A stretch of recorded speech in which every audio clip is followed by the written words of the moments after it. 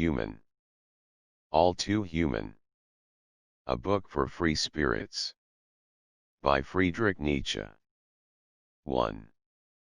It is often enough, and always with great surprise, intimated to me that there is something both ordinary and unusual in all my writings, from the birth of tragedy to the recently published Prelude to a Philosophy of the Future. They all contain, I have been told, snares and nets for short-sighted birds, and something that is almost a constant, subtle, incitement to an overturning of habitual opinions and of approved customs. What? Everything is merely human, all too human? With this exclamation my writings are gone through, not without a certain dread and mistrust of ethic itself, and not without a disposition to ask the exponent of evil things if those things be not simply misrepresented. My writings have been termed a school of distrust, still more of disdain, also, and more happily, of courage, audacity even. And in fact, I myself do not believe that anybody ever looked into the world with a distrust as deep as mine, seeming, as I do, not simply the timely advocate of the devil, but, to employ theological terms, an enemy and challenger of God, and whosoever has experienced any of the consequences of such deep distrust, anything of the chills and the agonies of isolation to which such an unqualified difference of standpoint condemns him endowed with it, will also understand how often I must have sought relief and self-forgetfulness from any source through any object of veneration or enmity, of scientific seriousness or wanton lightness, also why I, when I could not find what I was in need of, had to fashion it for myself, counterfeiting it, or imagining it, and what poet or writer has ever done anything else, and what other purpose can all the art in the world possibly have? That which I always stood most in need of in order to effect my cure and self-recovery was faith, faith enough not to be thus isolated. Not to look at life from so singular a point of view, a magic apprehension, in eye and mind, of relationship and equality, a calm confidence in friendship, a blindness, free from suspicion and questioning, to two-sidedness, a pleasure in externals, superficialities, the near, the accessible, in all things possessed of color, skin, and seeming. Perhaps I could be fairly reproached with much art in this regard, many fine counterfeitings, for example, that, wisely or wilfully, I had shut my eyes to Schopenhauer's blind will towards ethic, at a time when I was already clear-sighted enough on the subject of ethic, likewise that I had deceived myself concerning Richard Wagner's incurable romanticism, as if it were a beginning and not an end, likewise concerning the Greeks, likewise concerning the Germans and their future and their maybe. Perhaps, a long list of such likewise. Granted, however, that all this were true, and with justice urged against me, what does it signify, what can it signify in regard to how much of the self-sustaining capacity, how much of reason and higher protection are embraced in such self-deception, and how much more falsity is still necessary to me that I may therewith always reassure myself regarding the luxury of my truth. Enough, I still live, and life is not considered now apart from ethic, it will have deception, it thrives, on deception, but am I not beginning to do all over again what I have always done, I, the old immoralist, and bird snarer talk unmorali, ultramorally, beyond good and evil? 2. Thus, then, have I evolved for myself the free spirits to whom this discouraging encouraging work, under the general title Human, All Too Human, is dedicated. Such free spirits do not really exist and never did exist. But I stood in need of them, as I have pointed out, in order that some good might be mixed with my evils, illness, loneliness, strangeness, acedia, incapacity to serve as gay spirits and comrades, with whom one may talk and laugh when one is disposed to talk and laugh, and whom one may send to the devil when they grow wearisome. They are some compensation for the lack of friends. That such free spirits can possibly exist, that our Europe will yet number among her sons of tomorrow or of the day after tomorrow, such a brilliant and enthusiastic company, alive and palpable and not merely, as in my case, phantasms and imaginary shades, I, myself, can by no means doubt.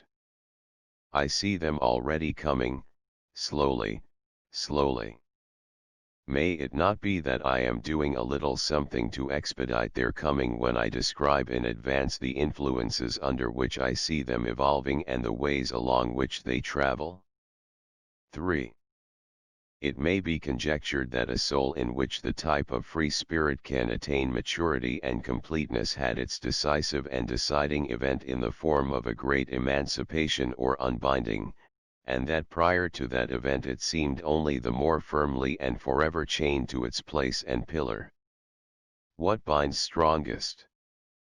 What cords seem almost unbreakable? In the case of mortals of a choice and lofty nature they will be those of duty, that reverence, which in youth is most typical, that timidity and tenderness in the presence of the traditionally honored and the worthy, that gratitude to the soil from which we sprung, for the hand that guided us, for the relic before which we were taught to pray. Their sublimest moments will themselves bind these souls most strongly. The great liberation comes suddenly to such prisoners, like an earthquake. The young soul is all at once shaken, torn apart, cast forth. It comprehends not itself what is taking place. An involuntary onward impulse rules them with the mastery of command. A will, a wish are developed to go forward, anywhere, at any price. A strong, dangerous curiosity regarding an undiscovered world flames and flashes in all their being. Better to die than live here, so sounds the tempting voice, and this here, this at home constitutes all they have hitherto loved. A sudden dread and distrust of that which they loved, a flash of contempt for that which is called their duty, a mutinous, willful, volcanic-like longing for a far-away journey, strange scenes and people, annihilation, petrifaction, a hatred surmounting love, perhaps a sacrilegious impulse and look backwards, to where they so long prayed and loved, perhaps a flush of shame for what they did and at the same time an exultation at having done it, an inner, intoxicating, delightful tremor in which is betrayed the sense of victory. A victory over what? Over whom? A riddle-like victory, fruitful in questioning and well worth questioning, but the first victory, for all such things of pain and ill belong to the history of the great liberation. And it is at the same time a malady that can destroy a man, this first outbreak of strength and will for self-destination, self-valuation, this will for free will, and how much illness is forced to the surface in the frantic strivings and singularities with which the freedman, the liberated, seeks henceforth to attest his mastery over things. He roves fiercely around, with an unsatisfied longing, and whatever objects he may encounter must suffer from the perilous expectancy of his pride. He tears to pieces whatever attracts him. With a sardonic laugh he overturns whatever he finds veiled or protected by any reverential awe. He would see what these things look like when they are overturned. It is willfulness and delight in the willfulness of it. If he now, perhaps, gives his approval to that which has heretofore been in ill repute, in curiosity and experiment, he penetrates stealthily to the most forbidden things. In the background during all his plunging and roaming, for he is as restless and aimless in his course as if lost in a wilderness, is the interrogation mark of a curiosity growing ever more dangerous. Can we not upset every standard? And is good perhaps evil? And God only an invention and a subtlety of the devil? Is everything, in the last resort, false? And if we are dupes, are we not on that very account dupers also? Must we not be dupers also? Such reflections lead and mislead him, ever further on, ever further away.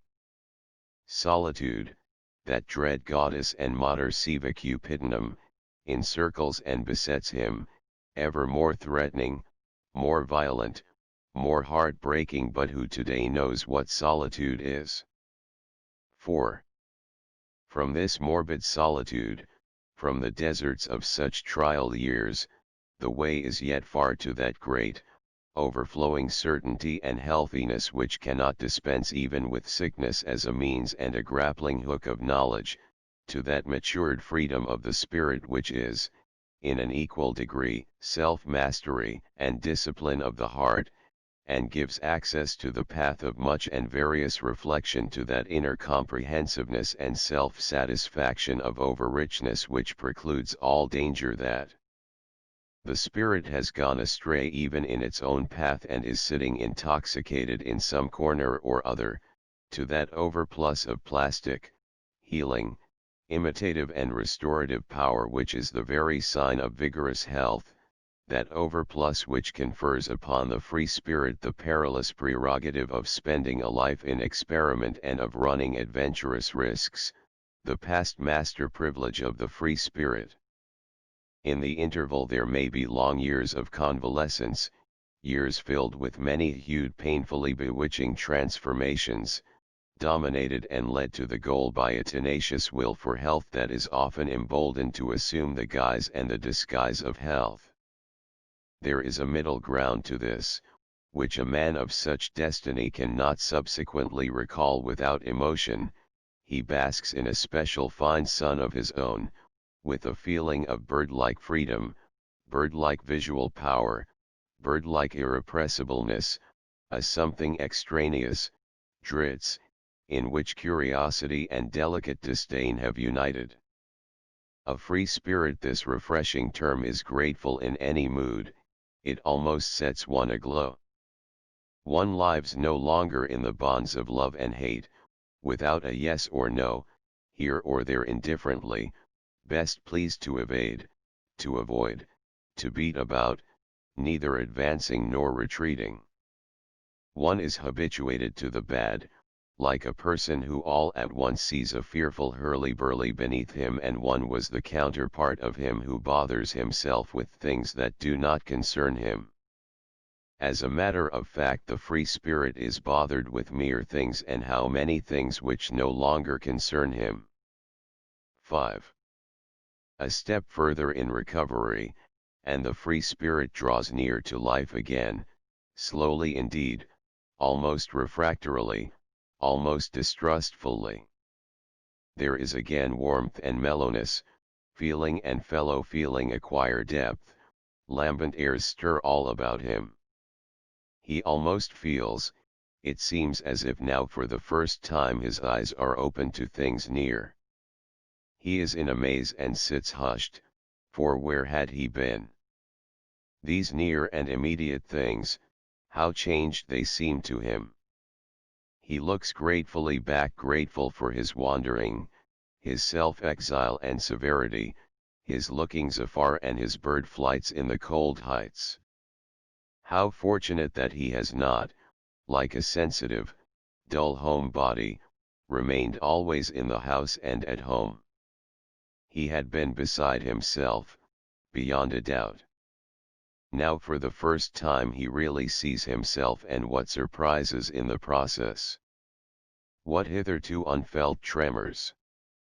Yet what joy in the exhaustion, the old sickness, the relapses of the convalescent! how it delights him, suffering, to sit still, to exercise patience, to lie in the sun. Who so well as he appreciates the fact that there comes balmy weather even in winter, who delights more in the sunshine athwart the wall. They are the most appreciative creatures in the world, and also the most humble, these convalescents and lizards, crawling back towards life. There are some among them who can let no day slip past them without addressing some song of praise to its retreating light. And speaking seriously, it is a fundamental cure for all pessimism, the cankerous vice, as is well known, of all idealists and humbugs, to become ill in the manner of these free spirits, to remain ill quite a while and then bit by bit grow healthy, I mean healthier. It is wisdom, worldly wisdom, to administer even health to oneself for a long time in small doses. 6.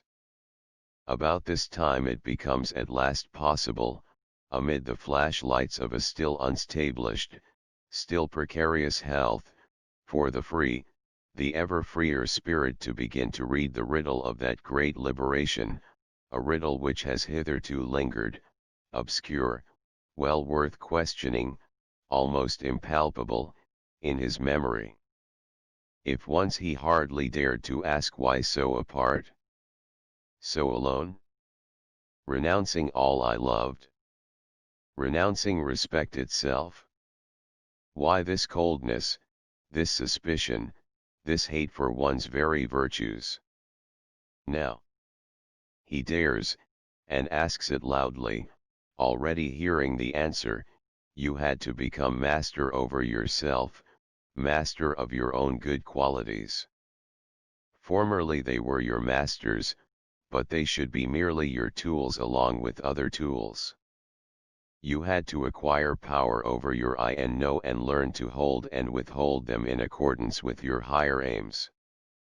You had to grasp the perspective of every representation, Wortschätzung, the dislocation, distortion, and the apparent end or teleology of the horizon, besides whatever else appertains to the perspective, also the element of demerit in its relation to opposing merit, and the whole intellectual cost of every affirmative, every negative. You had to find out the inevitable error one in every yes and in every no, error as inseparable from life, life itself as conditioned by the perspective and its inaccuracy. Point one above all, you had to see with your own eyes where the error one is always greatest, there, namely, where life is littlest, narrowest, meanest, least developed, and yet cannot help looking upon itself as the goal and standard of things, and smugly and ignobly and incessantly tearing to tatters all that is highest and greatest and richest, and putting the shreds into the form of questions from the standpoint of its own well-being. You had to see with your own eyes the problem of classification, Rangordnung, regulation concerning rank and station, and how strength and sweep and reach of perspective wax upward together. You had enough. The free spirit knows henceforward which you had it has obeyed, and also what it now can do and what it now, for the first time, dare. 7. Accordingly, the free spirit works out for itself an answer to that riddle of its liberation, and concludes by generalizing upon its experience in the following fashion: what I went through everyone must go through in whom any problem is germinated and strives to body itself forth. The inner power and inevitability of this problem will assert themselves in due course, as in the case of any unsuspected pregnancy, long before the spirit has seen this problem in its true aspect and learned to call it by its right name. Our destiny exercises its influence over us even when, as yet, we have not learned its nature. It is our future that lays down the law to our today. Granted, that it is the problem of classification too of which we free spirits may say, this is our problem, yet it is only now, in the midday of our life, that we fully appreciate what preparations, shifts, trials, ordeals, stages, were essential to that problem before it could emerge to our view, and why we had to go through the various and contradictory longings and satisfactions of body and soul, as circumnavigators and adventurers of that inner world called man, as surveyors of that higher, and of that progression 3 that is also called man, crowding in everywhere, almost without fear, disdaining nothing, missing nothing, testing everything, sifting everything and eliminating the chance impurities until at last we could say, we free spirits, here a new problem. Here, a long ladder on the rungs of which we ourselves have rested and risen, which we have actually been at times. Here is a something higher, a something deeper, a something below us, a vastly extensive order, Ordnung, a comparative classification, Rangordnung, that we perceive, here our problem. 8. To what stage in the development just outlined the present book belongs, or is assigned, is something that will be hidden from no augur or psychologist for an instant. But where are there psychologists today? In France, certainly, in Russia, perhaps, certainly not in Germany. Grounds are not wanting, to be sure, upon which the Germans of today may adduce this fact to their credit, unhappily for one who in this matter is fashioned and mentored in an un-German school. This German book, which has found its readers in a wide circle of lands and peoples, it has been some 10 years on its rounds, and which must make its way by means of any musical art and tune that will captivate the foreign ear as well as the native. This book has been read most indifferently in Germany itself and little heeded there. To what is that due? It requires too much, I have been told. It addresses itself to men free from the press of petty obligations. It demands fine and trained perceptions. It requires a surplus of time, of the lightness of heaven and of the heart, of odium in the most unrestricted sense, mere good things that we Germans of today have not got and therefore cannot give. After so graceful a retort, my philosophy bids me be silent and ask no more questions. At times, as the proverb says, one remains a philosopher only because one says nothing. Of the first and last things. 1. Chemistry of the notions and the feelings. Philosophical problems, in almost all their aspects, present themselves in the same interrogative formula now that they did 2000 years ago. How can a thing develop out of its antithesis?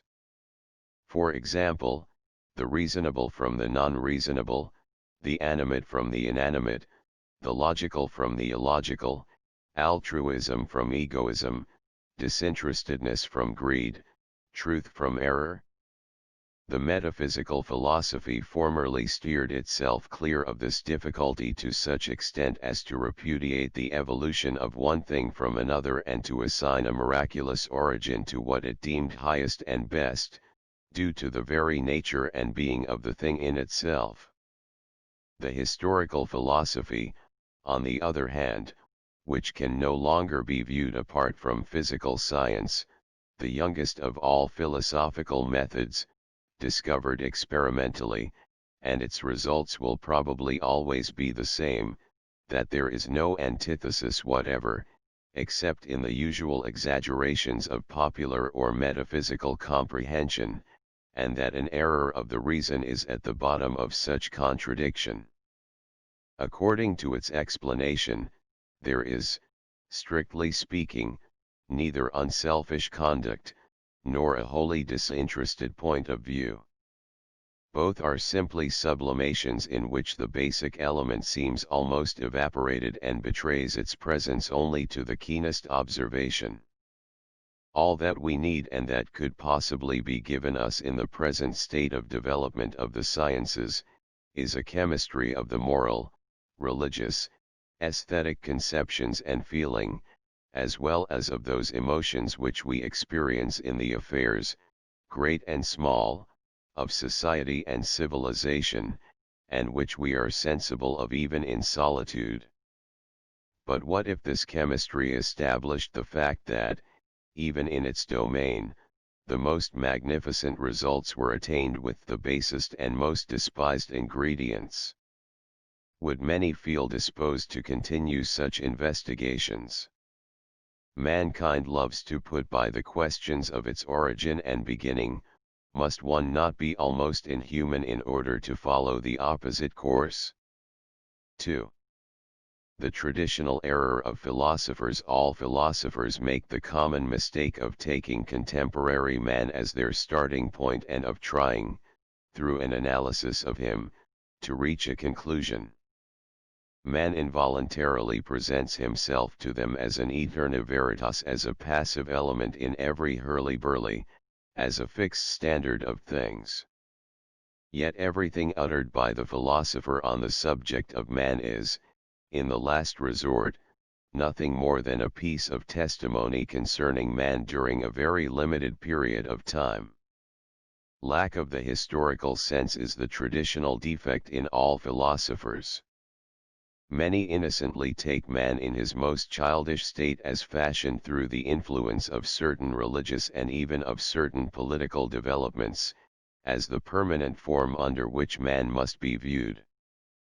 They will not learn that man has evolved, for that the intellectual faculty itself is an evolution, whereas some philosophers make the whole cosmos out of this intellectual faculty. But everything essential in human evolution took place eons ago, long before the 4,000 years or so of which we know anything. During these man may not have changed very much. However, the philosopher ascribes instinct to contemporary man and assumes that this is one of the unalterable facts regarding man himself, and hence affords a clue to the understanding of the universe in general. The whole teleology is so planned that man during the last 4,000 years shall be spoken of as a being existing from all eternity, and with reference to whom everything in the cosmos from its very inception is naturally ordered. Yet everything evolved. There are no eternal facts as there are no absolute truths. Accordingly, historical philosophizing is henceforth indispensable, and with it honesty of judgment. 3. Appreciation of simple truths. It is the characteristic of an advanced civilization to set a higher value upon little, simple truths, ascertained by scientific method, than upon the pleasing and magnificent errors originating in metaphysical and aesthetical epochs and peoples. To begin with, the former are spoken of with contempt as if there could be no question of comparison respecting them, so rigid, homely, prosaic and even discouraging is the aspect of the first, while so beautiful, decorative, intoxicating and perhaps beatific appear the last named. Nevertheless, the hard one, the certain, the lasting and, therefore, the fertile in new knowledge, is the higher. To hold fast to it is manly and evinces courage, directness, endurance. And not only individual men but all mankind will by degrees be uplifted to this manliness when they are finally habituated to the proper appreciation of tenable, enduring knowledge and have lost all faith in inspiration and in the miraculous revelation of truth. The reverers of forms, indeed, with their standards of beauty and taste, may have good reason to laugh when the appreciation of little truths and the scientific spirit begin to prevail, but that will be only because their eyes are not yet open to the charm of the utmost simplicity of form, or because men, though reared in the rightly appreciative spirit, will still not be fully permeated by it, so that they continue unwittingly imitating ancient forms, and that ill enough, as anybody does who no longer feels any interest in a thing. Formerly the mind was not brought into play through the medium of exact thought. Its serious business lay in the working out of forms and symbols. That has now changed. Any seriousness in symbolism is at present the indication of a deficient education. As our very acts become more intellectual, our tendencies more rational, and our judgment, for example, as to what seems reasonable, is very different from what it was 100 years ago, so the forms of our lives grow ever more intellectual and, to the old-fashioned eye, perhaps, uglier, but only because it cannot see that the richness of inner, rational beauty always spreads and deepens, and that the inner, rational aspect of all things should now be of more consequence to us than the most beautiful externality and the most exquisite limning. 4. Astrology and the like. It is presumable that the objects of the religious, moral, aesthetic, and logical notions pertain simply to the superficialities of things, although man flatters himself with the thought that here at least he is getting to the heart of the cosmos. He deceives himself, because these things have power to make him so happy and so wretched, and so he evinces, in this respect, the same conceit that characterizes astrology. Astrology presupposes that the heavenly bodies are regulated in their movements in harmony with the destiny of mortals. The moral man presupposes that that which concerns himself most nearly must also be the heart and soul of things. 5. Misconception of dreams. In the dream, mankind, in epochs of crude primitive civilization, thought they were introduced to a second, substantial world. Here we have the source of all metaphysic. Without the dream, men would never have been incited to an analysis of the world. Even the distinction between soul and body is wholly due to the primitive conception of the dream, as also the hypothesis of the embodied soul, whence the development of all superstition, and also, probably, the belief in God. The dead still live, for they appear to the living in dreams.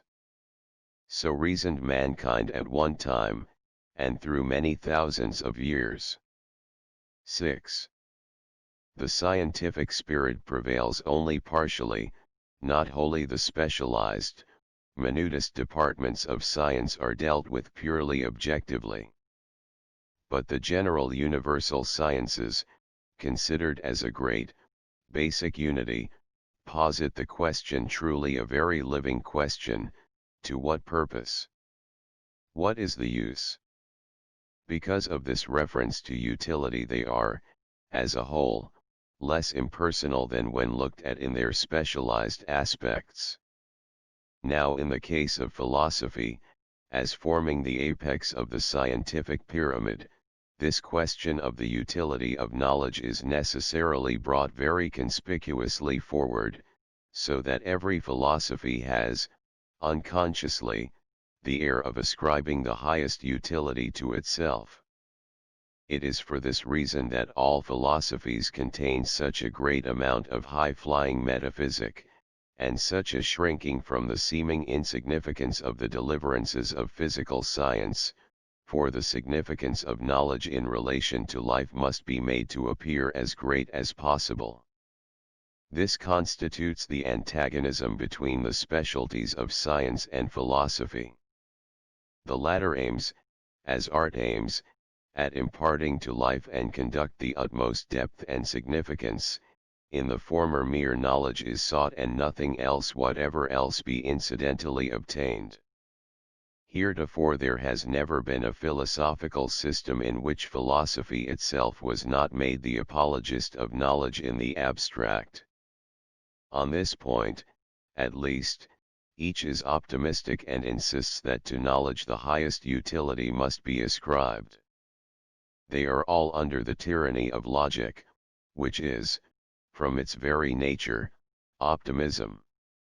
7. The discordant element in science philosophy severed itself from science when it put the question, what is that knowledge of the world and of life through which mankind may be made happiest? This happened when the Socratic school arose.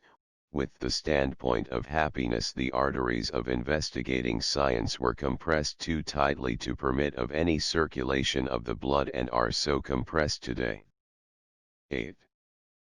Pneumatic explanation of nature. 5 Metaphysic reads the message of nature as if it were written purely pneumatically, as the Church and its learned ones formerly did where the Bible was concerned. It requires a great deal of expertness to apply to nature the same strict science of interpretation that the philologists have devised for all literature, and to apply it for the purpose of a simple, direct interpretation of the message, and at the same time, not bring out a double meaning. But, as in the case of books and literature, errors of exposition are far from being completely eliminated, and vestiges of allegorical and mystical interpretations are still to be met with in the most cultivated circles, so where nature is concerned the case is actually much worse. 9. Metaphysical world. It is true, there may be a metaphysical world, the absolute possibility of it can scarcely be disputed. We see all things through the medium of the human head, and we cannot well cut off this head, although there remains the question what part of the world would be left after it had been cut off. But that is a purely abstract scientific problem and one not much calculated to give men uneasiness, yet everything that has heretofore made metaphysical assumptions valuable, fearful, or delightful to men, all that gave rise to them is passion, error, and self-deception. The worst systems of knowledge, not the best, pin their tenets of belief thereto. When such methods are once brought to view as the basis of all existing religions and metaphysics, they are already discredited.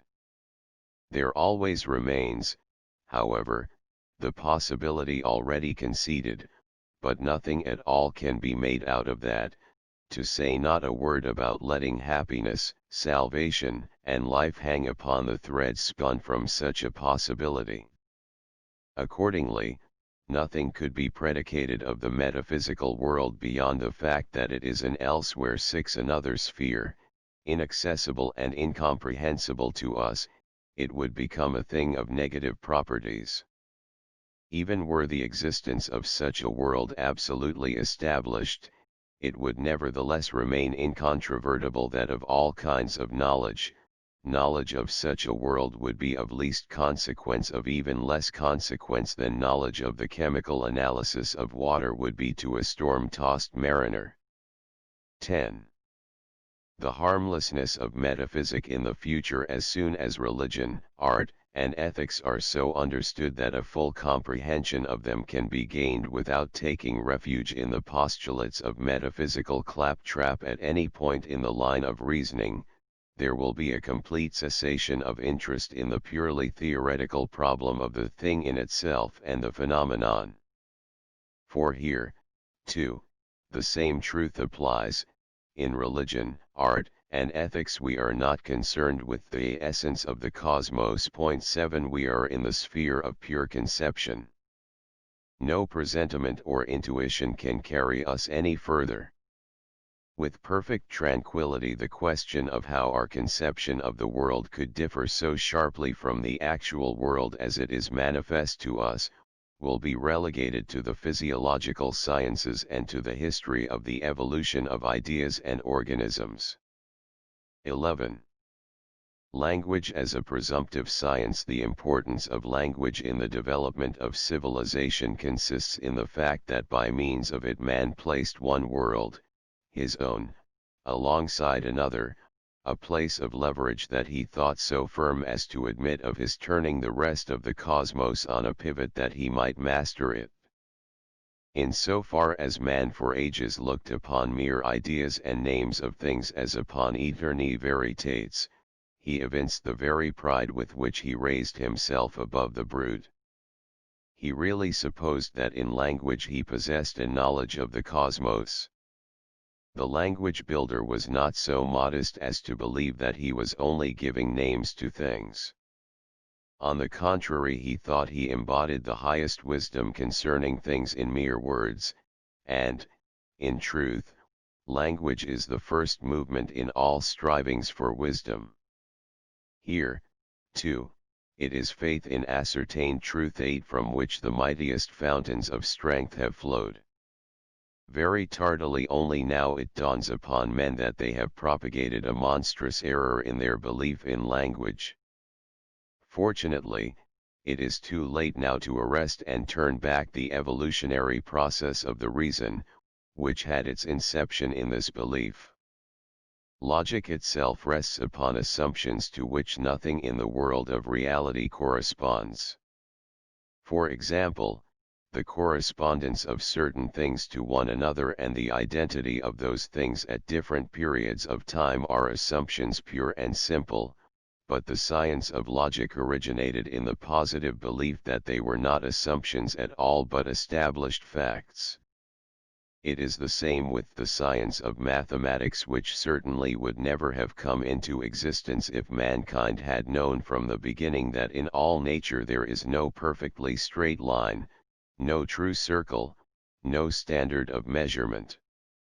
12. Dream and civilization. The function of the brain which is most encroached upon in slumber is the memory, not that it is wholly suspended, but it is reduced to a state of imperfection as, in primitive ages of mankind, was probably the case with everyone, whether waking or sleeping. Uncontrolled and entangled as it is, it perpetually confuses things as a result of the most trifling similarities, yet in the same mental confusion and lack of control the nations invented their mythologies, while nowadays travelers habitually observe how prone the savage is to forgetfulness, how his mind, after the least exertion of memory, begins to wander and lose itself until finally he utters falsehood and nonsense from sheer exhaustion. Yet, in dreams, we all resemble the savage. Inadequacy of distinction and error of comparison are the basis of the preposterous things we do and say in dreams, so that when we clearly recall a dream we are startled that so much idiocy lurks within us. The absolute distinctness of all dream images, due to implicit faith in their substantial reality, recalls the conditions in which earlier mankind were placed, for whom hallucinations had extraordinary vividness, entire communities and even entire nations laboring simultaneously under them. Therefore, in sleep and in dream we make the pilgrimage of early mankind over again. 13. Logic of the dream. During sleep the nervous system, through various inner provocatives, is in constant agitation. Almost all the organs act independently and vigorously. The blood circulates rapidly.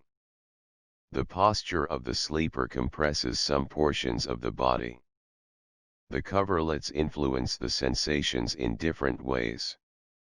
The stomach carries on the digestive process and acts upon other organs thereby. The intestines are in motion. The position of the head induces unaccustomed action. The feet, shoeless, no longer pressing the ground, are the occasion of other sensations of novelty, as is, indeed, the changed garb of the entire body. All these things, following the bustle and change of the day, result, through their novelty, in a movement throughout the entire system that extends even to the brain functions. Thus there are 100 circumstances to induce perplexity in the mind, a questioning as to the cause of this excitation.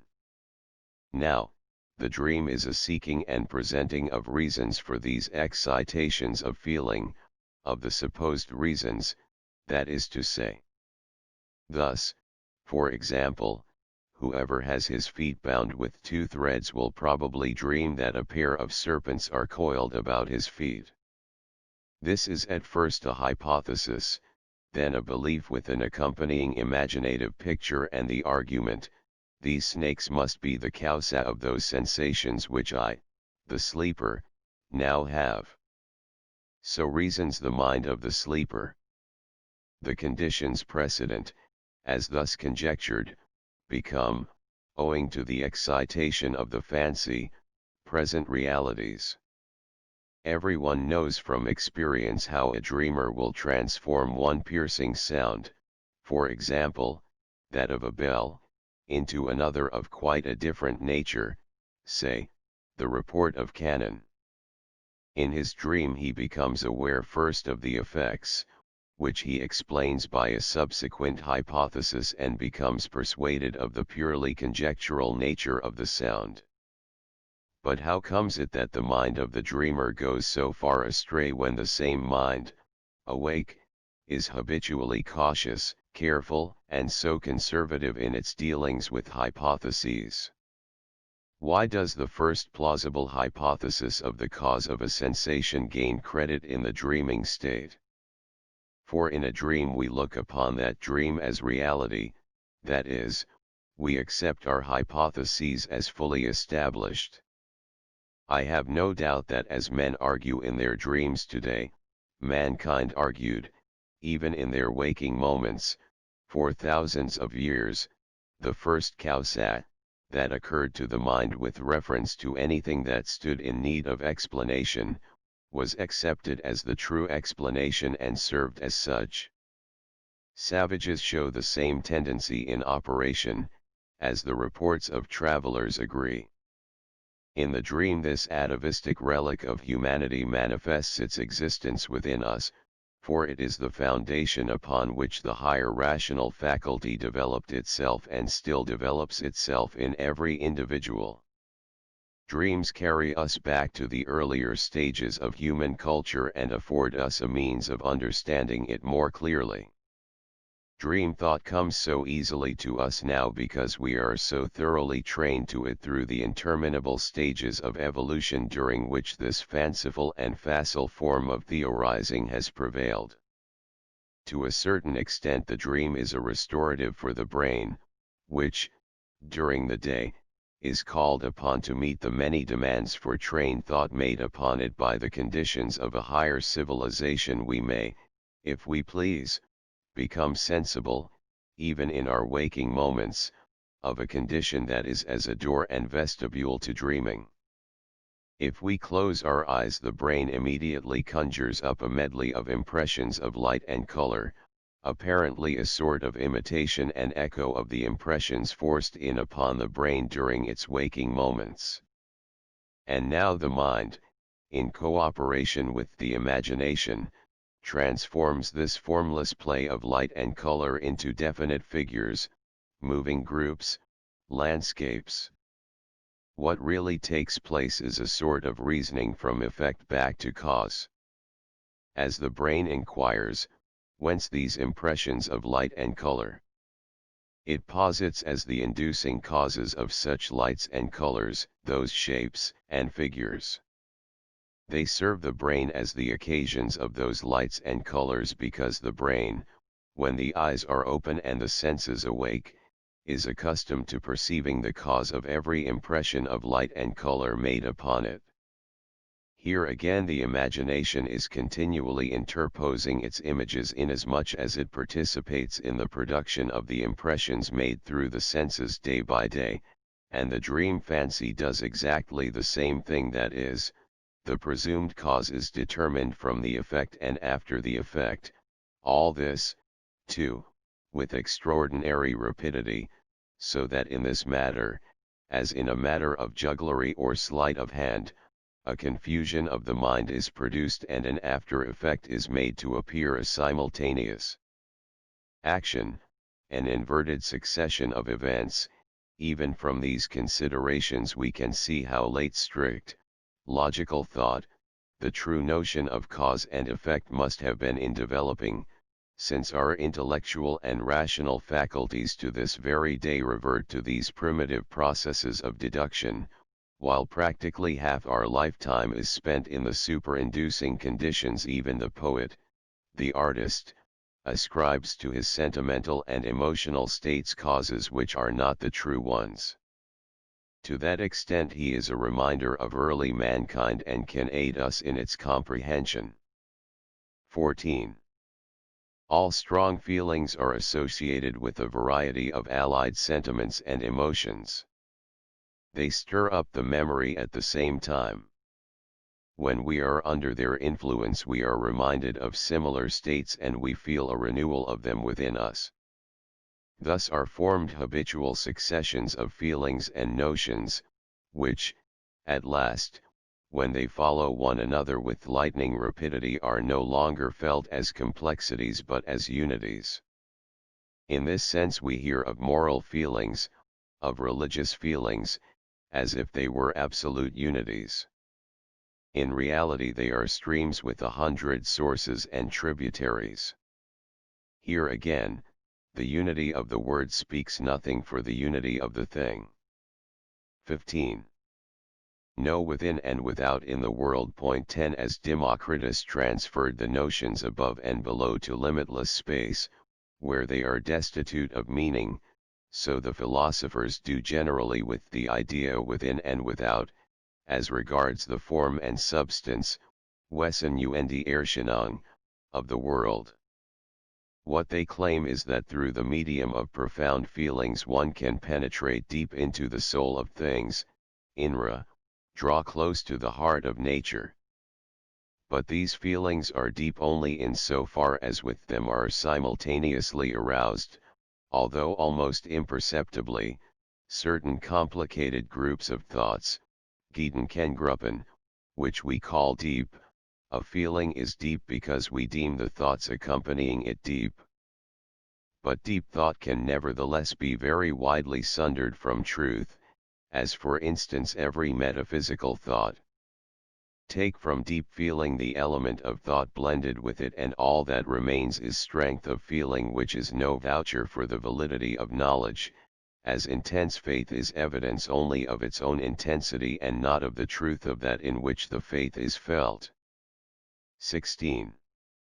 Phenomenon and thing in itself. The philosophers are in the habit of placing themselves in front of life and experience, that which they call the world of phenomena, as if they were standing before a picture that is unrolled before them in its final completeness. This panorama, they think, must be studied in every detail in order to reach some conclusion regarding the object represented by the picture. From effect, accordingly, is deduced cause, and from cause is deduced the unconditioned. This process is generally looked upon as affording the all-sufficient explanation of the world of phenomena. On the other hand, one must, while putting the conception of the metaphysical distinctly forward as that of the unconditioned, and consequently of the unconditioning, absolutely deny any connection between the unconditioned, of the metaphysical world, and the world known to us, so that throughout phenomena there is no manifestation of the thing in itself, and getting from one to the other is out of the question. Thus is left quite ignored the circumstance that the picture, that which we now call life and experience, is a gradual evolution, is, indeed, still in process of evolution, and for that reason should not be regarded as an enduring whole from which any conclusion as to its author, the all-sufficient reason, could be arrived at, or even pronounced out of the question. It is because we have for thousands of years looked into the world with moral, aesthetic, religious predispositions, with blind prejudice, passion, or fear, and surfeited ourselves with indulgence in the follies of illogical thought, that the world has gradually become so wondrously motley, frightful, significant, soulful. It has taken on tints, but we have been the colorists. The human intellect, upon the foundation of human needs, of human passions, has reared all these phenomena and injected its own erroneous fundamental conceptions into things.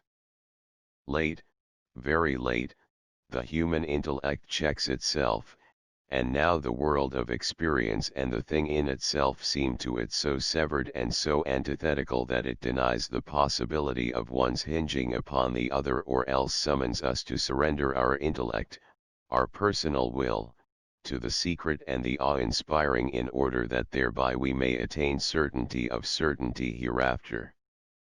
Again, there are those who have combined all the characteristic features of our world of phenomena, that is, the conception of the world which has been formed and inherited through a series of intellectual vagaries, and instead of holding the intellect responsible for it all, have pronounced the very nature of things accountable for the present very sinister aspect of the world, and preached annihilation of existence. Through all these views and opinions, the toilsome, steady process of science, which now for the first time begins to celebrate its greatest triumph in the genesis of thought, will definitely work itself out, the result being, perhaps, to the following effect: that which we now call the world is the result of a crowd of errors and fancies which gradually developed in the general evolution of organic nature, have grown together and been transmitted to us as the accumulated treasure of all the past, as the treasure, for whatever is worth anything in our humanity rests upon it. From this world of conception it is in the power of science to release us only to a slight extent, and this is all that could be wished, inasmuch as it cannot eradicate the influence of hereditary habits of feeling, but it can light up by degrees the stages of the development of that world of conception, and lift us, at least for a time, above the whole spectacle. Perhaps we may then perceive that the thing in itself is a meet subject for Homeric laughter, that it seemed so much, everything, indeed, and is really a void, that is to say, of meaning. 17. Metaphysical explanation. Man, when he is young, prizes metaphysical explanations, because they make him see matters of the highest import in things he found disagreeable or contemptible, and if he is not satisfied with himself, this feeling of dissatisfaction is soothed when he sees the most hidden world problem or world pain in that which he finds so displeasing in himself. To feel himself more unresponsible, and at the same time to find things, dinge, more interesting, that is to him the double benefit he owes to metaphysics. Later, indeed, he acquires distrust of the whole metaphysical method of explaining things. He then perceives, perhaps, that those effects could have been attained just as well and more scientifically by another method, that physical and historical explanations would, at least, have given that feeling of freedom from personal responsibility just as well, while interest in life and its problems would be stimulated, perhaps, even more. 18. The fundamental problems of metaphysics. If a history of the development of thought is ever written, the following proposition, advanced by a distinguished logician, will be illuminated with a new light: the universal, primordial law of the apprehending subject consists in the inner necessity of cognizing every object by itself, as in its essence a thing unto itself, therefore as self-existing and unchanging, in short, as a substance. Even this law, which is here called primordial, is an evolution. It has yet to be shown how gradually this evolution takes place in lower organizations, how the dim, mole eyes of such organizations see, at first, nothing but a blank sameness, how later, when the various excitations of desire and aversion manifest themselves, various substances are gradually distinguished, but each with an attribute, that is, a special relationship to such an organization. The first step towards the logical is judgment, the essence of which, according to the best logicians, is belief. At the foundation of all beliefs lie sensations of pleasure or pain in relation to the apprehending subject. A third feeling, as the result of two prior, single, separate feelings, is judgment in its crudest form. We organic beings are primordially interested by nothing whatever in anything, ding, except its relation to ourselves with reference to pleasure and pain. Between the moments in which we are conscious of this relation, the states of feeling, lie the moments of rest, of not feeling. Then the world and everything, ding, have no interest for us, we observe no change in them, as at present a person absorbed in something does not notice anyone passing by. To plants all things are, as a rule, at rest, eternal, every object like itself. From the period of lower organisms has been handed down to man the belief that there are like things, Gleichstinge. Only the trained experience attained through the most advanced science contradicts this postulate.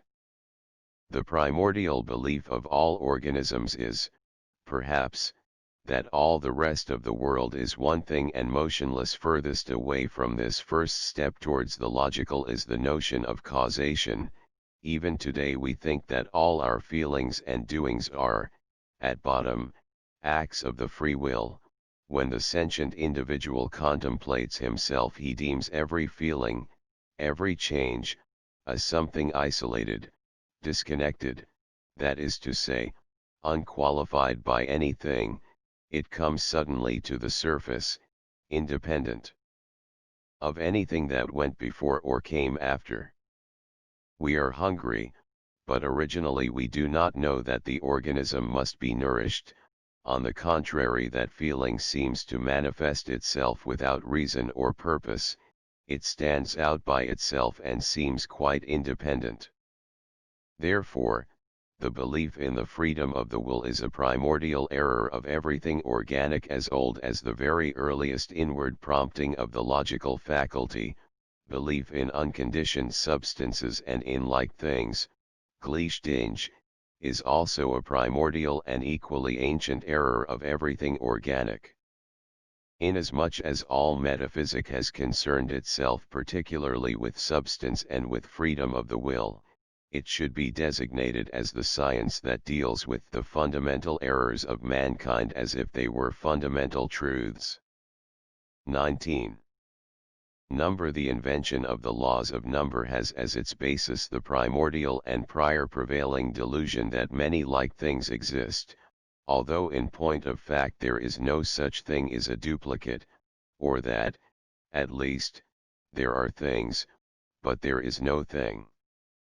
The assumption of plurality always presupposes that something exists which manifests itself repeatedly, but just here is where the delusion prevails.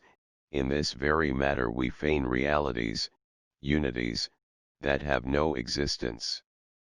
Our feelings, notions, of space and time are false, for they lead, when duly tested, to logical contradictions.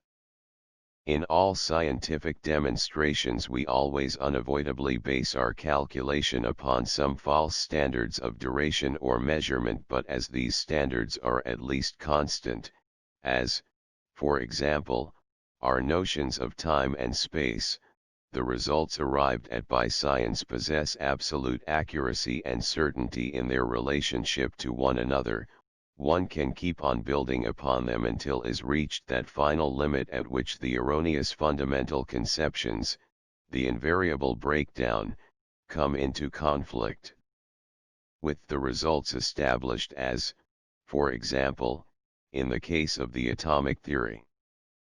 Here we always find ourselves obliged to give credence to a thing or material substratum that is set in motion, although, at the same time, the whole scientific program has had as its aim the resolving of everything material into motions themselves. Here again we distinguish with our feeling that which does the moving and that which is moved. 11. And we never get out of this circle, because the belief in things 12 has been from time immemorial rooted in our nature. When Kant says the intellect does not derive its laws from nature, but dictates them to her, he states the full truth as regards the idea of nature which we form. Nature equals world, as notion, that is, as error, but which is merely the synthesis of a host of errors of the intellect. To a world not the outcome of our conception, the laws of number are wholly inapplicable. Such laws are valid only in the world of mankind. 20. Some backward steps. One very forward step in education is taken when man emerges from his superstitious and religious ideas and fears and, for instance, no longer believes in the dear little angels or in original sin, and has stopped talking about the salvation of the soul. When he has taken this step to freedom, he has, nevertheless, through the utmost exertion of his mental power, to overcome metaphysics. Then a backward movement is necessary. He must appreciate the historical justification, and to an equal extent the psychological considerations, in such a movement. He must understand that the greatest advances made by mankind have resulted from such a course, and that without this very backward movement the highest achievements of man hitherto would have been impossible. With regard to philosophical metaphysics, I see ever more and more who have arrived at the negative goal, that all positive metaphysic is a delusion, but as yet very few who go a few steps backward. One should look out over the last rungs of the ladder, but not try to stand on them, that is to say, the most advanced as yet go only far enough to free themselves from metaphysic and look back at it with an air of superiority, whereas here, no less than in the hippodrome, it is necessary to turn around in order to reach the end of the course. 21. Presumable nature of the victory of doubt. Let us assume for a moment the validity of the skeptical standpoint, granted that there is no metaphysical world, and that all the metaphysical explanations of the only world we know are useless to us. How would we then contemplate men and things?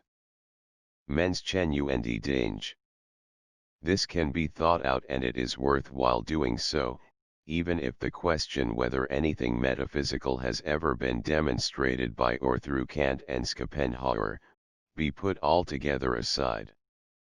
For it is, to all appearances, highly probable that men, on this point, will be, in the mass, skeptical. The question thus becomes, what sort of a notion will human society, under the influence of such a state of mind, form of itself? Perhaps the scientific demonstration of any metaphysical world is now so difficult that mankind will never be free from a distrust of it. And when there is formed a feeling of distrust of metaphysics, the results are, in the mass, the same as if metaphysics were refuted altogether and could no longer be believed. In both cases the historical question, with regard to an unmetaphysical disposition in mankind, remains the same. 22. Disbelief in the monumentum aeri perennius. Point 13. A decided disadvantage, attending the termination of metaphysical modes of thought, is that the individual fixes his mind too attentively upon his own brief lifetime and feels no strong inducement to aid in the foundation of institutions capable of enduring for centuries. He wishes himself to gather the fruit from the tree that he plants, and consequently he no longer plants those trees which require centuries of constant cultivation and are destined to afford shade to generation after generation in the future. For metaphysical views inspire the belief that in them is afforded the final sure foundation upon which henceforth the whole future of mankind may rest and be built up. The individual promotes his own salvation, when, for example, he builds a church or a monastery, he is of opinion that he is doing something for the salvation of his immortal soul. Can science, as well, inspire such faith in the efficacy of her results? In actual fact, science requires doubt and distrust as her surest auxiliaries. Nevertheless, the sum of the irresistible, that is all the onslaughts of skepticism, all the disintegrating effects of surviving truths, can easily become so great, as, for instance, in the case of hygienic science, as to inspire the determination to build eternal works upon it. At present the contrast between our excitated ephemeral existence and the tranquil repose of metaphysical epochs is too great, because both are as yet in too close juxtaposition. The individual man himself now goes through too many stages of inner and outer evolution for him to venture to make a plan even for his lifetime alone. A perfectly modern man, indeed, who wants to build himself a house feels as if he were walling himself up alive in a mausoleum. 23. Age of comparison. The less men are bound by tradition, the greater is the inner activity of motives, the greater, correspondingly, the outer restlessness, the promiscuous flow of humanity, the polyphony of strivings. Who now feels any great impulse to establish himself and his posterity in a particular place? For whom, moreover, does there exist, at present, any strong tie?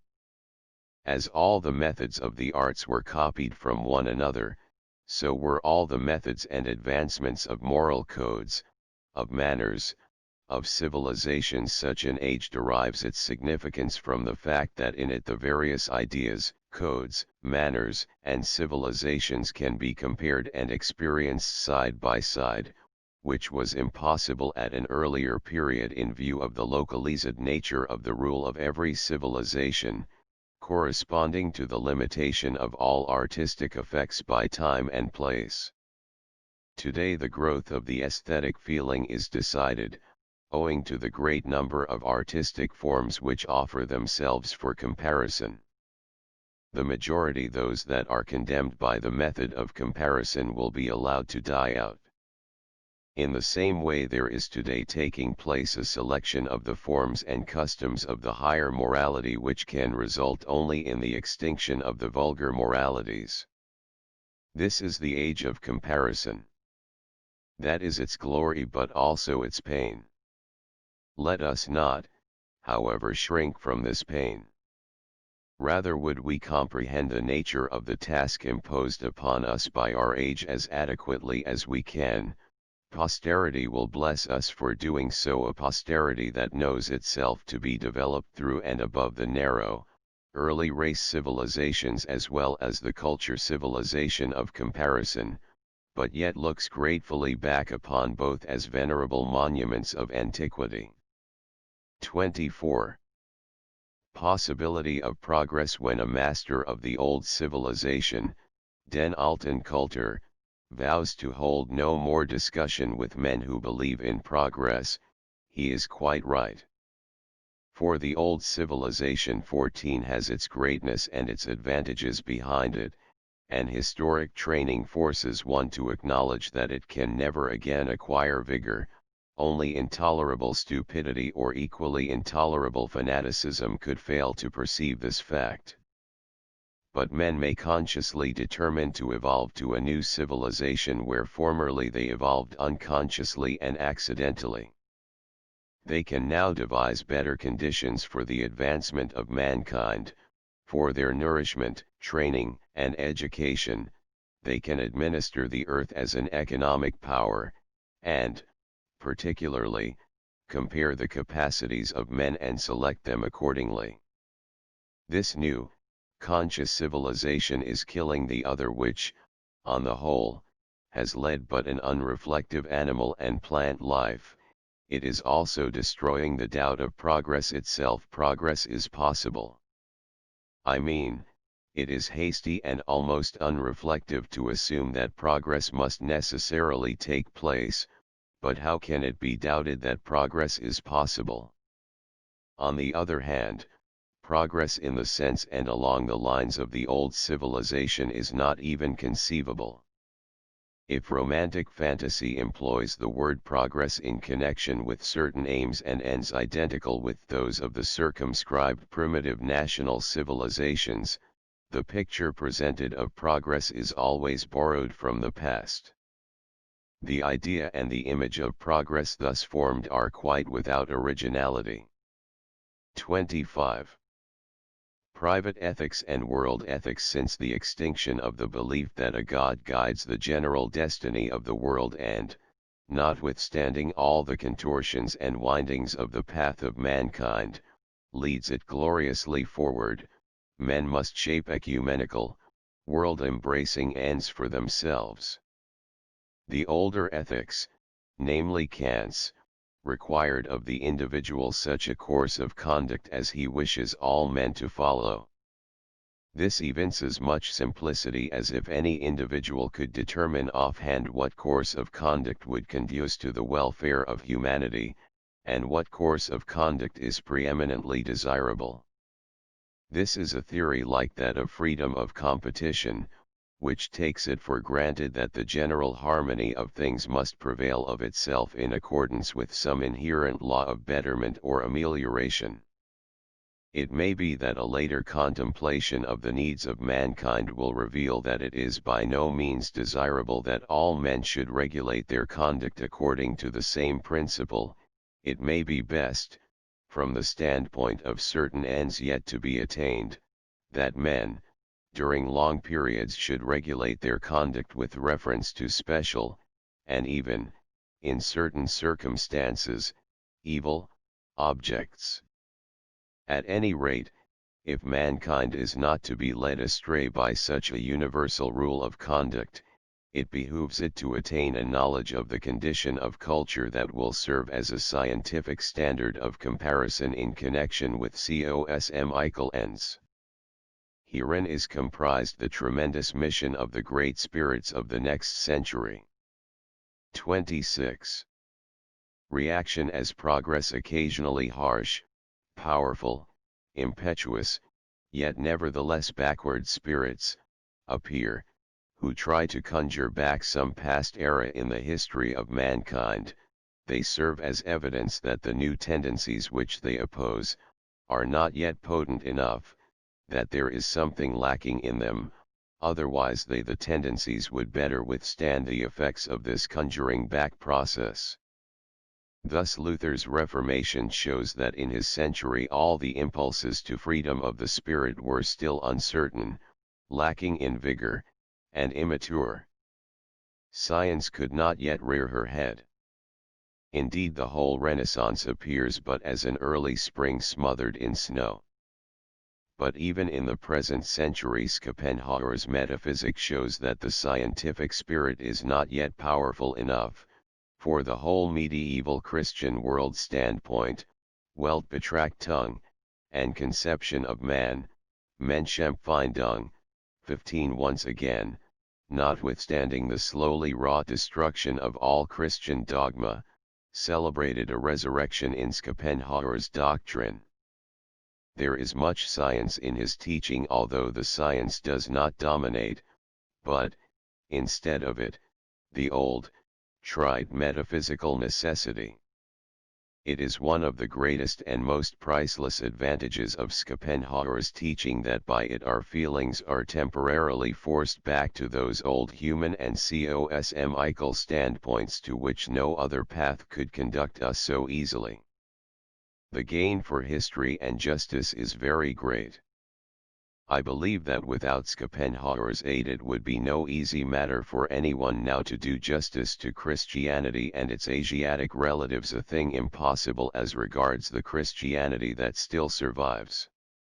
After according this great triumph to justice, after we have corrected in so essential a respect the historical point of view which the age of learning brought with it, we may begin to bear still farther onward the banner of enlightenment, a banner bearing the three names, Petrarch, Erasmus, Voltaire.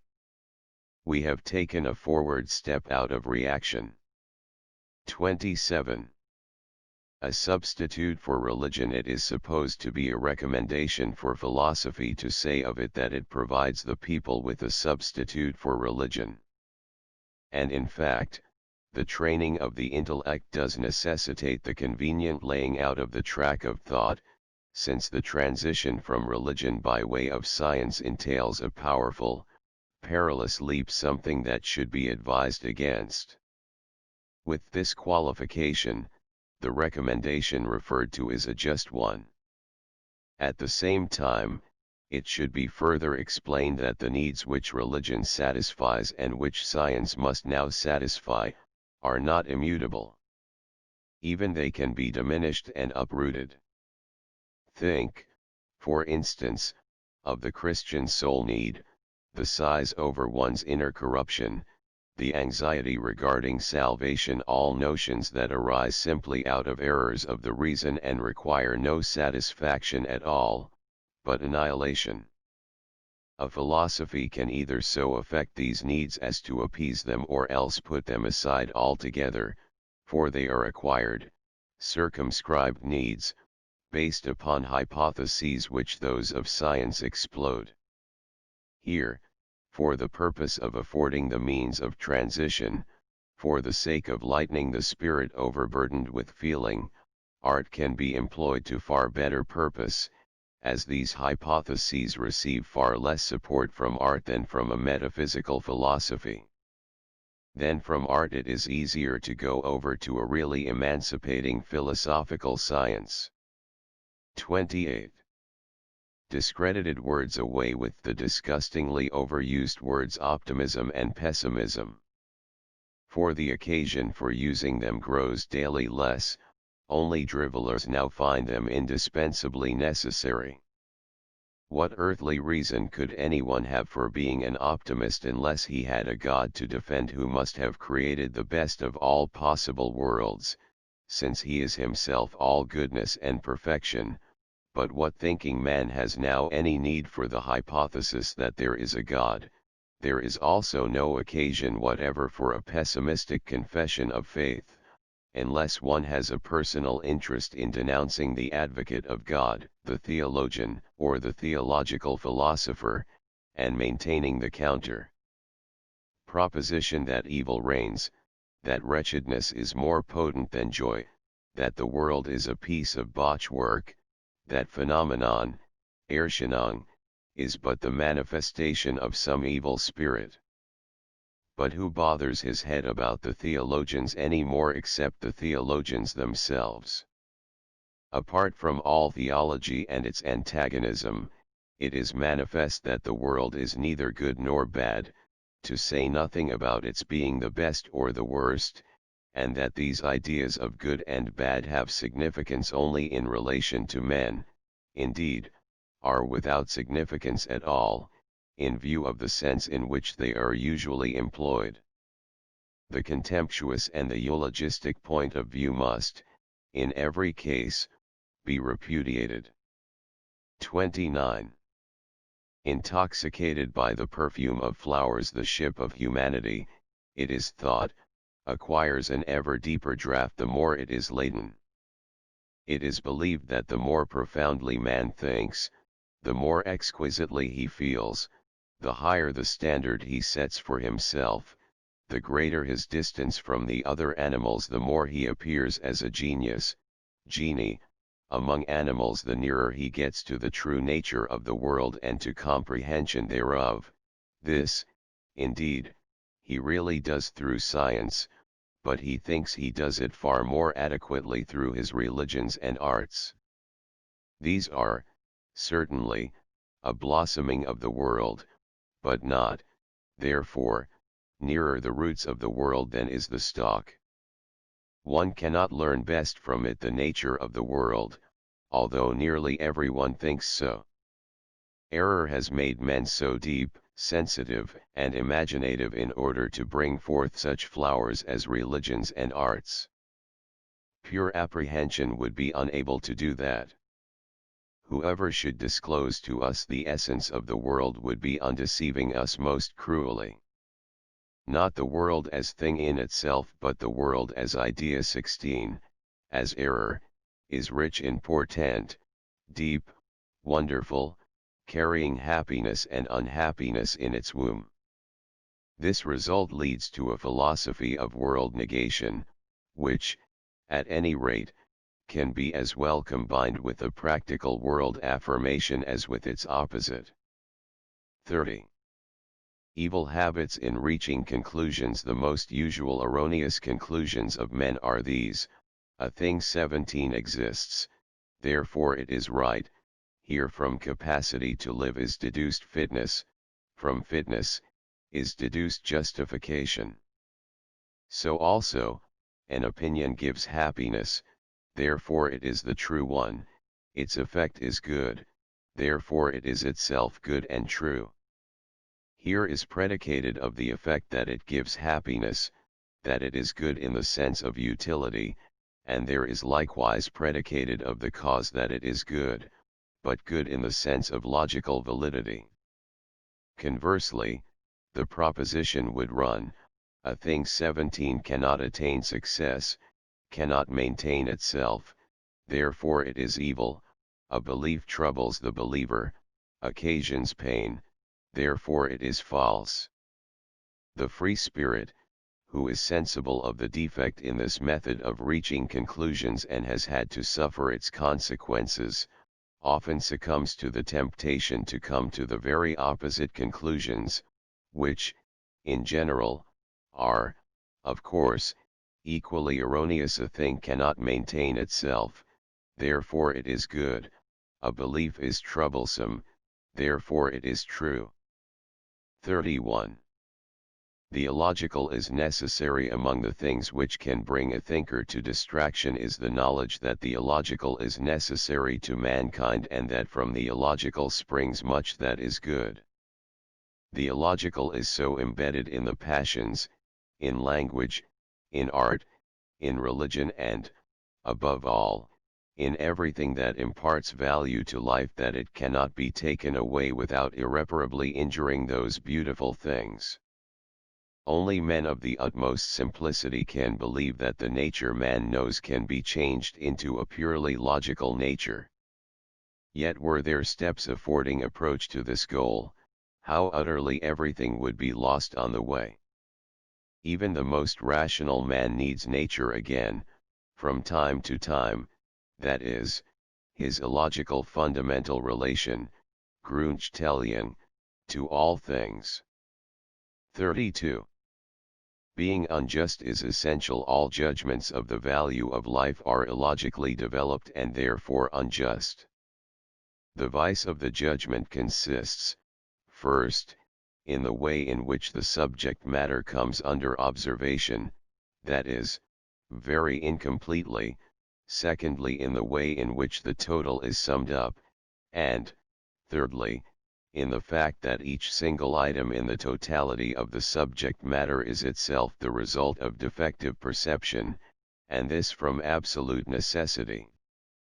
No practical knowledge of a man, for example, stood he never so near to us, can be complete so that we could have a logical right to form a total estimate of him. All estimates are summary and must be so.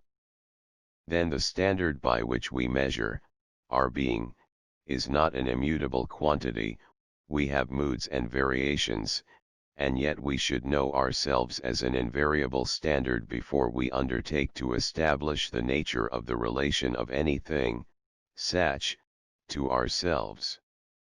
Perhaps it will follow from all this that one should form no judgments whatever, if one could but merely live without having to form estimates, without aversion and without partiality, for everything most abhorred is closely connected with an estimate, as well as every strongest partiality. An inclination towards a thing, or from a thing, without an accompanying feeling that the beneficial is desired and the pernicious contemned, an inclination without a sort of experiential estimation of the desirability of an end, does not exist in man. We are primordially illogical and hence unjust beings and can recognize this fact, This is one of the greatest and most baffling discords of existence. 33. Error respecting living for the sake of living. Essential. Every belief in the value and worthiness of life rests upon defective thinking.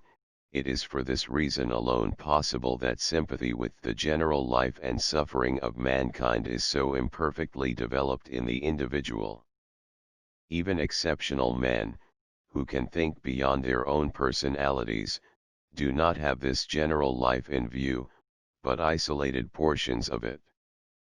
If one is capable of fixing his observation upon exceptional cases, I mean upon highly endowed individuals and pure-souled beings, if their development is taken as the true end of world evolution and if joy be felt in their existence, then it is possible to believe in the value of life, because in that case the rest of humanity is overlooked, hence we have here defective thinking.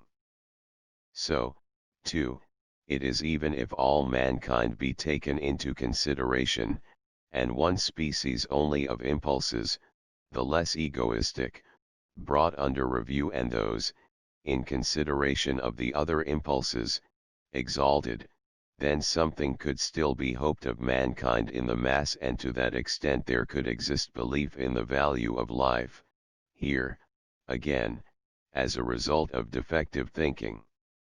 Whatever attitude, thus, one may assume, one is, as a result of this attitude, an exception among mankind.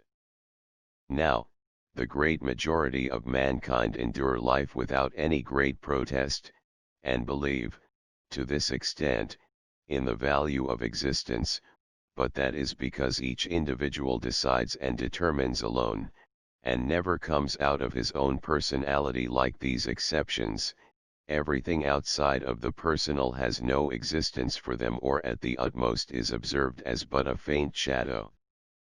Consequently, the value of life for the generality of mankind consists simply in the fact that the individual attaches more importance to himself than he does to the world. The great lack of imagination from which he suffers is responsible for his inability to enter into the feelings of beings other than himself, and hence his sympathy with their fate and suffering is of the slightest possible description. On the other hand, whosoever really could sympathize, necessarily doubts the value of life. Were it possible for him to sum up and to feel in himself the total consciousness of mankind, he would collapse with a malediction against existence, for mankind is, in the mass, without a goal, and hence man cannot find, in the contemplation of his whole course, anything to serve him as a mainstay and a comfort, but rather a reason to despair. If he looks beyond the things that immediately engage him to the final aimlessness of humanity, his own conduct assumes in his eyes the character of a frittering away. To feel oneself, however, as humanity, not alone as an individual, frittered away exactly as we see the stray leaves frittered away by nature, is a feeling transcending all feeling. But who is capable of it? Only a poet, certainly, and poets always know how to console themselves. 34. For tranquility, but will not our philosophy become thus a tragedy? Will not truth prove the enemy of life, of betterment? A question seems to weigh upon our tongue and yet will not put itself into words, whether one can knowingly remain in the domain of the untruthful. Or, if one must, whether, then, death would not be preferable. For there is no longer any ought, solon, morality, so far as it is involved. Ought is, through our point of view, as utterly annihilated as religion. Our knowledge can permit only pleasure and pain, benefit and injury, to subsist as motives. But how can these motives be distinguished from the desire for truth? Even they rest upon error, in so far, as already stated, partiality and dislike, and their very inaccurate estimates palpably modify our pleasure and our pain. The whole of human life is deeply involved in untruth. The individual cannot extricate it from this pit without thereby fundamentally clashing with his whole past, without finding his present motives of conduct, as that of honor, illegitimate, and without opposing scorn and contempt to the ambitions which prompt one to have regard for the future and for one's happiness in the future. Is it true, does there, then, remain but one way of thinking, which, as a personal consequence brings in its train despair, and as a theoretical consequence brings in its train a philosophy of decay, disintegration, self-annihilation? I believe the deciding influence, as regards the after-effect of knowledge, will be the temperament of a man. I can, in addition to this after-effect just mentioned, suppose another, by means of which a much simpler life, and one freer from disturbances than the present, could be lived, so that at first the old motives of vehement passion might still have strength, owing to hereditary habit, but they would gradually grow weaker under the influence of purifying knowledge. A man would live, at last, both among men and unto himself, as in the natural state, without praise, reproach, competition, feasting one's eyes, as if it were a play, upon much that formerly inspired dread. One would be rid of the strenuous element, and would no longer feel the goad of the reflection that man is not even as much as nature, nor more than nature. To be sure, this requires, as already stated, a good temperament, a fortified, gentle and naturally cheerful soul, a disposition that has no need to be on its guard against its own eccentricities and sudden outbreaks, and that in its utterances manifests neither sullenness nor a snarling tone, those familiar, disagreeable characteristics of old dogs and old men that have been a long time chained up.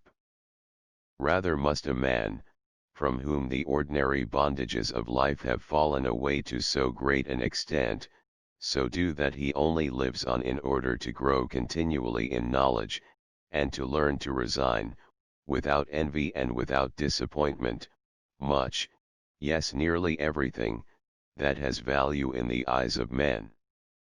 He must be content with such a free, fearless soaring above men, manners, laws, and traditional estimates of things, as the most desirable of all situations. He will freely share the joy of being in such a situation, and he has, perhaps, nothing else to share in which renunciation and self-denial really most consist. But if more is asked of him, he will, with a benevolent shake of the head, refer to his brother, the free man of fact, and will, perhaps, not dissemble a little contempt, for, as regards his freedom, thereby hangs a tale. 18. History of the moral feelings. 35. Advantages of psychological observation. That reflection regarding the human, all too human, or as the learned jargon is, psychological observation is among the means whereby the burden of life can be made lighter. That practice in this art affords presence of mind in difficult situations and entertainment amid a wearisome environment. That maxims may be culled in the thorniest and least pleasing paths of life, and invigoration thereby obtained. This much was believed, was known in former centuries. Why was this forgotten in our own century, during which, at least in Germany, yes in Europe, poverty as regards psychological observation would have been manifest in many ways had there been anyone to whom this poverty could have manifested itself? Not only in the novel, in the romance, in philosophical standpoints these are the works of exceptional men, still more in the state of opinion regarding public events and personages, above all in general society, which says much about men but nothing whatever about man, there is totally lacking the art of psychological analysis and synthesis. But why is the richest and most harmless source of entertainment thus allowed to run to waste? Why is the greatest master of the psychological maxim no longer read? For, with no exaggeration whatever be it said, the educated person in Europe who has read La Rochefoucauld and his intellectual and artistic affinities is very hard to find, still harder, the person who knows them and does not disparage them. Apparently, too, this unusual reader takes far less pleasure in them than the form adopted by these artists should afford him, for the subtlest mind cannot adequately appreciate the art of maxim making unless it has had training in it, unless it has competed in it. Without such practical acquaintance, one is apt to look upon this making and forming as a much easier thing than it really is. One is not keenly enough alive to the felicity and the charm of success. Hence present-day readers of maxims have but a moderate, tempered pleasure in them, scarcely, indeed, a true perception of their merit, so that their experiences are about the same as those of the average beholder of cameos, people who praise because they cannot appreciate, and are very ready to admire and still readier to turn away. 36. Objection. Or is there a counter-proposition to the dictum that psychological observation is one of the means of consoling, lightening, charming existence? Have enough of the unpleasant effects of this art been experienced to justify the person's striving for culture in turning his regard away from it? In all truth, a certain blind faith in the goodness of human nature, an implanted distaste for any disparagement of human concerns, a sort of shamefacedness at the nakedness of the soul, may be far more desirable things in the general happiness of a man, than this only occasionally advantageous quality of psychological sharp-sightedness, and perhaps belief in the good, in virtuous men and actions, in a plenitude of disinterested benevolence has been more productive of good in the world of men in so far as it has made men less distrustful. If Plutarch's heroes are enthusiastically imitated and a reluctance is experienced to looking too critically into the motives of their actions, not the knowledge but the welfare of human society is promoted thereby, psychological error and above all obtuseness in regard to it, help human nature forward, whereas knowledge of the truth is more promoted by means of the stimulating strength of a hypothesis, as La Rochefoucauld in the first edition of his Sentences and Moral Maxims has expressed. What the world calls virtue is ordinarily but a phantom created by the passions, and to which we give a good name in order to do whatever we please with impunity. La Rochefoucauld and those other French masters of soul-searching, to the number of whom has lately been added a German, the author of Psychological Observations, are like expert marksmen who again and again hit the black spot, but it is the black spot in human nature. Their art inspires amazement, but finally some spectator, inspired, not by the scientific spirit but by a humanitarian feeling, execrates an art that seems to implant in the soul a taste for belittling and impeaching mankind. 37.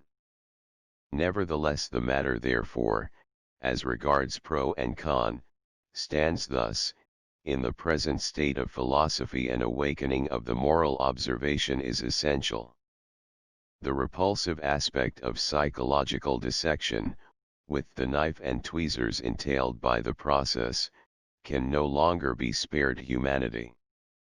Such is the imperative duty of any science that investigates the origin and history of the so-called moral feelings and which, in its progress, is called upon to posit and to solve advanced social problems. The older philosophy does not recognize the newer at all and, through paltry evasions, has always gone astray in the investigation of the origin and history of human estimates, Wertschätzungen.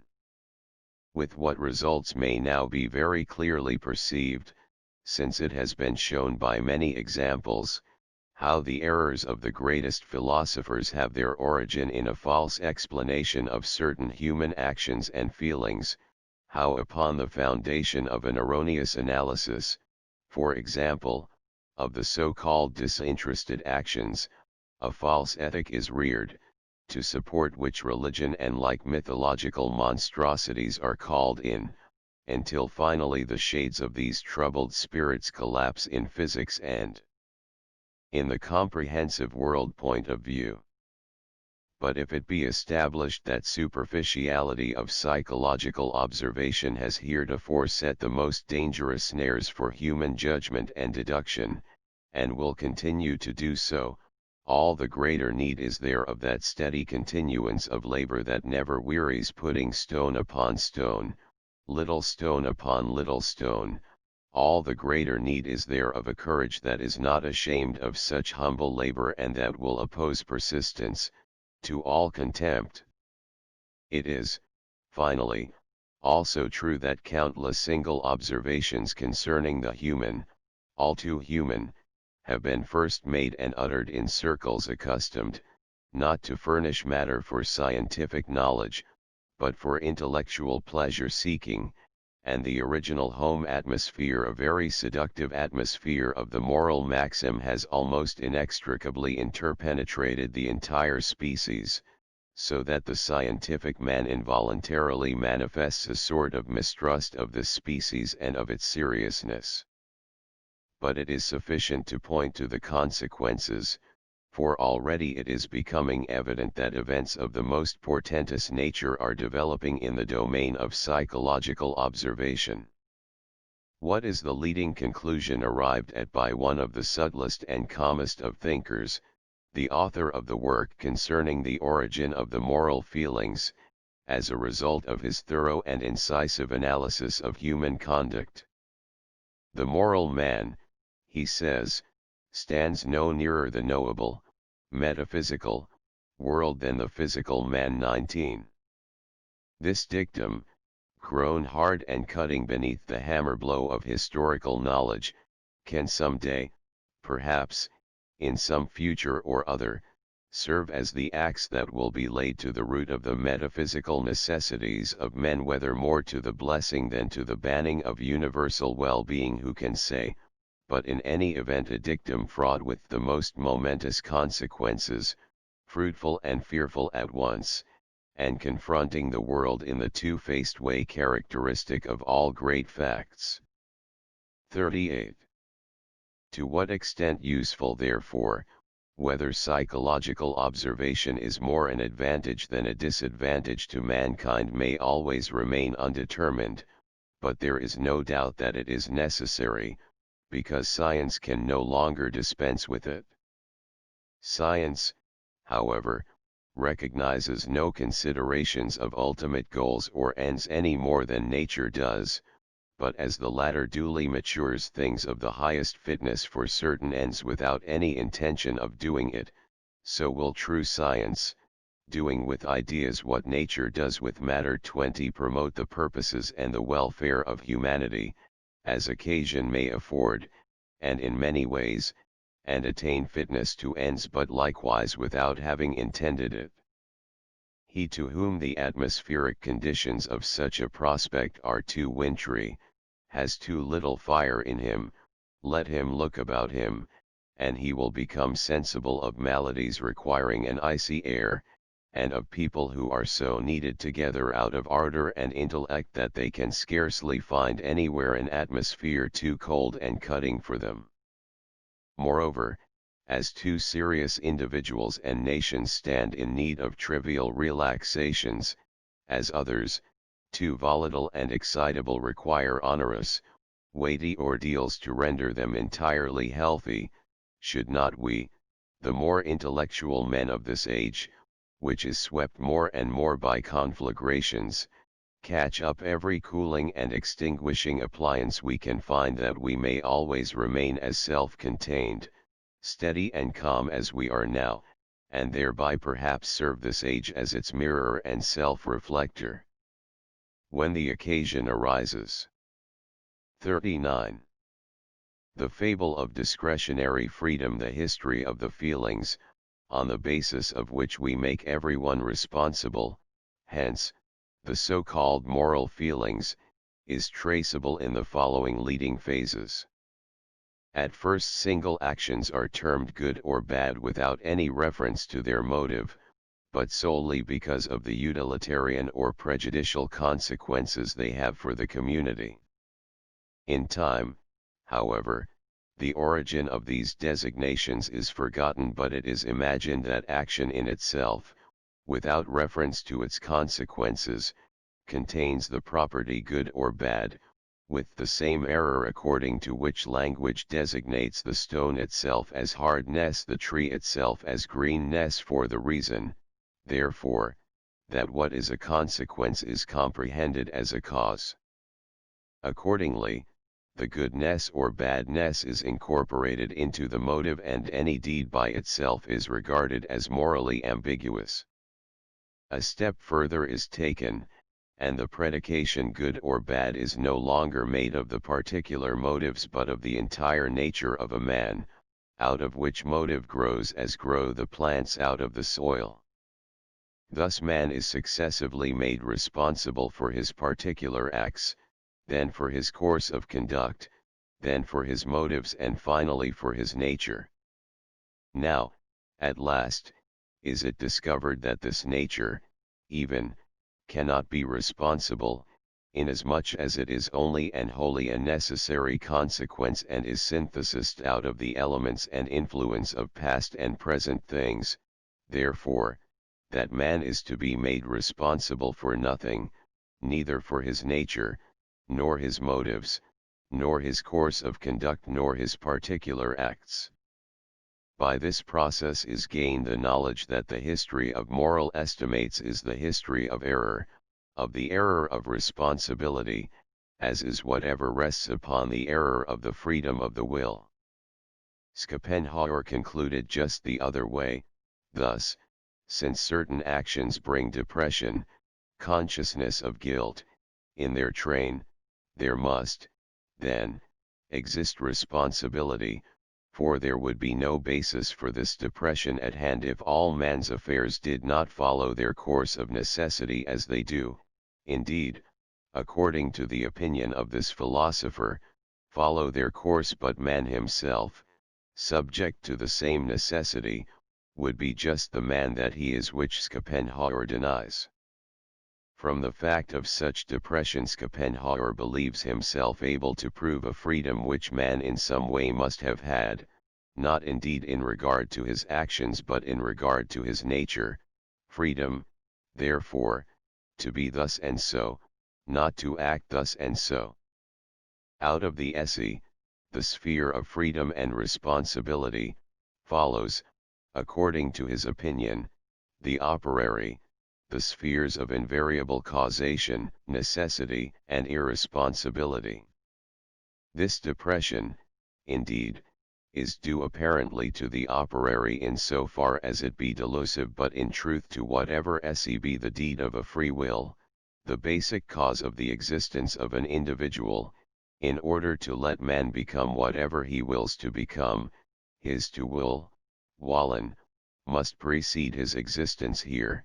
Apart from the absurdity of the statement just made, there is drawn the wrong inference that the fact of the depression explains its character, the rational admissibility of it. From such a wrong inference does Schopenhauer first come to his fantastic consequent of the so-called discretionary freedom, Intelligibilfreiheit. For the origin of this fabulous entity Plato and Kant are equally responsible. But depression after the act does not need to be rational, indeed, it is certainly not so at all, for it rests upon the erroneous assumption that the act need not necessarily have come to pass. Therefore, only because man deems himself free, but not because he is free, does he experience remorse and the stings of conscience. Moreover, this depression is something that can be grown out of. In many men it is not present at all as a consequence of acts which inspire it in many other men.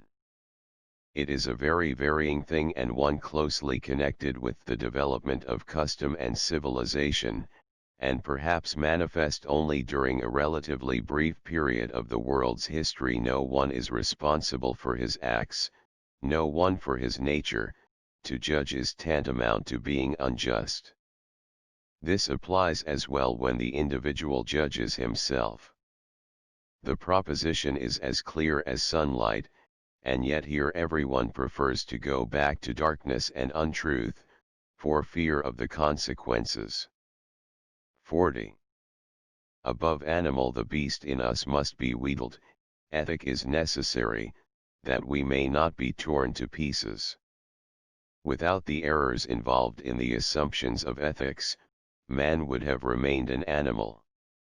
Thus has he taken himself as something higher and imposed rigid laws upon himself. He feels hatred, consequently, for states approximating the animal, whence the former contempt for the slave as a not yet man, as a thing, is to be explained. 41. Unalterable character. That character is unalterable is not, in the strict sense, true. Rather is this favorite proposition valid only to the extent that during the brief life period of a man the potent new motives cannot, usually, press down hard enough to obliterate the lines imprinted by ages. Could we conceive of a man 80,000 years old, we should have in him an absolutely alterable character, so that the maturities of successive, varying individuals would develop in him. The shortness of human life leads to many erroneous assertions concerning the qualities of man. 42. Classification of enjoyments and ethic. The once accepted comparative classification of enjoyments, according to which an inferior, highest egoism may crave one or another enjoyment, now decides as to ethical status or unethical status. A lower enjoyment, for example, sensual pleasure, preferred to a more highly esteemed one, for example, health, rates as unethical, as does welfare preferred to freedom. The comparative classification of enjoyments is not, however, alike, or the same at all periods. When anyone demands satisfaction of the law, he is, from the point of view of an earlier civilization, moral, from that of the present, non-moral. Unethical indicates, therefore, that a man is not sufficiently sensible to the higher, finer impulses which the present civilization has brought with it, or is not sensible to them at all. It indicates backwardness, but only from the point of view of the contemporary degree of distinction. The comparative classification of enjoyments itself is not determined according to absolute ethics, but after each new ethical adjustment, it is then decided whether conduct be ethical or the reverse. 43. Inhuman men as survivals. Men who are now inhuman must serve us as surviving specimens of earlier civilizations. The mountain height of humanity here reveals its lower formations, which might otherwise remain hidden from view. There are surviving specimens of humanity whose brains, through the vicissitudes of heredity, have escaped proper development. They show us what we all were and thus able us, but they are as little responsible on this account as is a piece of granite for being granite. In our own brains there must be courses and windings corresponding to such characters, just as in the forms of some human organs there survive traces of fishhood. But these courses and windings are no longer the bed in which flows the stream of our feeling. 44. Gratitude and revenge. The reason the powerful man is grateful is this: his benefactor has, through his benefaction, invaded the domain of the powerful man and established himself on an equal footing, the powerful man in turn invades the domain of the benefactor and gets satisfaction through the act of gratitude. It is a mild form of revenge. By not obtaining the satisfaction of gratitude, the powerful would have shown himself powerless and have ranked as such thenceforward. Hence every society of the good, that is to say, of the powerful originally, places gratitude among the first of duties. Swift has added the dictum that man is grateful in the same degree that he is revengeful. 45. Twofold historical origin of good and evil. The notion of good and bad has a twofold historical origin, namely, first, in the spirit of ruling races and castes. Whoever has power to requite good with good and evil with evil and actually brings requital, that is grateful and revengeful, acquires the name of being good. Whoever is powerless and cannot requite is called bad. A man belongs, as a good individual, to the good of a community, who have a feeling in common, because all the individuals are allied with one another through the requiting sentiment. A man belongs, as a bad individual, to the bad, to a mass of subjugated, powerless men who have no feeling in common. The good are a caste, the bad are a quantity, like dust. Good and bad is, for a considerable period, tantamount to noble and servile, master and slave. On the other hand, an enemy is not looked upon as bad, he can requite. The Trojan and the Greek are in Homer both good. Not he, who does no harm, but he who is despised, is deemed bad. In the community of the good individuals the quality of goodness is inherited. It is impossible for a bad individual to grow from such a rich soil. If, notwithstanding, one of the good individuals does something unworthy of his goodness, recourse is had to exorcism, thus the guilt is ascribed to a deity, the while it is declared that this deity bewitched the good man into madness and blindness. Second, in the spirit of the subjugated, the powerless. Here every other man is, to the individual, hostile, inconsiderate, greedy, inhuman, avaricious, be he noble or servile. Bad is the characteristic term for man, for every living being, indeed, that is recognized at all, even for a god, human, divine. These notions are tantamount to devilish, bad. Manifestations of goodness, sympathy, helpfulness, are regarded with anxiety as trickiness, preludes to an evil end, deception, subtlety, in short, as refined badness. With such a predisposition in individuals, a feeling in common can scarcely arise at all, at most only the rudest form of it, so that everywhere that this conception of good and evil prevails, the destruction of the individuals, their race and nation, is imminent. Our existing morality has developed upon the foundation laid by ruling races and castes. 46. Sympathy greater than suffering. There are circumstances in which sympathy is stronger than the suffering itself. We feel more pain, for instance, when one of our friends becomes guilty of a reprehensible action than if we had done the deed ourselves.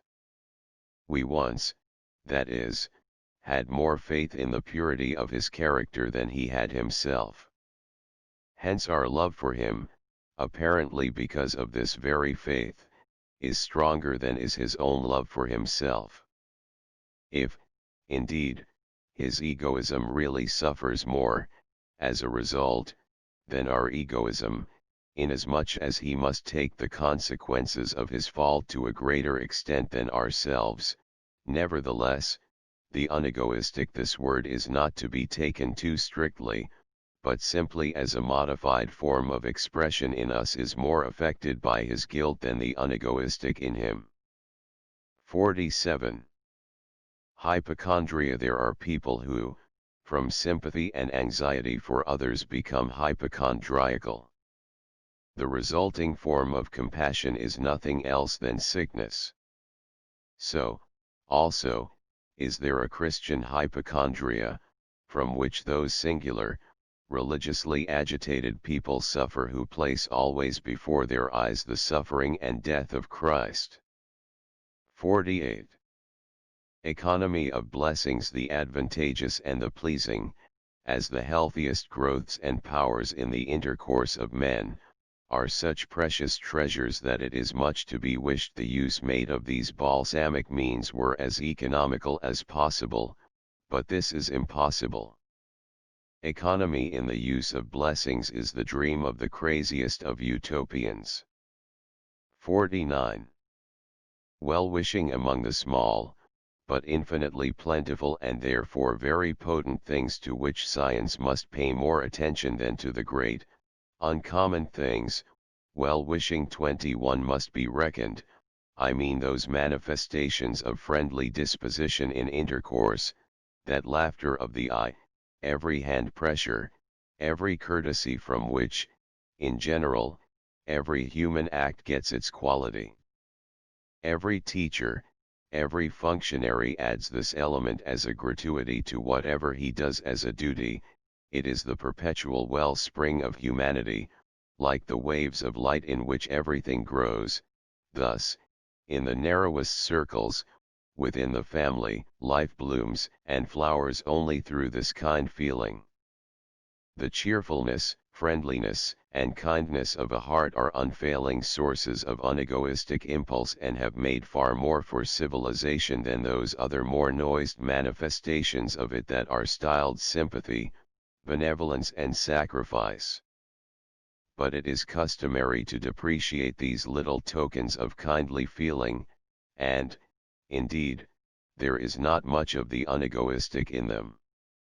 The sum of these little doses is very great, nevertheless, their combined strength is of the greatest of strengths. Thus, too, much more happiness is to be found in the world than gloomy eyes discover, that is, if the calculation be just, and all these pleasing moments in which every day, even the meanest human life, is rich, be not forgotten.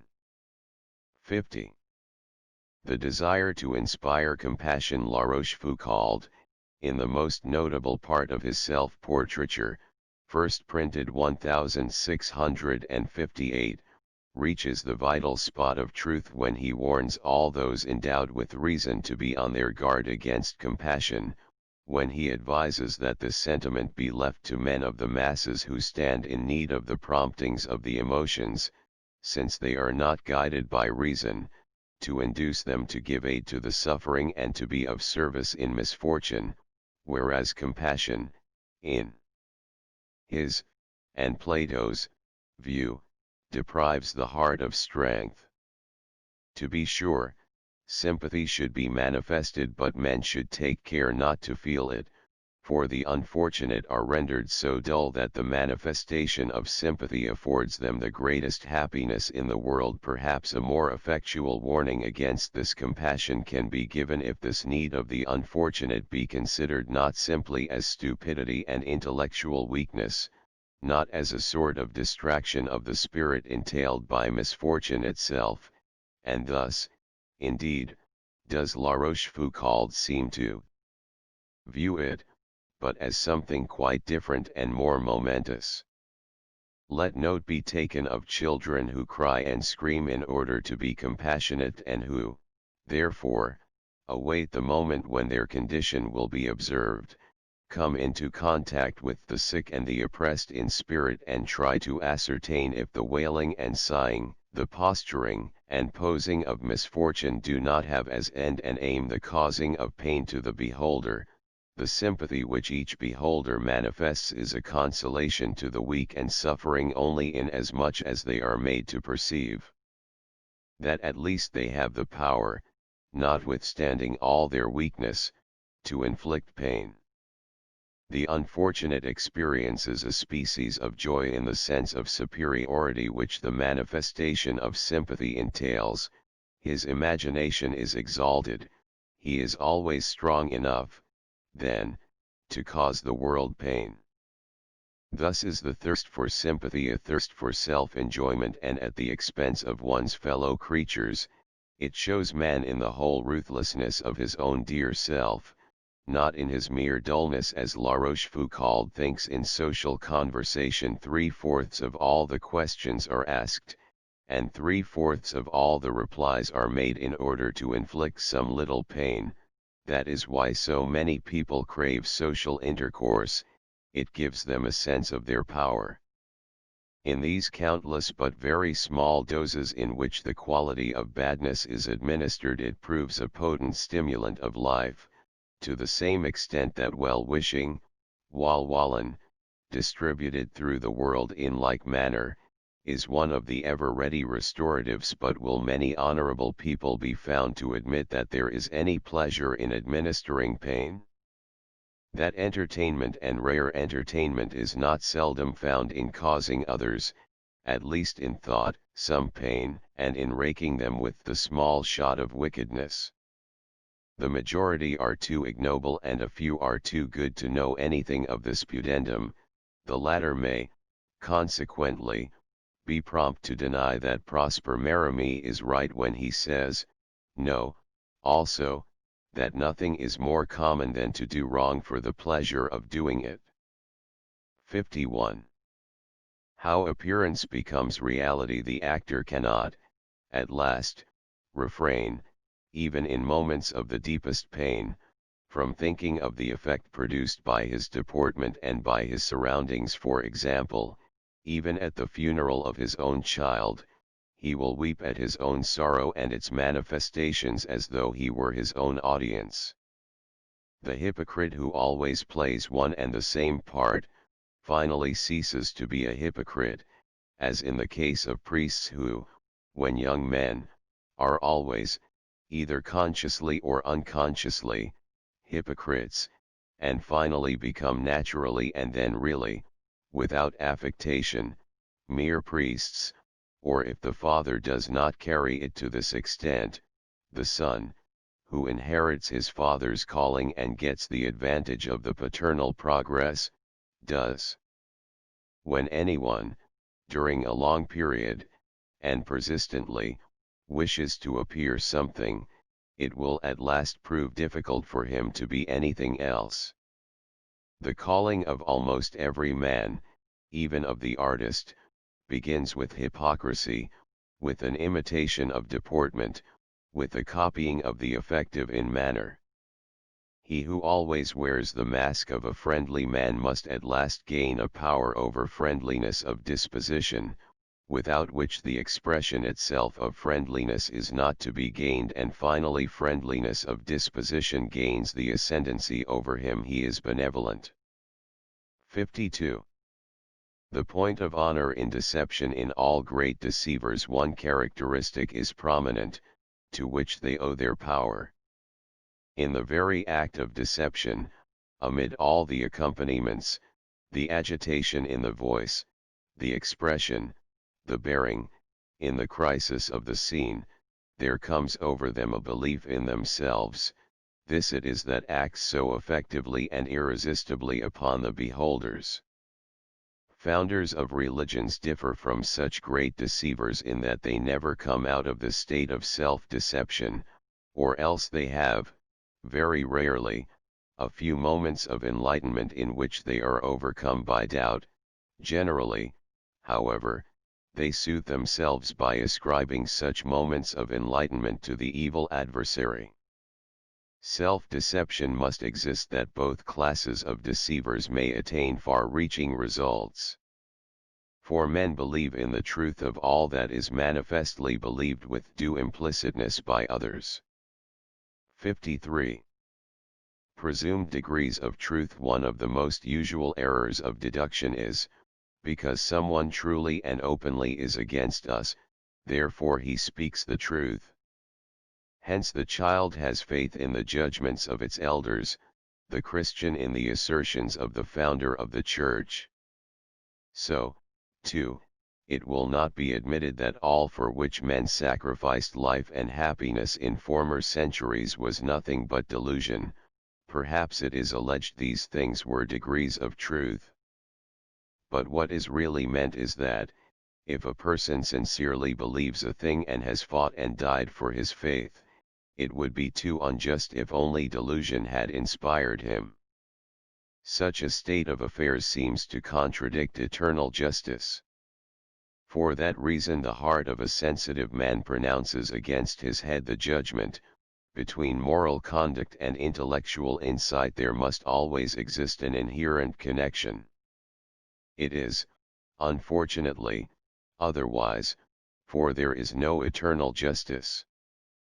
54. Falsehood. Why do men, as a rule, speak the truth in the ordinary affairs of life? Certainly not for the reason that a God has forbidden lying, but because first, it is more convenient, as falsehood entails invention, make-believe, and recollection. Wherefore Swift says that whoever invents a lie seldom realizes the heavy burden he takes up. He must, namely, for every lie that he tells, insert 20 more. Therefore, because in plain ordinary relations of life it is expedient to say without circumlocution, I want this, I have done this, and the like, therefore, because the way of freedom and certainty is surer than that of ruse. But if it happens that a child is brought up in sinister domestic circumstances, it will then indulge in falsehood as matter of course, and involuntarily say anything its own interests may prompt. An inclination for truth, an aversion to falsehood, is quite foreign and ungenial to it, and hence it lies in all innocence. 55. Ethic discredited for faith's sake. No power can sustain itself when it is represented by mere humbugs. The Catholic Church may possess ever so many worldly sources of strength, but its true might is comprised in those still numberless priestly natures who make their lives stern and strenuous, and whose looks and emaciated bodies are eloquent of night vigils, fasts, ardent prayer, perhaps even of whiplashes. These things make men tremble and cause them anxiety. What, if it be really imperative to live thus? This is the dreadful question which their aspect occasions.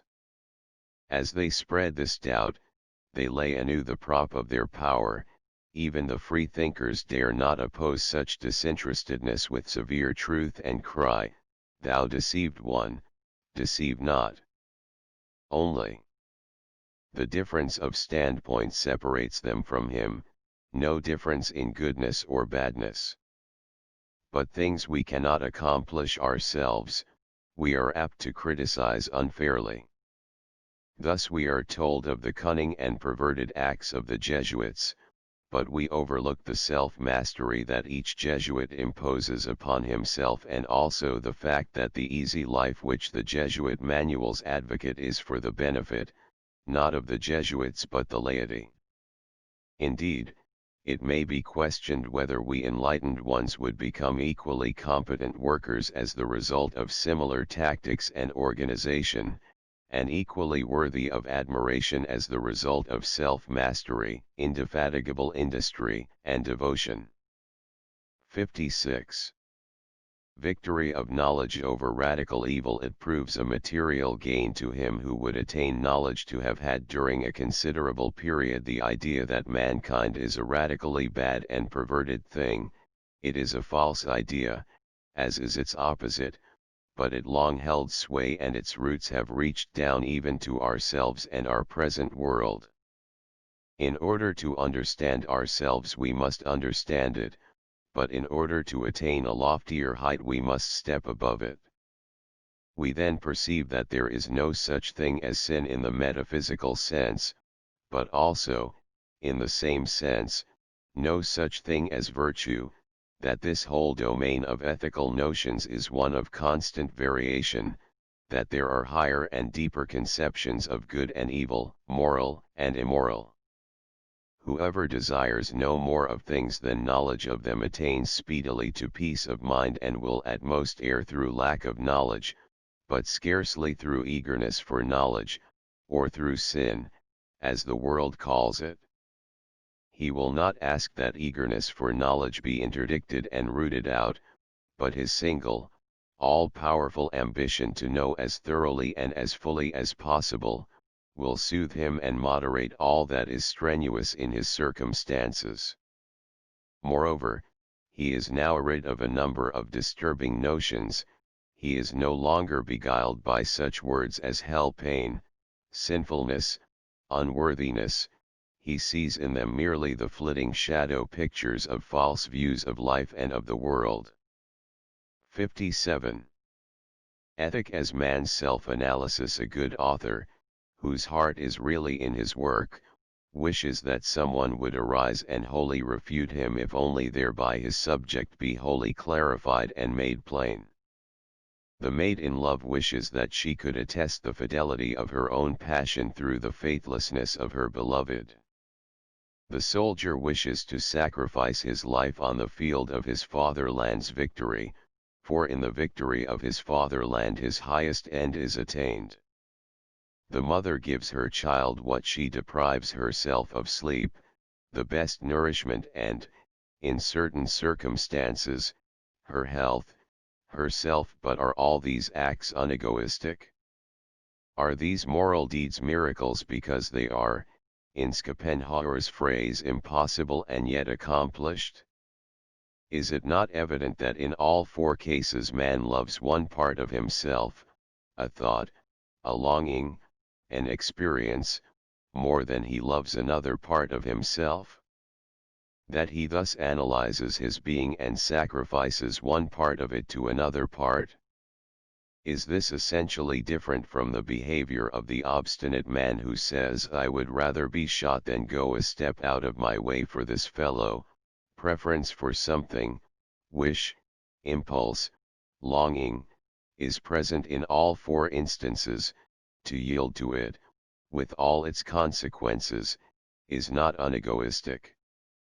In the domain of the ethical, man conducts himself not as individuum but as dividuum.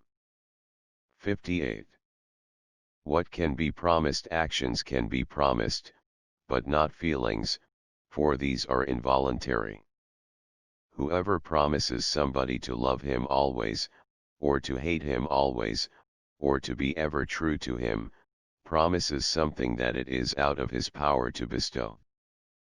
But he really can promise such courses of conduct as are the ordinary accompaniments of love, of hate, of fidelity, but which may also have their source in motives quite different, for various ways and motives lead to the same conduct.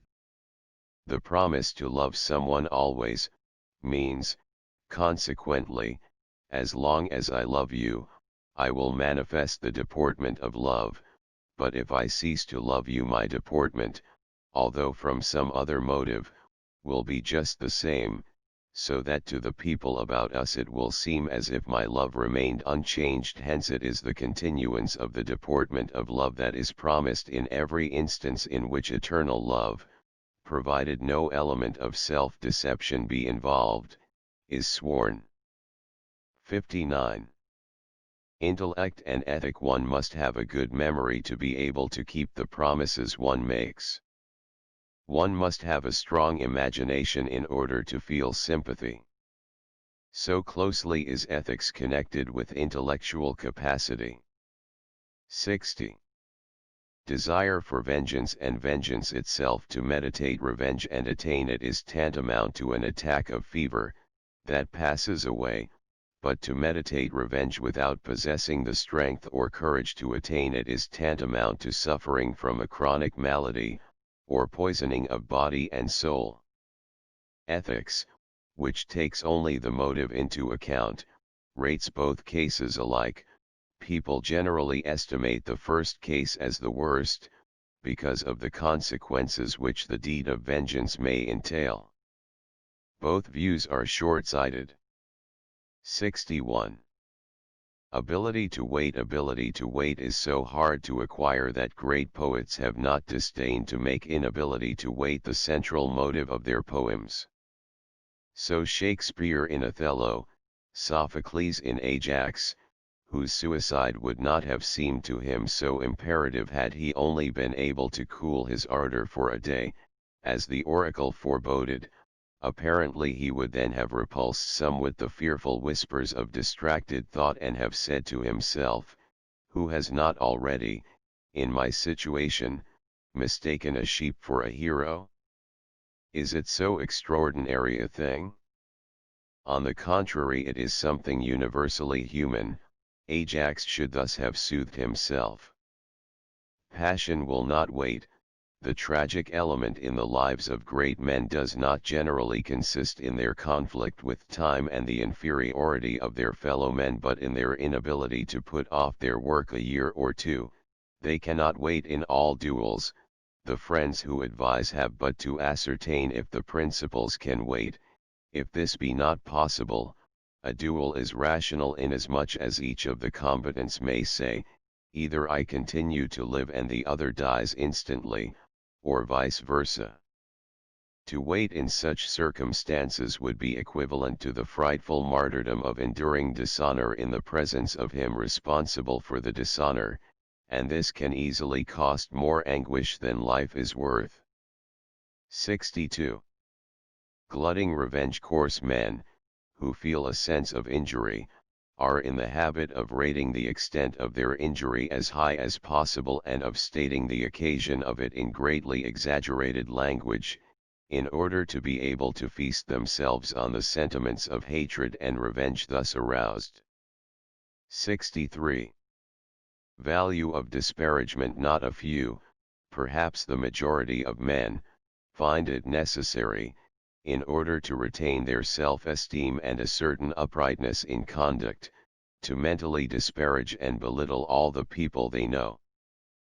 But as the inferior natures are in the majority and as a great deal depends upon whether they retain or lose this uprightness, so. 64. The man in a rage. We should be on our guard against the man who is enraged against us, as against one who has attempted our life. For the fact that we still live consists solely in the inability to kill. Were looks sufficient, it would have been all up with us long since. To reduce anyone to silence by physical manifestations of savagery or by a terrorizing process is a relic of under-civilization. So, too, that cold look which great personages cast upon their servitors is a remnant of the caste distinction between man and man, a specimen of rude antiquity.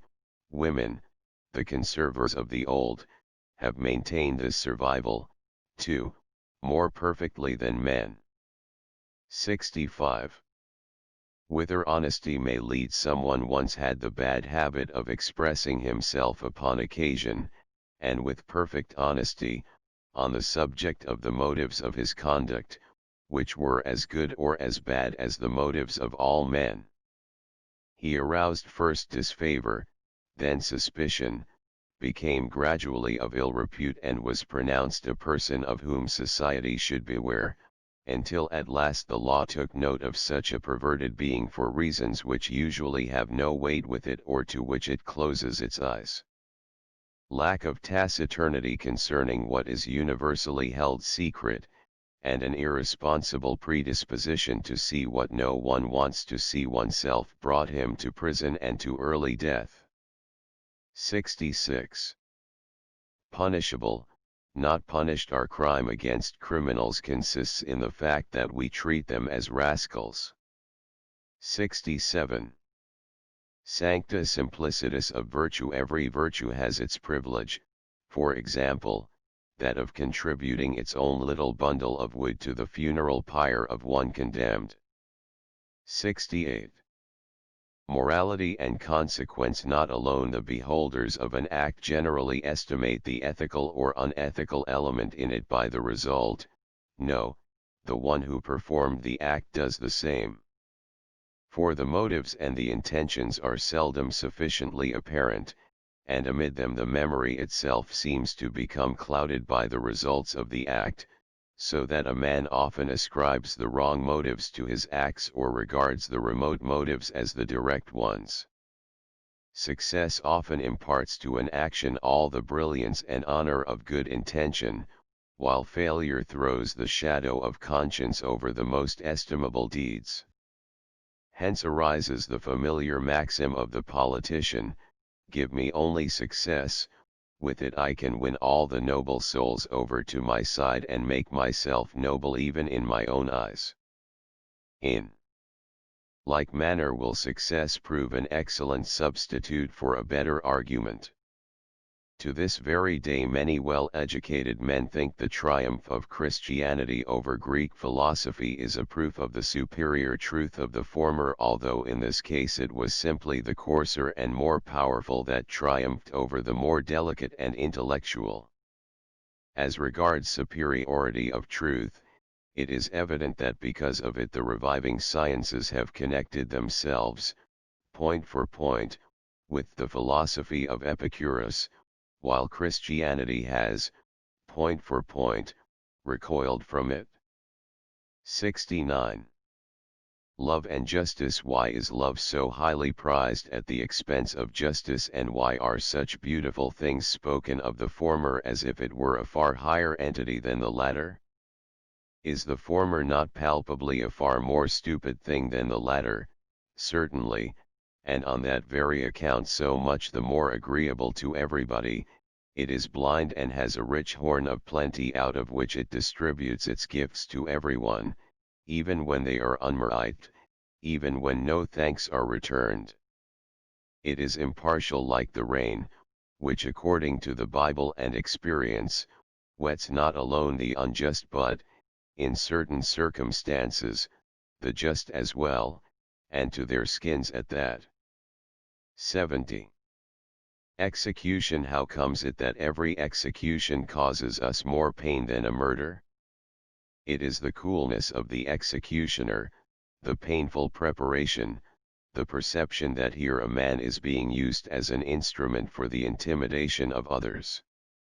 For the guilt is not punished even if there be any. This is ascribable to the teachers, the parents, the environment, in ourselves, not in the murderer, I mean the predisposing circumstances. 71. Hope. Pandora brought the box containing evils and opened it. It was the gift of the gods to men, a gift of most enticing appearance externally and called the box of happiness. Thereupon all the evils, living, moving things, flew out. From that time to the present they fly about and do ill to men by day and night. One evil only did not fly out of the box. Pandora shut the lid at the behest of Zeus and it remained inside. Now man has this box of happiness perpetually in the house and congratulates himself upon the treasure inside of it. It is at his service, he grasps it whenever he is so disposed, for he knows not that the box which Pandora brought was a box of evils. Hence he looks upon the one evil still remaining as the greatest source of happiness. It is hope. Zeus intended that man, notwithstanding the evils oppressing him, should continue to live and not rid himself of life, but keep on making himself miserable.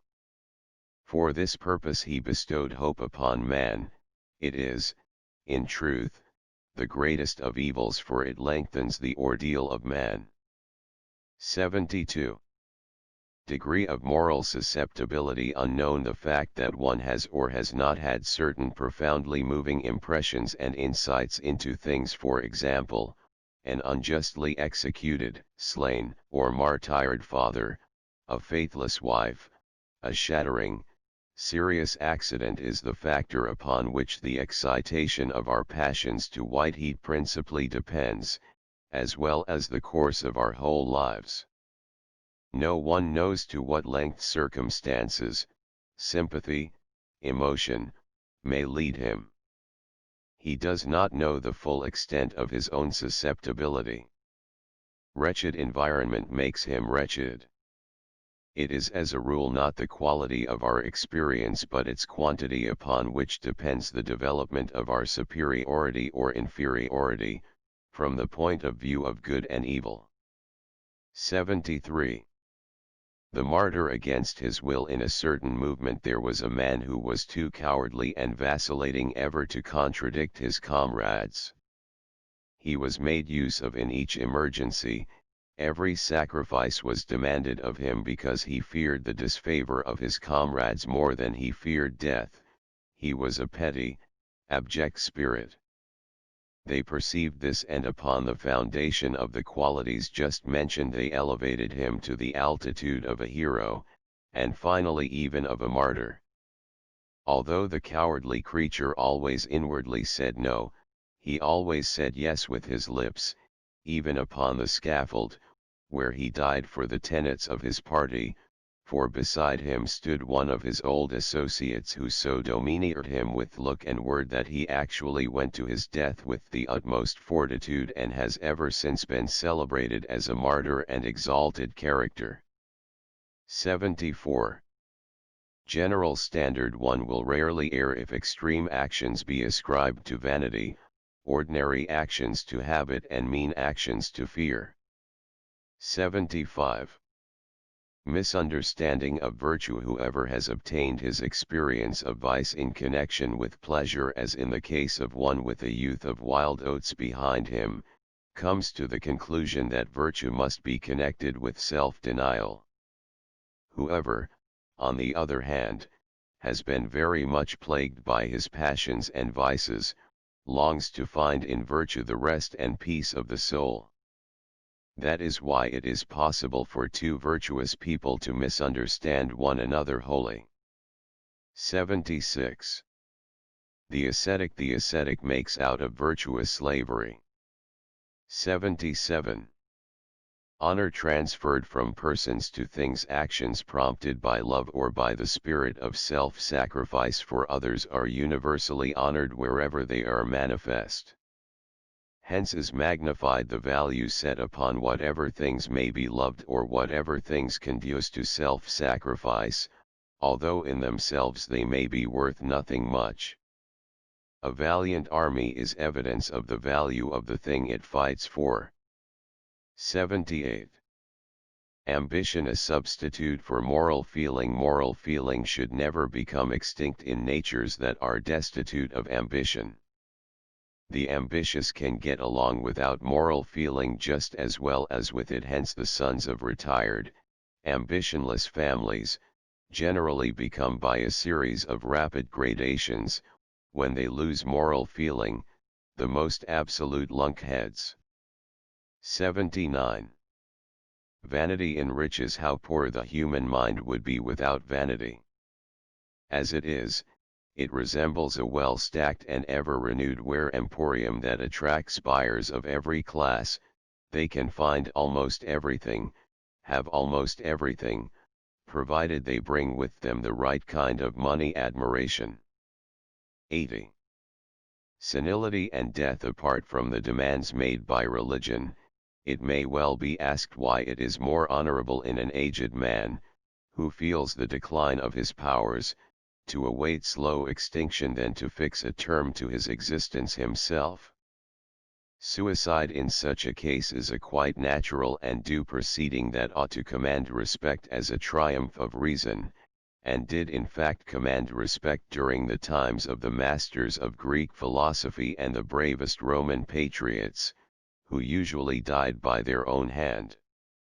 Eagerness, on the other hand, to keep alive from day to day with the anxious counsel of physicians, without capacity to attain any nearer to one's ideal of life, is far less worthy of respect. Religions are very rich in refuges from the mandate of suicide, hence they ingratiate themselves with those who cling to life. 81. Delusions regarding victim and regarding evildoer: when the rich man takes a possession away from the poor man, for example, a prince who deprives a plebeian of his beloved, there arises in the mind of the poor man a delusion. He thinks the rich man must be wholly perverted to take from him the little that he has.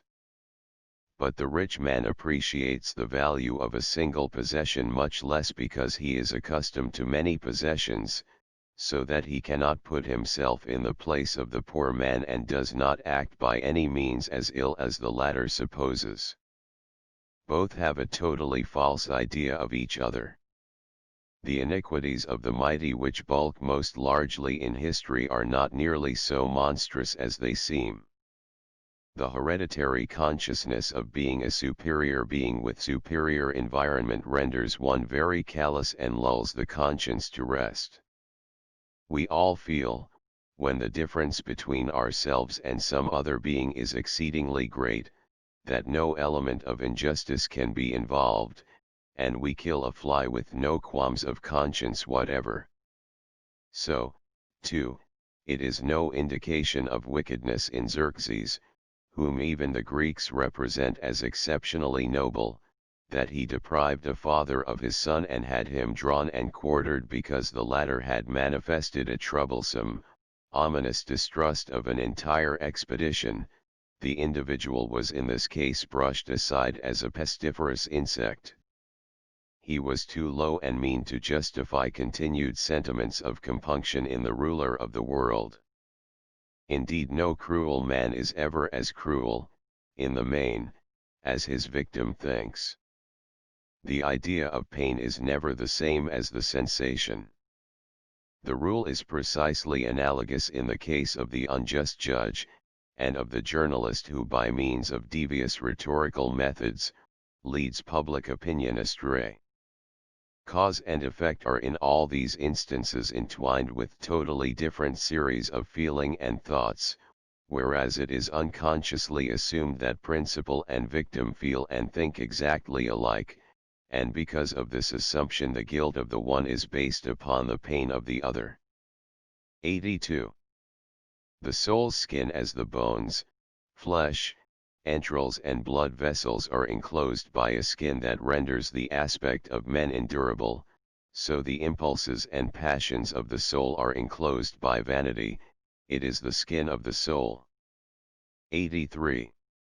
Sleep of virtue. If virtue goes to sleep, it will be more vigorous when it awakes.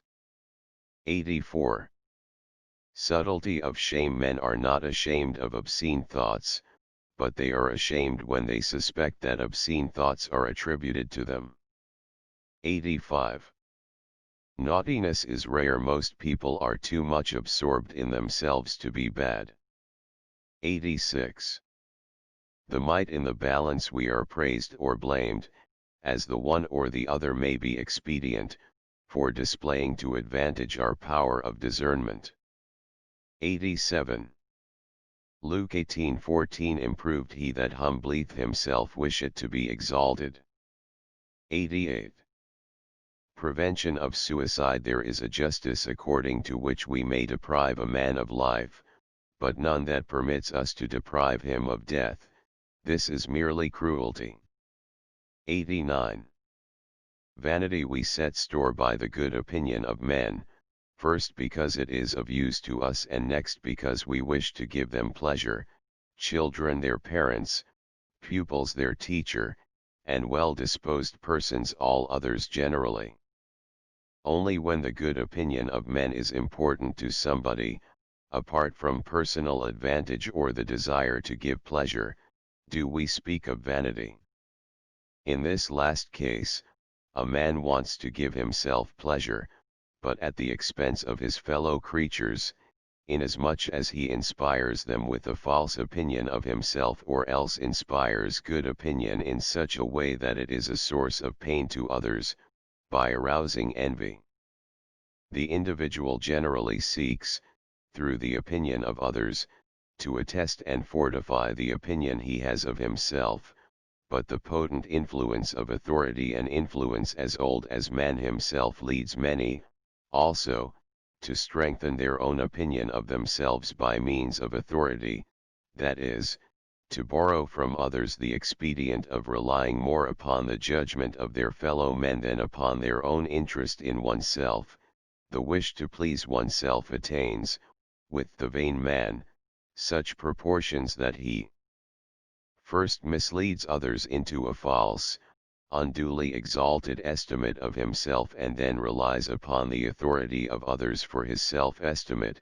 He thus creates the delusion that he pins his faith to it must, however, be admitted that the vain man does not desire to please others so much as himself, and he will often go so far, on this account, as to overlook his own interests.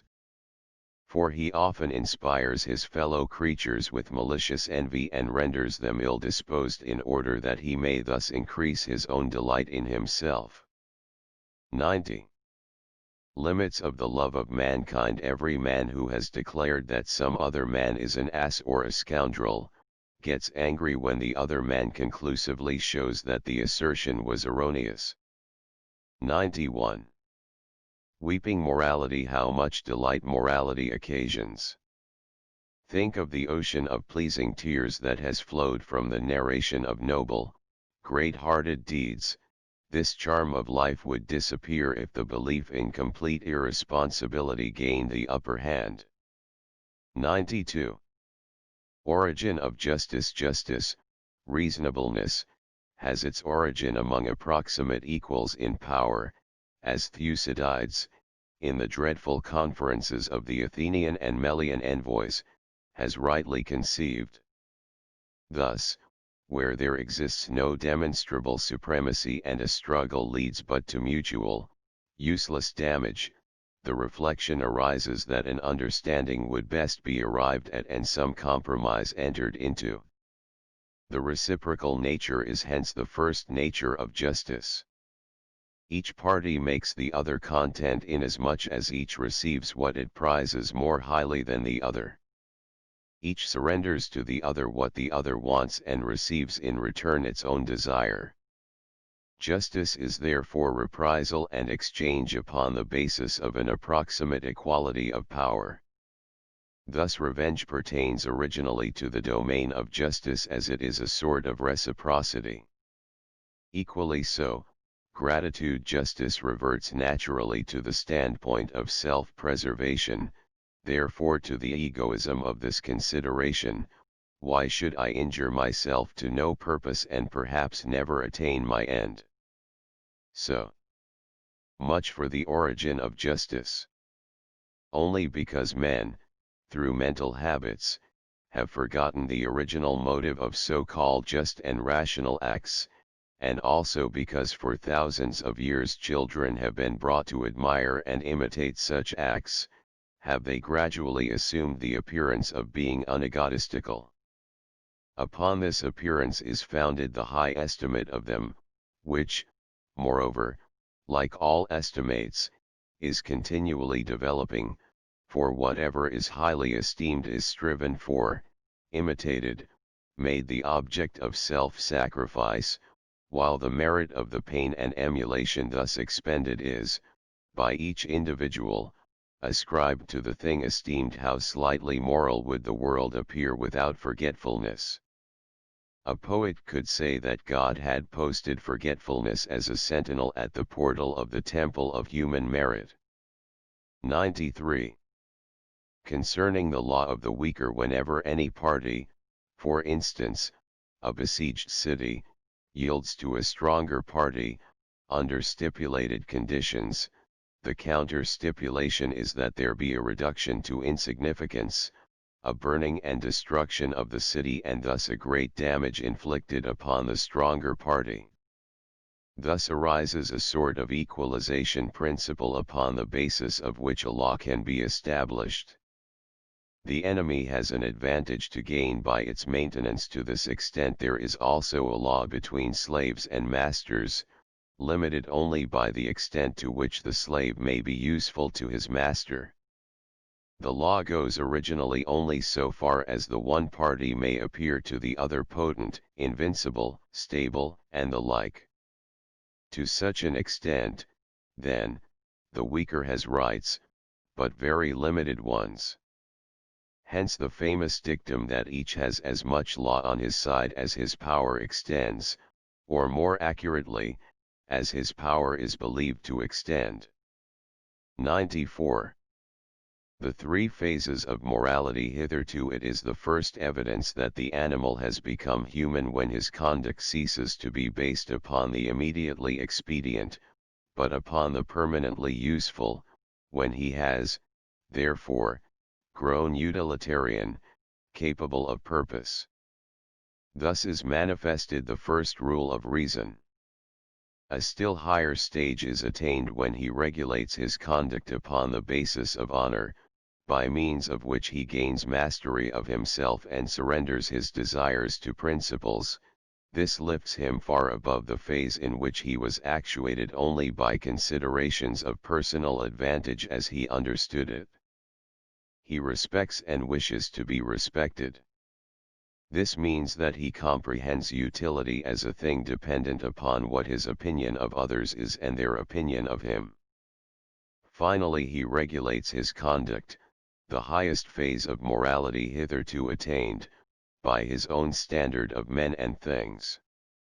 He himself decides, for himself and for others, what is honorable and what is useful. He has become a lawgiver to opinion, upon the basis of his ever higher developing conception of the utilitarian and the honorable. Knowledge makes him capable of placing the highest utility, that is, the universal, enduring utility, before merely personal utility, of placing ennobling recognition of the enduring and universal before the merely temporary. He lives and acts as a collective individuality. 95.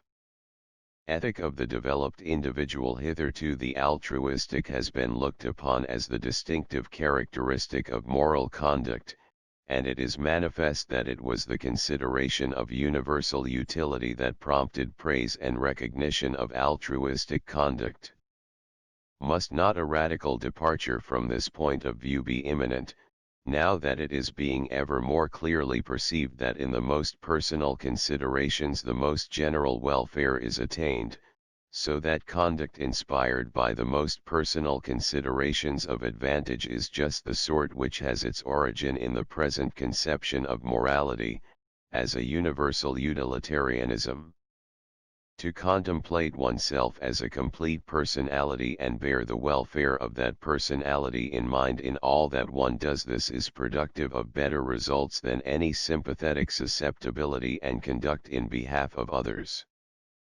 Indeed, we all suffer from such disparagement of our own personalities, which are at present made to deteriorate from neglect. Capacity is, in fact, divorced from our personality in most cases, and sacrificed to the state, to science, to the needy, as if it were the bad which deserved to be made a sacrifice. Now, we are willing to labor for our fellow men, but only to the extent that we find our own highest advantage in so doing, no more, no less. The whole matter depends upon what may be understood as one's advantage. The crude, undeveloped, rough individualities will be the very ones to estimate it most inadequately. 96. Usage and ethic. To be moral, virtuous, praiseworthy means to yield obedience to ancient law and hereditary usage. Whether this obedience be rendered readily or with difficulty is long immaterial. Enough that it be rendered. Good finally comes to mean him who acts in the traditional manner, as a result of heredity or natural disposition, that is to say, does what is customary with scarcely an effort, whatever that may be, for example revenges injuries when revenge, as with the ancient Greeks, was part of good morals. He is called good because he is good to some purpose, and as benevolence, sympathy, considerateness, moderation, and the like come, in the general course of conduct, to be finally recognized as good to some purpose, as utilitarian, the benevolent man, the helpful man, is duly styled good. At first other and more important kinds of utilitarian qualities stand in the foreground. Bad is not habitual, unusual, to do things not in accordance with usage, to oppose the traditional, however rational, or the reverse the traditional may be. To do injury to one's social group or community, and to one's neighbor as thus understood, is looked upon, through all the variations of moral laws, in different ages, as the peculiarly immoral act, so that today we associate the word bad with deliberate injury to one's neighbor or community. Egoistic and non-egoistic do not constitute the fundamental opposites that have brought mankind to make a distinction between moral and immoral, good and bad, but adherence to traditional custom, and emancipation from it. How the traditional had its origin is quite immaterial. In any event, it had no reference to good and bad or any categorical imperative but to the all-important end of maintaining and sustaining the community, the race, the confederation, the nation. Every superstitious custom that originated in a misinterpreted event or casualty entailed some tradition, to adhere to which is moral. To break loose from it is dangerous, more prejudicial to the community than to the individual, because divinity visits the consequences of impiety and sacrilege upon the community rather than upon the individual. Now every tradition grows ever more venerable the more remote is its origin, the more confused that origin is. The reverence due to it increases from generation to generation. The tradition finally becomes holy and inspires awe. Thus it is that the precept of piety is a far loftier morality than that inculcated by altruistic conduct. 97. Delight in the moral a potent species of joy, and thereby the source of morality, is custom. The customary is done more easily, better, therefore preferably. A pleasure is felt in it, and experience thus shows that since this practice has held its own it must be good. A manner or moral that lives and lets live is thus demonstrated advantageous, necessary, in contradistinction to all new and not yet adopted practices. The custom is therefore the blending of the agreeable and the useful. Moreover, it does not require deliberation. As soon as man can exercise compulsion, he exercises it to enforce and establish his customs, for they are to him attested life wisdom. So, too, a community of individuals constrains each one of their number to adopt the same moral or custom. The error herein is this: because a certain custom has been agreeable to the feelings, or at least because it proves a means of maintenance, this custom must be imperative, for it is regarded as the only thing that can possibly be consistent with well-being. The well-being of life seems to spring from it alone. This conception of the customary as a condition of existence is carried into the slightest detail of morality. Inasmuch as insight into true causation is quite restricted in all inferior peoples, a superstitious anxiety is felt that everything be done in due routine. Even when a custom is exceedingly burdensome, it is preserved because of its supposed vital utility. It is not known that the same degree of satisfaction can be experienced through some other custom, and even higher degrees of satisfaction, too. But it is fully appreciated that all customs do become more agreeable with the lapse of time, no matter how difficult they may have been found in the beginning, and that even the severest way of life may be rendered a matter of habit and therefore a pleasure. 98. Pleasure and social instinct. Through his relations with other men, man derives a new species of delight in those pleasurable emotions which his own personality affords him, whereby the domain of pleasurable emotions is made infinitely more comprehensive. No doubt he has inherited many of these feelings from the brutes, which palpably feel delight when they sport with one another, as mothers with their young. So, too, the sexual relations must be taken into account. They make every young woman interesting to every young man from the standpoint of pleasure, and conversely. The feeling of pleasure originating in human relationships makes men in general better. The delight in common, the pleasures enjoyed together heighten one another. The individual feels a sense of security. He becomes better-natured. Distrust and malice dissolve. For the man feels the sense of benefit and observes the same feeling in others. Mutual manifestations of pleasure inspire mutual sympathy, the sentiment of homogeneity. The same effect is felt also at mutual sufferings, in a common danger, in stormy weather. Upon such a foundation are built the earliest alliances, the object of which is the mutual protection and safety from threatening misfortunes, and the welfare of each individual. And thus the social instinct develops from pleasure. 99. The guiltless nature of so-called bad acts. All bad acts are inspired by the impulse to self-preservation or, more accurately, by the desire for pleasure and for the avoidance of pain in the individual. Thus are they occasioned, but they are not, therefore, bad. Pain self-prepared does not exist, except in the brains of the philosophers, any more than pleasure self-prepared, sympathy in the Schopenhauer sense. In the condition anterior to the state we kill the creature, be it man or ape, that attempts to pluck the fruit of a tree before we pluck it ourselves should we happen to be hungry at the time and making for that tree, as we would do today, so far as the brute is concerned.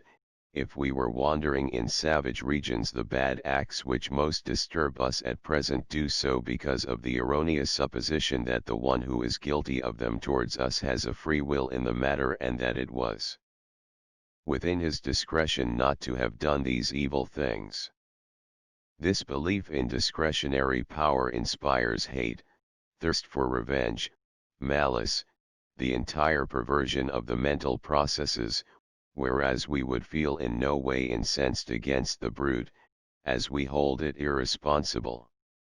To inflict pain not from the instinct of self-preservation but in requital, this is the consequence of false judgment and is equally a guiltless course of conduct. The individual can, in that condition which is anterior to the state, act with fierceness and violence for the intimidation of another creature, in order to render his own power more secure as a result of such acts of intimidation. Thus acts the powerful, the superior, the original state founder, who subjugates the weaker. He has the right to do so, as the state nowadays assumes the same right, or, to be more accurate, there is no right that can conflict with this. A foundation for all morality can first be laid only when a stronger individuality or a collective individuality, for example society, the state, subjects the single personalities, hence builds upon their unification and establishes a bond of union. Morality results from compulsion. It is indeed itself one long compulsion to which obedience is rendered in order that pain may be avoided. At first it is but custom, later free obedience, and finally almost instinct. At last it is, like everything habitual and natural, associated with pleasure and is then called virtue. 100. Shame exists wherever a mystery exists, but this is a religious notion which in the earlier period of human civilization had great vogue. Everywhere there were circumscribed spots to which access was denied on account of some divine law, except in special circumstances. At first these spots were quite extensive, inasmuch as stipulated areas could not be trod by the uninitiated, who, when near them, felt tremors and anxieties. This sentiment was frequently transferred to other relationships, for example to sexual relations, which, as the privilege and gateway of mature age, must be withdrawn from the contemplation of youth for its own advantage, relations which many divinities were busy in preserving and sanctifying, images of which divinities were duly placed in marital chambers as guardians. In Turkish such an apartment is termed a harem or holy thing, the same word also designating the vestibule of a mosque.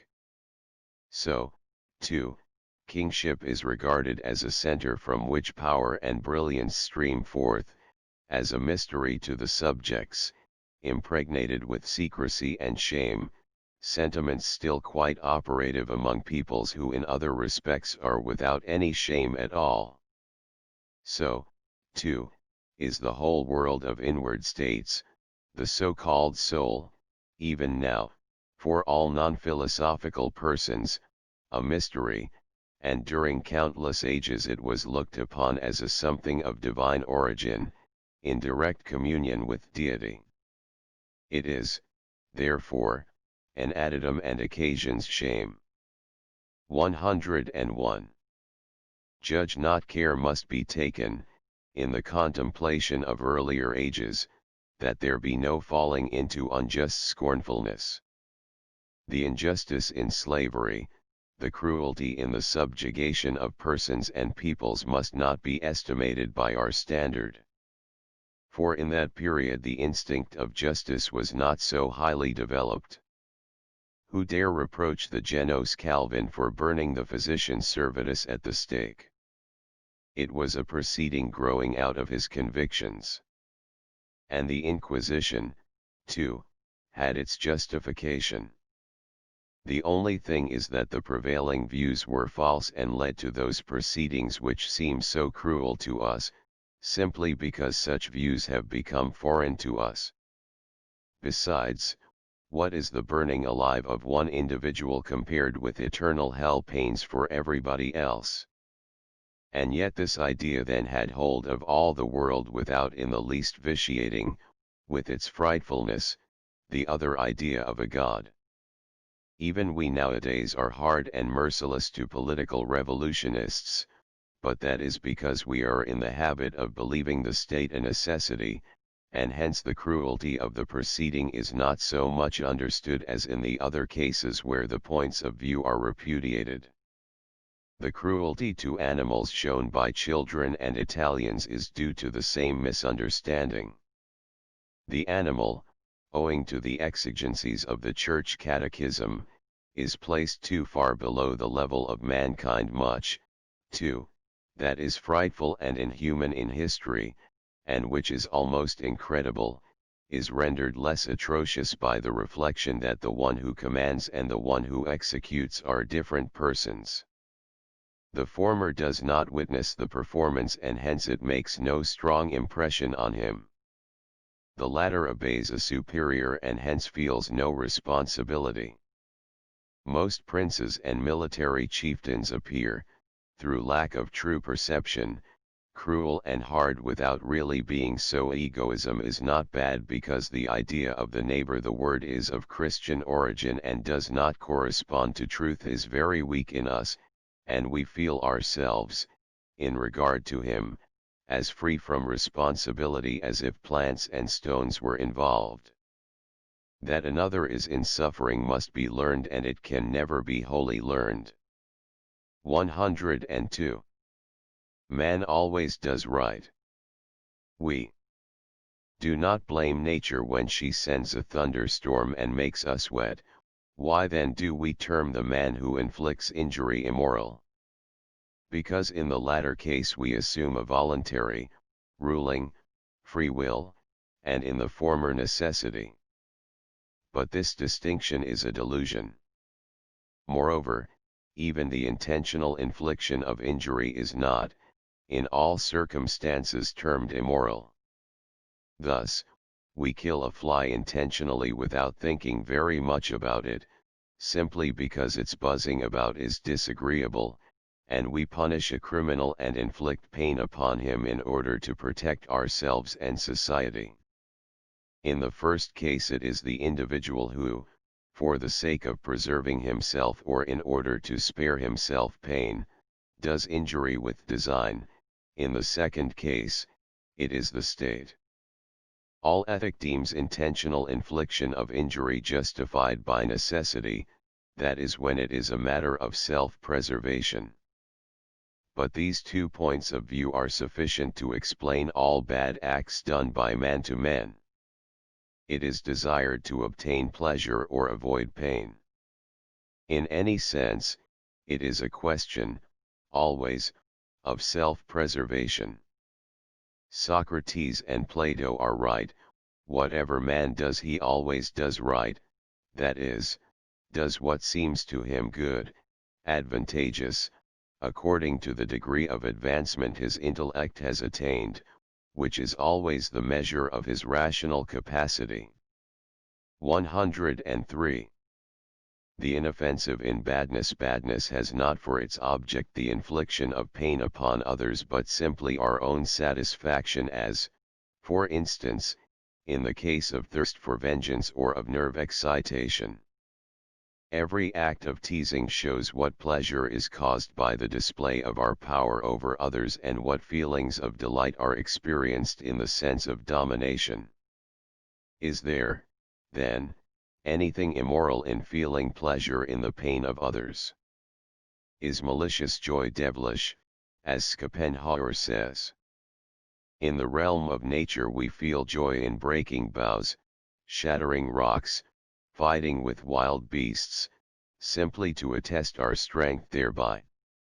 Should not the knowledge that another suffers on our account here, in this case, make the same kind of act, which, by the way, arouses no qualms of conscience in us, immoral also?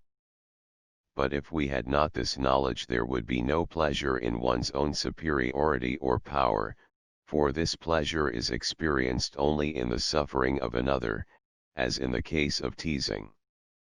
All pleasure is, in itself, neither good nor bad. Whence comes the conviction that one should not cause pain in others in order to feel pleasure oneself? Simply from the standpoint of utility, that is, in consideration of the consequences, of ultimate pain, since the injured party or state will demand satisfaction and revenge. This consideration alone can have led to the determination to renounce such pleasure. Sympathy has the satisfaction of others in view no more than, as already stated, badness has the pain of others in view. For there are at least 2, perhaps many more, elementary ingredients in personal gratification which enter largely into our self-satisfaction, one of them being the pleasure of the emotion, of which species is sympathy with tragedy, and another, when the impulse is to action, being the pleasure of exercising one's power.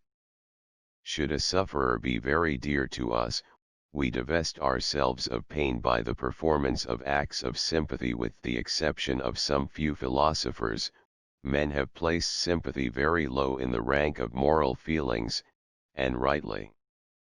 104. Self-defense. If self-defense is in general held a valid justification, then nearly every manifestation of so-called immoral egoism must be justified. 2. Pain is inflicted, robbery or killing done in order to maintain life or to protect oneself and ward off harm. A man lies when cunning and delusion are valid means of self-preservation. To injure intentionally when our safety and our existence are involved, or the continuance of our well-being, is conceded to be moral. The state itself injures from this motive when it hangs criminals. In unintentional injury the immoral, of course, cannot be present, as accident alone is involved. But is there any sort of intentional injury in which our existence and the maintenance of our well-being be not involved? Is there such a thing as injuring from absolute badness, for example, in the case of cruelty? If a man does not know what pain an act occasions, that act is not one of wickedness. Thus the child is not bad to the animal, not evil. It disturbs and rends it as if it were one of its playthings. Does a man ever fully know how much pain an act may cause another? As far as our nervous system extends, we shield ourselves from pain. If it extended further, that is, to our fellow men, we would never cause anyone else any pain, except in such cases as we cause it to ourselves, when we cut ourselves, surgically, to heal our ills, or strive and trouble ourselves to gain health. We conclude from analogy that something pains somebody and can in consequence, through recollection and the power of imagination, feel pain also. But what a difference there always is between the toothache and the pain, sympathy, that the spectacle of toothache occasions. Therefore when injury is inflicted from so-called badness, the degree of pain thereby experienced is always unknown to us, in so far, however, as pleasure is felt in the act, a sense of one's own power, of one's own excitation. The act is committed to maintain the well-being of the individual and hence comes under the purview of self-defense and lying for self-preservation. Without pleasure, there is no life. The struggle for pleasure is the struggle for life. Whether the individual shall carry on this struggle in such a way that he be called good or in such a way that he be called bad is something that the standard and the capacity of his own intellect must determine for him. 105. Justice that rewards whoever has fully understood the doctrine of absolute irresponsibility can no longer include the so-called rewarding and punishing justice in the idea of justice, if the latter be taken to mean that to each be given his due. For he who is punished does not deserve the punishment. He is used simply as a means to intimidate others from certain acts. Equally, he who is rewarded does not merit the reward. He could not act any differently than he did act. Hence the reward has only the significance of an encouragement to him and others as a motive for subsequent acts. The praise is called out only to him who is running in the race and not to him who has arrived at the goal. Something that comes to someone as his own is neither a punishment nor a reward. It is given to him from utilitarian considerations, without his having any claim to it in justice. Hence one must say the wise man praises not because a good act has been done precisely as was once said, the wise man punishes not because a bad act has been done but in order that a bad act may not be done. If punishment and reward ceased, there would cease with them the most powerful incentives to certain acts and away from other acts. The purposes of men demand their continuance of punishment and reward, and inasmuch as punishment and reward, blame and praise operate most potently upon vanity, these same purposes of men imperatively require the continuance of vanity. 106. The waterfall. At the sight of a waterfall we may opine that in the countless curves, spirations, and dashes of the waves we behold freedom of the will and of the impulses. But everything is compulsory, everything can be mathematically calculated. Thus it is, too, with human acts. We would be able to calculate in advance every single action if we were all-knowing, as well as every advance in knowledge, every delusion, every bad deed. The acting individual himself is held fast in the illusion of volition. If, on a sudden, the entire movement of the world stopped short, and an all-knowing and reasoning intelligence were there to take advantage of this pause, he could foretell the future of every being to the remotest ages and indicate the path that would be taken in the world's further course. The deception of the acting individual as regards himself, the assumption of the freedom of the will, is a part of this computable mechanism. 107. Non-responsibility and non-guilt. The absolute irresponsibility of man for his acts and his nature is the bitterest drop in the cup of him who has knowledge, if he be accustomed to behold in responsibility and duty the patent of nobility of his human nature. All his estimates, preferences, dislikes are thus made worthless and false. His deepest sentiment, with which he honored the sufferer, the hero, sprang from an error. He may no longer praise, no longer blame, for it is irrational to blame and praise nature and necessity. Just as he cherishes the beautiful work of art, but does not praise it, as it is incapable of doing anything for itself, just as he stands in the presence of plants, he must stand in the presence of human conduct, his own included. He may admire strength, beauty, capacity, therein, but he can discern no merit. The chemical process and the conflict of the elements, the ordeal of the invalid who strives for convalescence, are no more merits than the soul struggles and extremities in which one is torn this way and that by contending motives until one finally decides in favor of the strongest, as the phrase has it, although, in fact, it is the strongest motive that decides for us. All these motives, however, whatever fine names we may give them, have grown from the same roots in which we believe the baneful poisons lurk. Between good and bad actions there is no difference in kind but, at most, in degree. Good acts are sublimated evil. Bad acts are degraded, imbruted good. The very longing of the individual for self-gratification, together with the fear of being deprived of it, obtains satisfaction in all circumstances, let the individual act as he may, that is, as he must, be it in deeds of vanity, revenge, pleasure, utility, badness, cunning, be it in deeds of self-sacrifice, sympathy or knowledge. The degrees of rational capacity determine the direction in which this longing impels. Every society, every individual has constantly present a comparative classification of benefits in accordance with which conduct is determined and others are judged.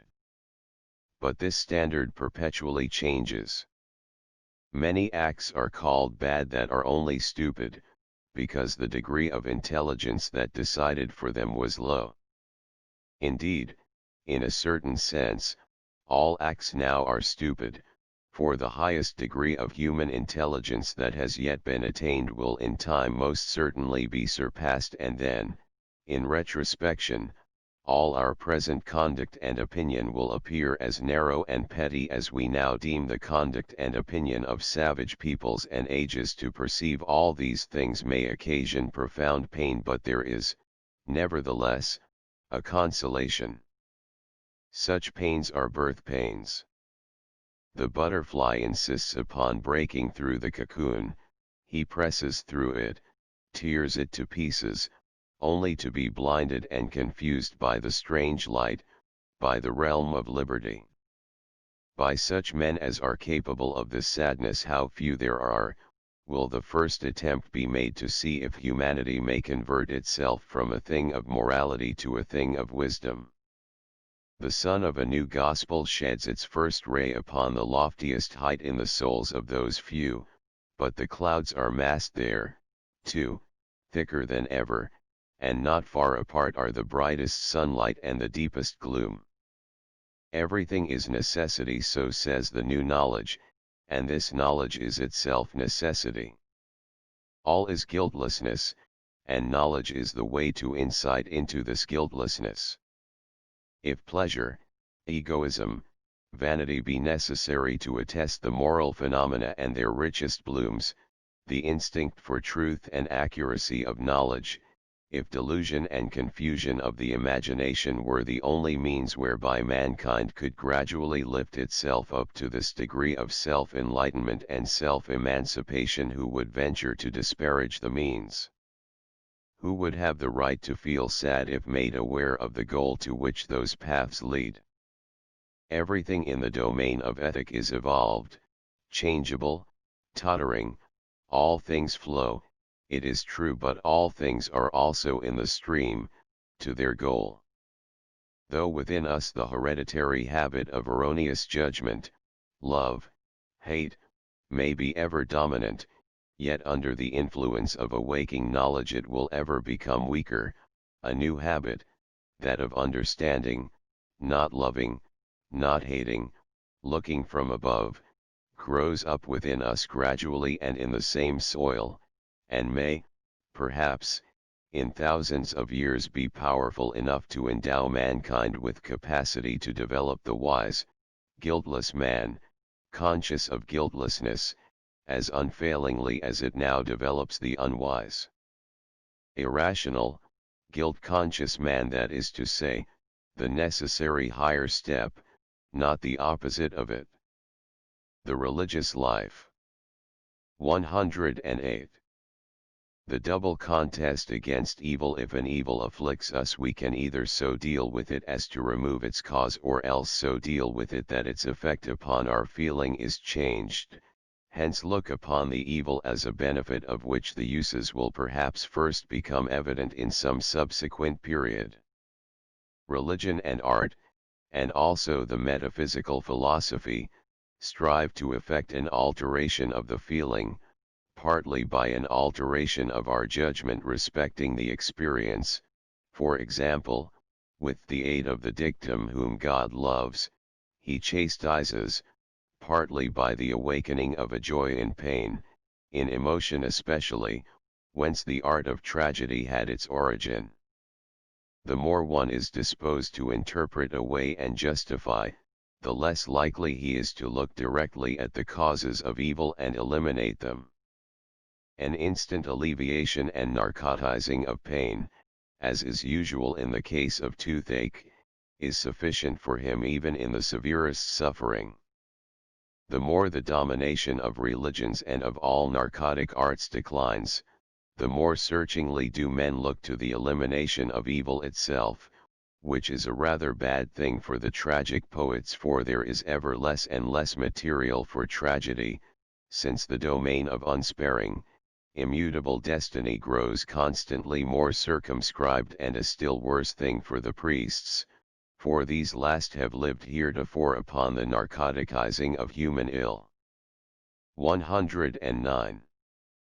Sorrow is knowledge. How willingly would not one exchange the false assertions of the homines religiosi that there is a God who commands us to be good, who is the sentinel and witness of every act, every moment, every thought, who loves us, who plans our welfare in every misfortune. How willingly would not one exchange these for truths as healing, beneficial and grateful as those delusions. But there are no such truths. Philosophy can at most set up in opposition to them other metaphysical plausibilities, fundamental untruths as well.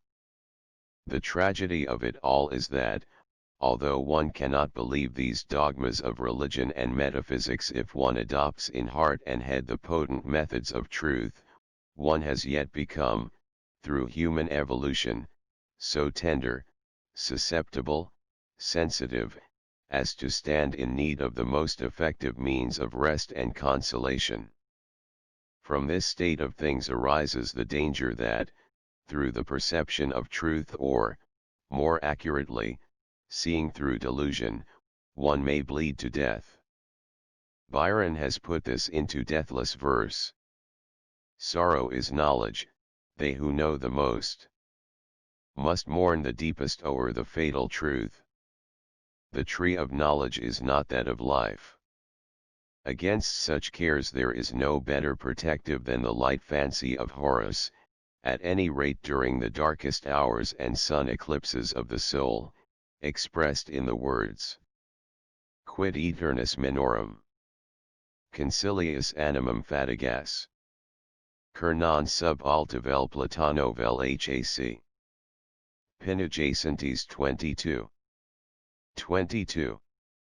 Then wherefore should you, who are mortal, outwear your soul with a profitless burden of care.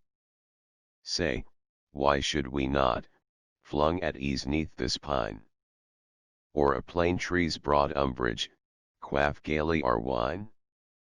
Translation of Sir Theodore Martin. At any rate, light fancy or heavy-heartedness of any degree must be better than a romantic retrogression and desertion of one's flag, an approach to Christianity in any form, for with it, in the present state of knowledge, one can have nothing to do without hopelessly defiling one's intellectual integrity and surrendering it unconditionally. These woes may be painful enough, but without pain one cannot become a leader and guide of humanity, and woe to him who would be such and lacks this pure integrity of the intellect.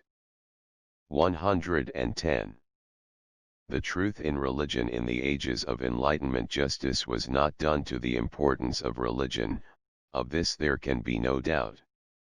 It is also equally certain that in the ensuing reaction of enlightenment, the demands of justice were far exceeded, inasmuch as religion was treated with love, even with infatuation, and proclaimed as a profound, indeed the most profound knowledge of the world, which science had but to divest of its dogmatic garb in order to possess truth in its unmythical form. Religions must therefore, this was the contention of all foes of enlightenment sensu allegorico, with regard for the comprehension of the masses, give expression to that ancient truth which is wisdom in itself, inasmuch as all science of modern times has led up to it instead of away from it. So that between the most ancient wisdom of man and all later wisdom there prevails harmony, even similarity of viewpoint, and the advancement of knowledge, if one be disposed to concede such a thing, has to do not with its nature but with its propagation. This whole conception of religion and science is through and through erroneous, and none would today be hardy enough to countenance it had not Schopenhauer's rhetoric taken it under protection, this high-sounding rhetoric which now gains auditors after the lapse of a generation. Much as may be gained from Schopenhauer's religio-ethical human and cosmical oracle as regards the comprehension of Christianity and other religions, it is nevertheless certain that he erred regarding the value of religion to knowledge. He himself was in this but a servile pupil of the scientific teachers of his time, who had all taken romanticism under their protection and renounced the spirit of enlightenment. Had he been born in our own time, it would have been impossible for him to have spoken of the sensus allegoricus of religion. He would instead have done truth the justice to say, never has a religion, directly or indirectly, either as dogma or as allegory, contained a truth. For all religions grew out of dread or necessity, and came into existence through an error of the reason. They have, perhaps, in times of danger from science, incorporated some philosophical doctrine or other into their systems in order to make it possible to continue one's existence within them. But this is but a theological work of art dating from the time in which a religion began to doubt of itself. These theological feats of art, which are most common in Christianity as the religion of a learned age, impregnated with philosophy, have led to the superstition of the sensus allegoricus, as has, even more, the habit of the philosophers, namely those half-natures, the poetical philosophers and the philosophizing artists, of dealing with their own feelings as if they constituted the fundamental nature of humanity, and hence of giving their own religious feelings a predominant influence over the structure of their systems. As the philosophers mostly philosophized under the influence of hereditary religious habits, or at least under the traditional influence of this metaphysical necessity, they naturally arrived at conclusions closely resembling the Judaic or Christian or Indian religious tenets, resembling, in the way that children are apt to look like their mothers, only in this case the fathers were not certain as to the maternity, as easily happens, but in the innocence of their admiration, they fabled regarding the family likeness of all religion and science. In reality, there exists between religion and true science neither relationship nor friendship, not even enmity, they dwell in different spheres. Every philosophy that lets the religious comet gleam through the darkness of its last outposts renders everything within it that purports to be science, suspicious. It is all probably religion, although it may assume the guise of science. Moreover, though all the peoples agree concerning certain religious things, for example, the existence of a God, which, by the way, as regards this point, is not the case, this fact would constitute an argument against the thing agreed upon, for example the very existence of a God. The consensus gentium and especially hominum can probably amount only to an absurdity. Against it there is no consensus omnium sapientium whatever, on any point, with the exception of which Goethe's verse speaks. All greatest sages to all latest ages will smile, wink and slyly agree. 'Tis folly to wait till a fool's empty pate has learned to be knowing and free. So children of wisdom must look upon fools as creatures who are never the better for schools. Stated without rhyme or meter and adapted to our case, the consensus sapientium is to the effect that the consensus gentium amounts to an absurdity. 111. Origin of religious worship. Let us transport ourselves back to the times in which religious life flourished most vigorously, and we will find a fundamental conviction prevalent which we no longer share and which has resulted in the closing of the door to religious life once for all. So far as we are concerned, this conviction has to do with nature and intercourse with her. In those times nothing is yet known of nature's laws. Neither for earth nor for heaven is there a must. A season, sunshine, rain can come or stay away as it pleases. There is wanting, in particular, all idea of natural causation. If a man rows, it is not the oar that moves the boat, but rowing is a magical ceremony whereby a demon is constrained to move the boat. All illness, death itself, is a consequence of magical influences. In sickness and death nothing natural is conceived.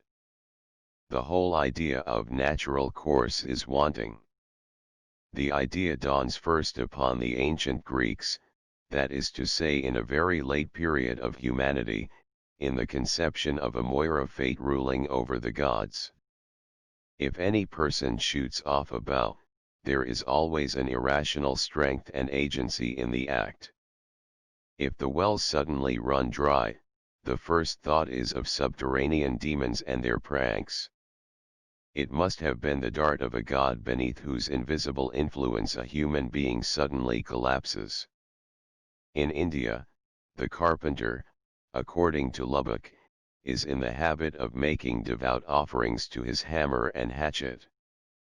A Brahmin treats the plume with which he writes, a soldier the weapon that he takes into the field, a mason his trowel, a laborer his plough, in the same way. All nature is, in the opinion of religious people, a sum total of the doings of conscious and willing beings, an immense mass of complex volitions.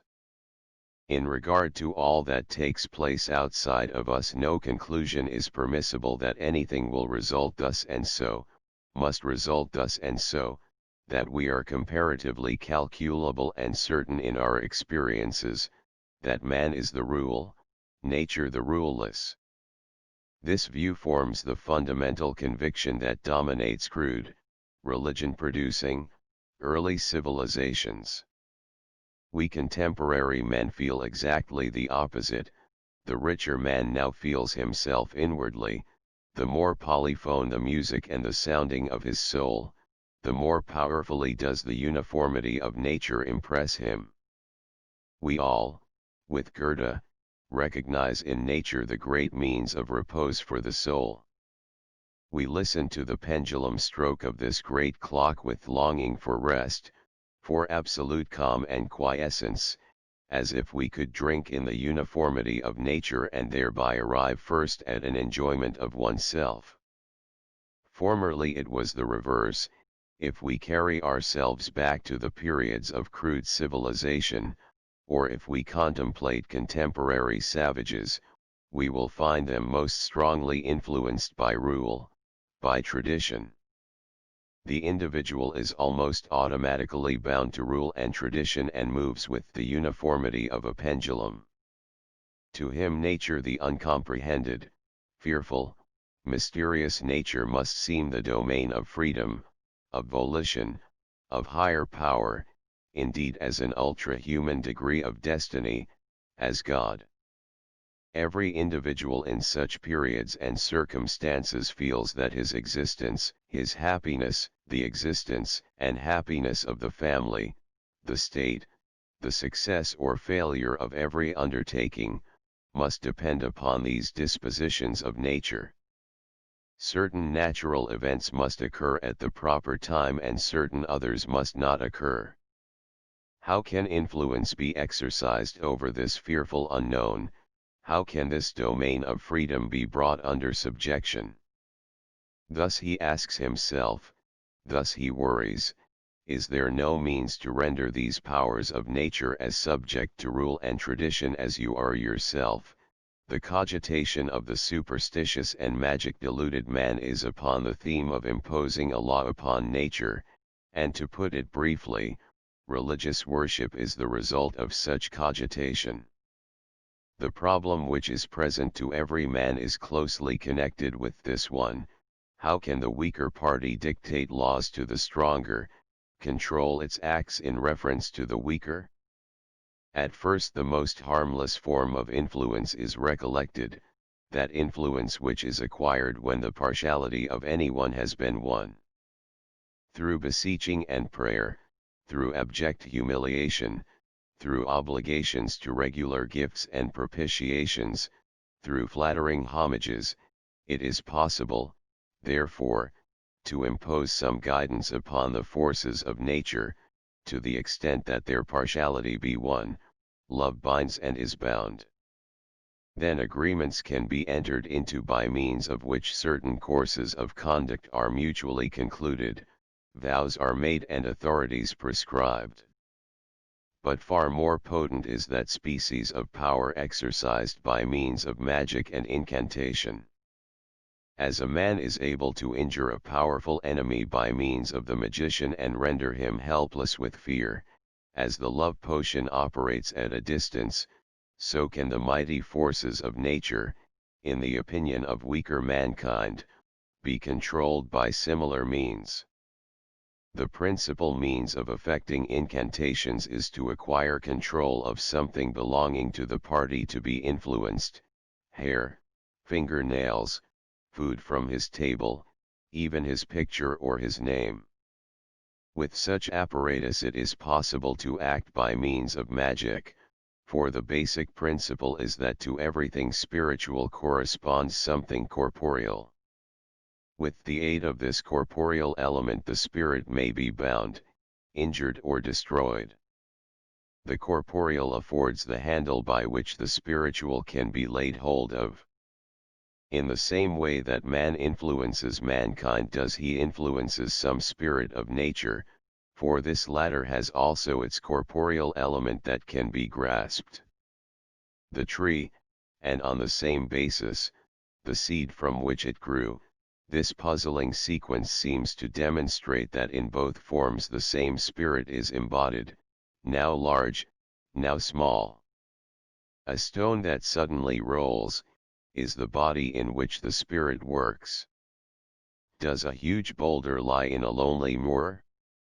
It is impossible to think of mortal power having placed it there. The stone must have moved itself there. That is to say, some spirit must dominate it. Everything that has a body is subject to magic, including, therefore, the spirits of nature.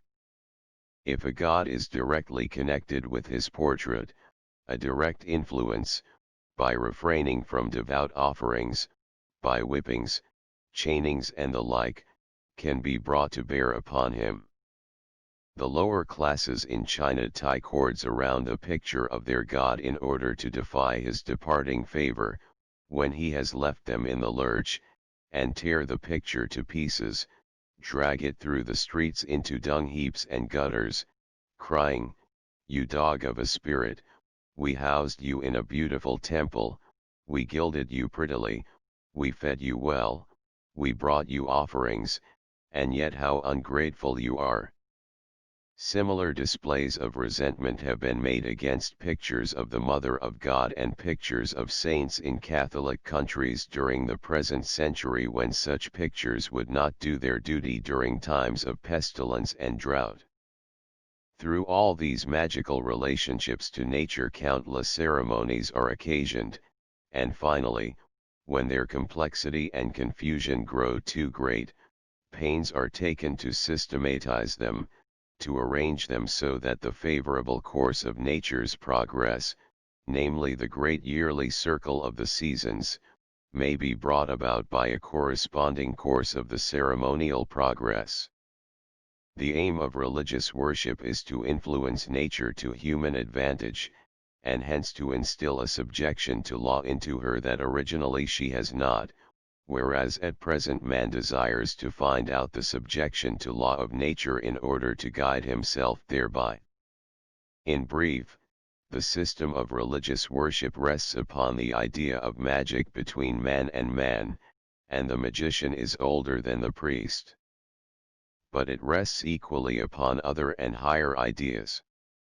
It brings into prominence the sympathetic relation of man to man, the existence of benevolence, gratitude, prayer, of truces between enemies, of loans upon security, of arrangements for the protection of property.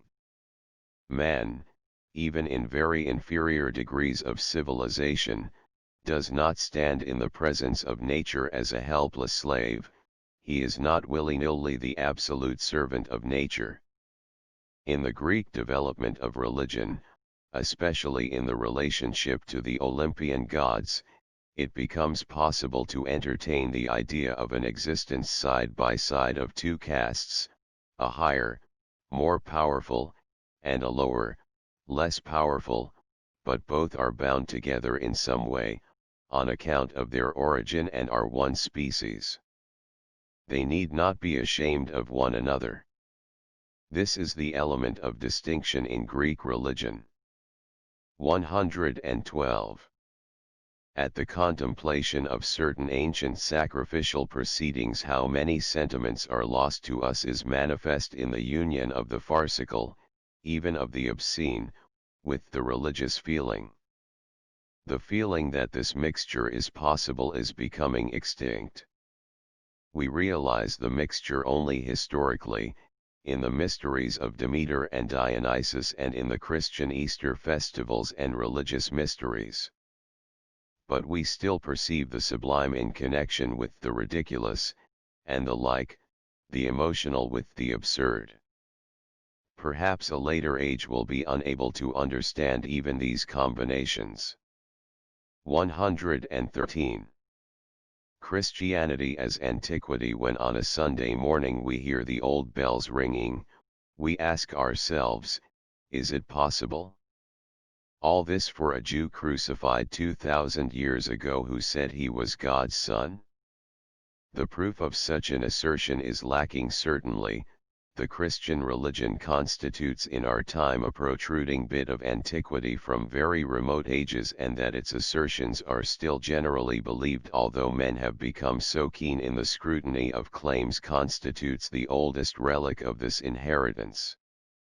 A God who begets children by a mortal woman, a sage who demands that no more work be done, that no more justice be administered but that the signs of the approaching end of the world be heeded, a system of justice that accepts an innocent as a vicarious sacrifice in the place of the guilty, a person who bids his disciples drink his blood, prayers for miracles, sins against a God expiated upon a God, fear of a hereafter to which death is the portal, the figure of the cross as a symbol in an age that no longer knows the purpose and the ignominy of the cross. How ghostly all these things flit before us out of the grave of their primitive antiquity.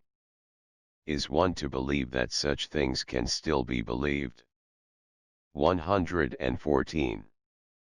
The un-Greek in Christianity. The Greeks did not look upon the Homeric gods above them as lords, nor upon themselves beneath as servants, after the fashion of the Jews. They saw but the counterpart as in a mirror of the most perfect specimens of their own caste, hence an ideal, but no contradiction of their own nature. There was a feeling of mutual relationship, resulting in a mutual interest, a sort of alliance.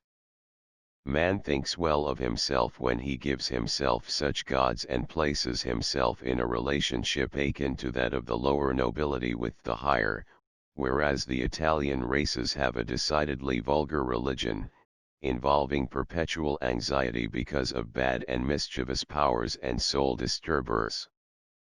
Wherever the Olympian gods receded into the background, there even Greek life became gloomier and more perturbed. Christianity, on the other hand, oppressed and degraded humanity completely and sank it into deepest mire.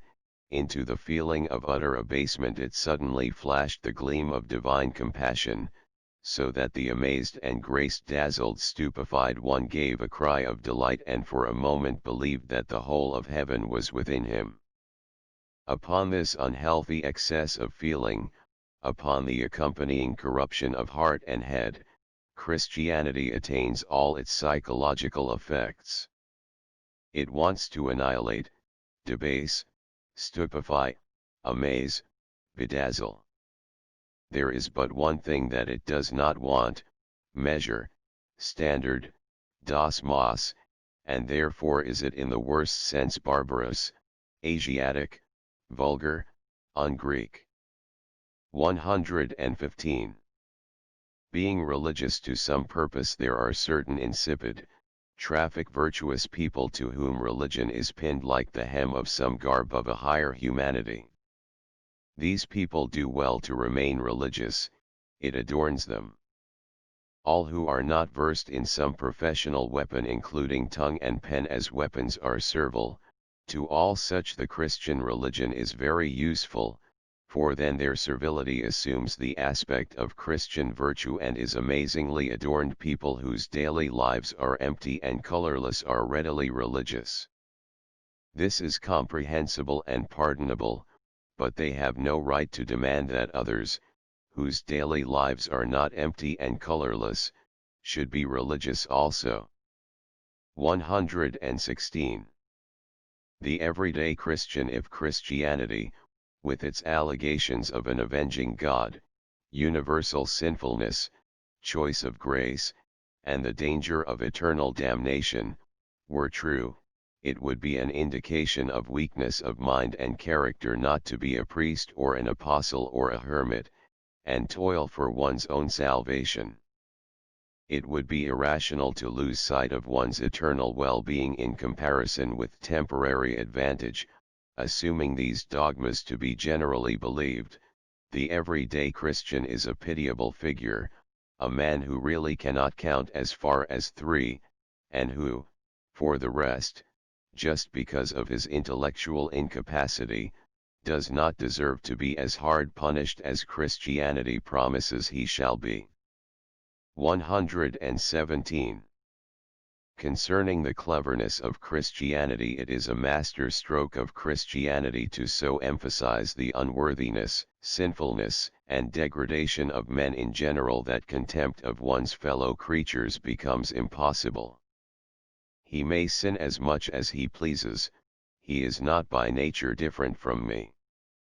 It is I who in every way am unworthy and contemptible. So says the Christian to himself. but even this feeling has lost its keenest sting, for the Christian does not believe in his individual degradation. He is bad in his general human capacity, and he soothes himself a little with the assertion that we are all alike. 118. Personal change. As soon as a religion rules, it has for its opponents those who were its first disciples. 119. Fate of Christianity. Christianity arose to lighten the heart, but now it must first make the heart heavy in order to be able to lighten it afterwards. Christianity will consequently go down. 120. The testimony of pleasure. The agreeable opinion is accepted as true. This is the testimony of pleasure, or as the Church says, the evidence of strength, of which all religions are so proud, although they should all be ashamed of it. If a belief did not make blessed, it would not be believed. How little it would be worth, then. 121. Dangerous play. Whoever gives religious feeling room, must then also let it grow. He can do nothing else. Then his being gradually changes. The religious element brings with it affinities and kinships. The whole circle of his judgment and feeling is clouded and draped in religious shadows. Feeling cannot stand still. One should be on one's guard. 122. The blind pupil. As long as one knows very well the strength and the weakness of one's dogma, one's art, one's religion, its strength is still low.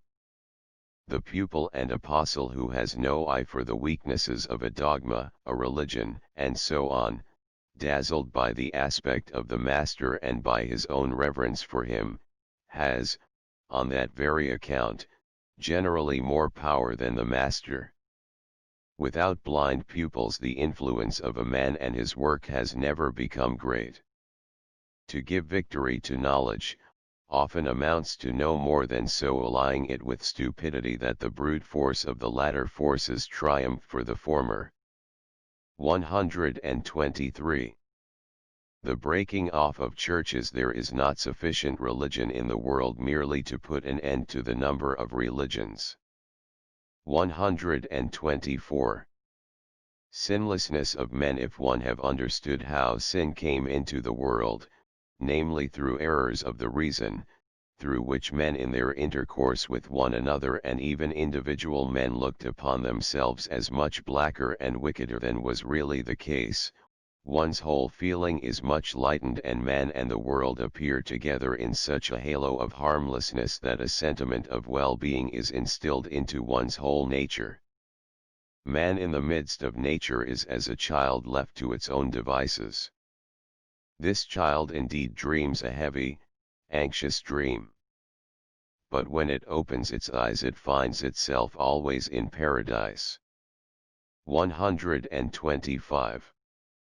Irreligiousness of artists. Homer is so much at home among his gods and is as a poet so good-natured to them that he must have been profoundly irreligious.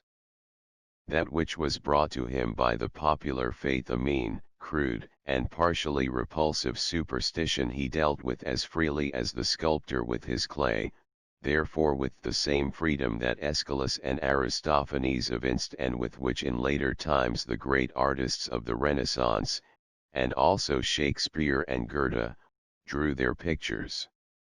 126. Art and strength of false interpretation. All the visions, fears, exhaustions and delights of the saint are well-known symptoms of sickness, which in him, owing to deep-rooted religious and psychological delusions, are explained quite differently, that is not as symptoms of sickness. So, too, perhaps, the demon of Socrates was nothing but a malady of the ear that he explained, in view of his predominant moral theory, in a manner different from what would be thought rational today. Nor is the case different with the frenzy and the frenzied speeches of the prophets and of the priests of the oracles. It is always the degree of wisdom, imagination, capacity, and morality in the heart and mind of the interpreters that got so much out of them. It is among the greatest feats of the men who are called geniuses and saints that they made interpreters for themselves who, fortunately for mankind, did not understand them. 127. Reverence for madness. Because it was perceived that an excitement of some kind often made the head clearer and occasioned fortunate inspirations, it was concluded that the utmost excitement would occasion the most fortunate inspirations. Hence the frenzied being was revered as a sage and an oracle giver. A false conclusion lies at the bottom of all this. 128. Promises of wisdom. Modern science has as its object as little pain as possible, as long a life as possible, hence a sort of eternal blessedness, but of a very limited kind in comparison with the promises of religion. 129. Forbidden generosity. There is not enough of love and goodness in the world to throw any of it away on conceited people. 130. Survival of religious training in the disposition. The Catholic Church, and before it all ancient education, controlled the whole domain of means through which man was put into certain unordinary moods and withdrawn from the cold calculation of personal advantage and from calm, rational reflection.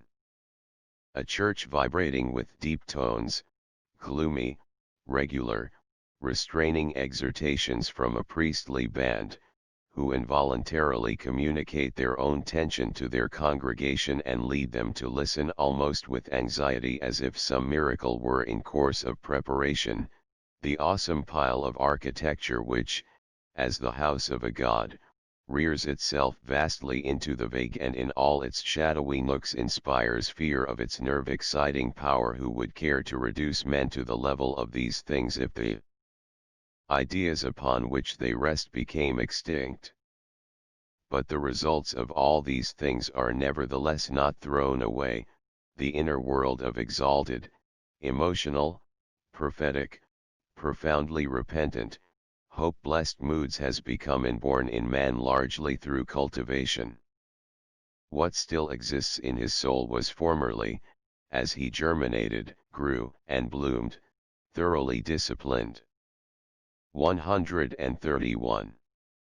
Religious afterpains. Though one believe oneself absolutely weaned away from religion, the process has yet not been so thorough as to make impossible a feeling of joy at the presence of religious feelings and dispositions without intelligible content, as, for example, in music, and if a philosophy alleges to us the validity of metaphysical hopes, through the peace of soul therein attainable, and also speaks of the whole true gospel in the look of Raphael's Madonna, we greet such declarations and innuendos with a welcome smile.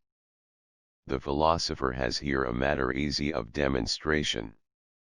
He responds with that which he is glad to give, namely a heart that is glad to accept.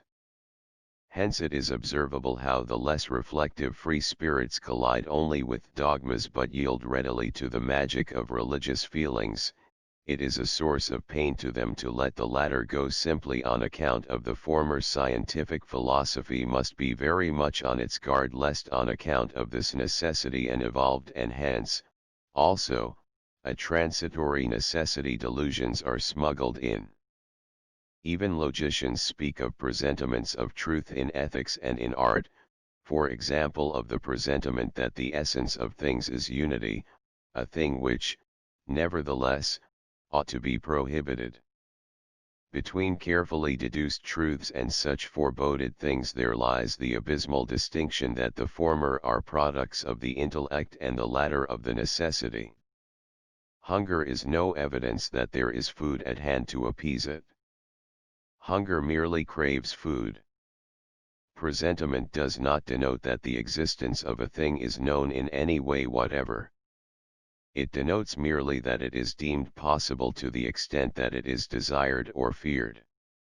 the presentiment is not one step forward in the domain of certainty. It is involuntarily believed that the religious-tinted sections of a philosophy are better attested than the others, but the case is at bottom just the opposite. There is simply the inner wish that it may be so, that the thing which beautifies may also be true. This wish leads us to accept bad grounds as good. 132. Of the Christian need of salvation, careful consideration must render it possible to propound some explanation of that process in the soul of a Christian which is termed need of salvation, and to propound an explanation, too, free from mythology, hence one purely psychological. Heretofore psychological explanations of religious conditions and processes have really been in disrepute, inasmuch as a theology calling itself free gave vent to its unprofitable nature in this domain, for its principal aim, so far as may be judged from the spirit of its creator, Schleiermacher, was the preservation of the Christian religion and the maintenance of the Christian theology. It appeared that in the psychological analysis of religious facts a new anchorage and above all a new calling were to be gained. Undisturbed by such predecessors, we venture the following exposition of the phenomena alluded to. Man is conscious of certain acts which are very firmly implanted in the general course of conduct. Indeed, he discovers in himself a predisposition to such acts that seems to him to be as unalterable as his very being. How gladly he would essay some other kind of acts which in the general estimate of conduct are rated the best and highest, how gladly he would welcome the consciousness of well-doing which ought to follow unselfish motive. Unfortunately, however, it goes no further than this longing. The discontent consequent upon being unable to satisfy it is added to all other kinds of discontent which result from his life destiny in particular, or which may be due to so-called bad acts, so that a deep depression ensues accompanied by a desire for some physician to remove it and all its causes. This condition would not be found so bitter if the individual but compared himself freely with other men, for then he would have no reason to be discontented with himself in particular, as he is merely bearing his share of the general burden of human discontent and incompleteness. But he compares himself with a being who alone must be capable of the conduct that is called unegoistic and of an enduring consciousness of unselfish motive, with God. It is because he gazes into this clear mirror, that his own self seems so extraordinarily distracted and so troubled. Thereupon the thought of that being, in so far as it flits before his fancy as retributive justice, occasions him anxiety. In every conceivable small and great experience he believes he sees the anger of the being, his threats, the very implements and monocles of his judge and prison. What succors him in this danger, which, in the prospect of an eternal duration of punishment, transcends in hideousness all the horrors that can be presented to the imagination? 133. Before we consider this condition in its further effects, we would admit to ourselves that man is betrayed into this condition not through his fault and sin but through a series of delusions of the reason, that it was the fault of the mirror if his own self appeared to him in the highest degree dark and hateful, and that that mirror was his own work, the very imperfect work of human imagination and judgment. In the first place, a being capable of absolutely unegoistic conduct is as fabulous as the phoenix. Such a being is not even thinkable for the very reason that the whole notion of unegoistic conduct, when closely examined, vanishes into air. Never yet has a man done anything solely for others and entirely without reference to a personal motive. Indeed, how could he possibly do anything that had no reference to himself, that is without inward compulsion, which must always have its basis in a personal need? How could the ego act without ego, a God, who, on the other hand, is all love, as he is usually represented, would not be capable of a solitary unegoistic act, whence one is reminded of a reflection of Lichtenberg's which is, in truth, taken from a lower sphere. We cannot possibly feel for others, as the expression goes, we feel only for ourselves. The assertion sounds hard, but it is not, if rightly understood. A man loves neither his father nor his mother nor his wife nor his child, but simply the feelings which they inspire. Or, as La Rochefoucauld says, if you think you love your mistress for the mere love of her, you are very much mistaken. Why acts of love are more highly prized than others, namely not on account of their nature, but on account of their utility, has already been explained in the section on the origin of moral feelings. But if a man should wish to be all love like the God aforesaid, and want to do all things for others and nothing for himself, the procedure would be fundamentally impossible because he must do a great deal for himself before there would be any possibility of doing anything for the love of others.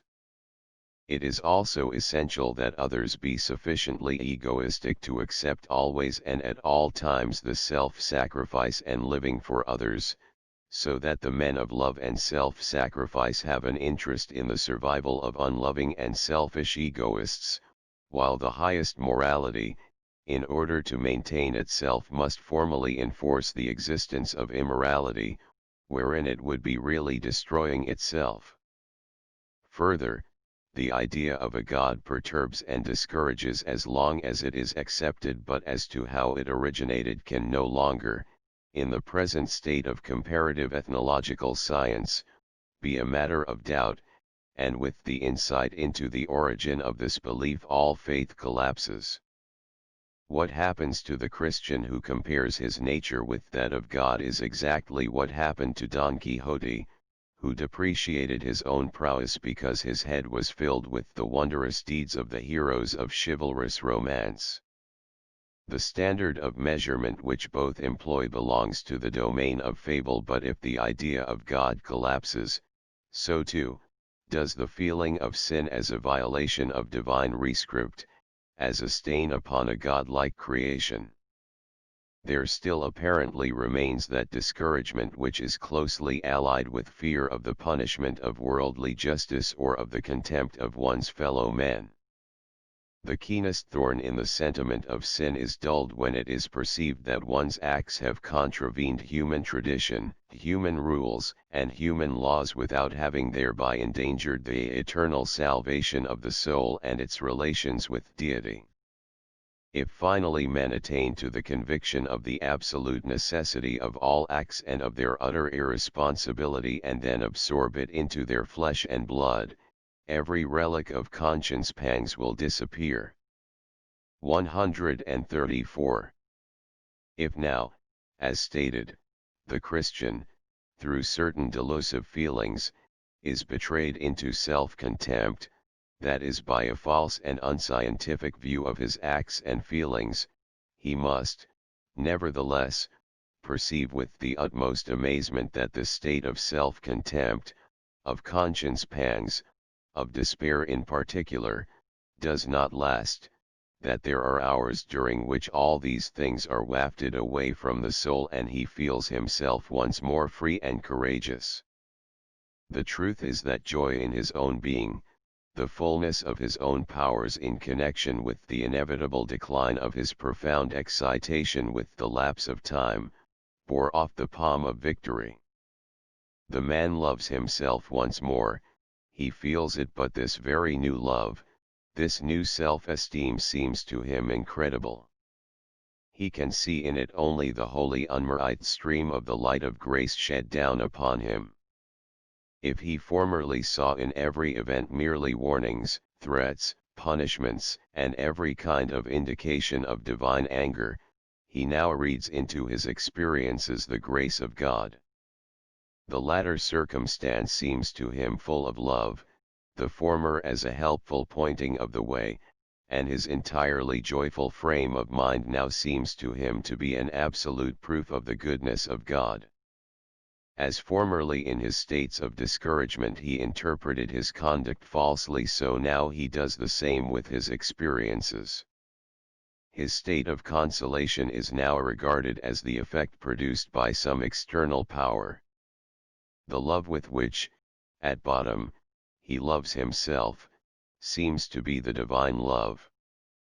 That which he calls grace and the preliminary of salvation is in reality self-grace, self-salvation. 135.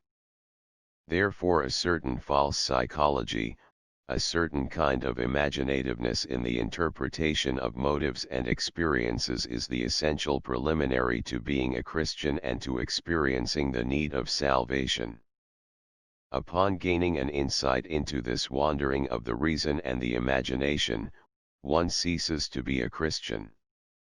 136.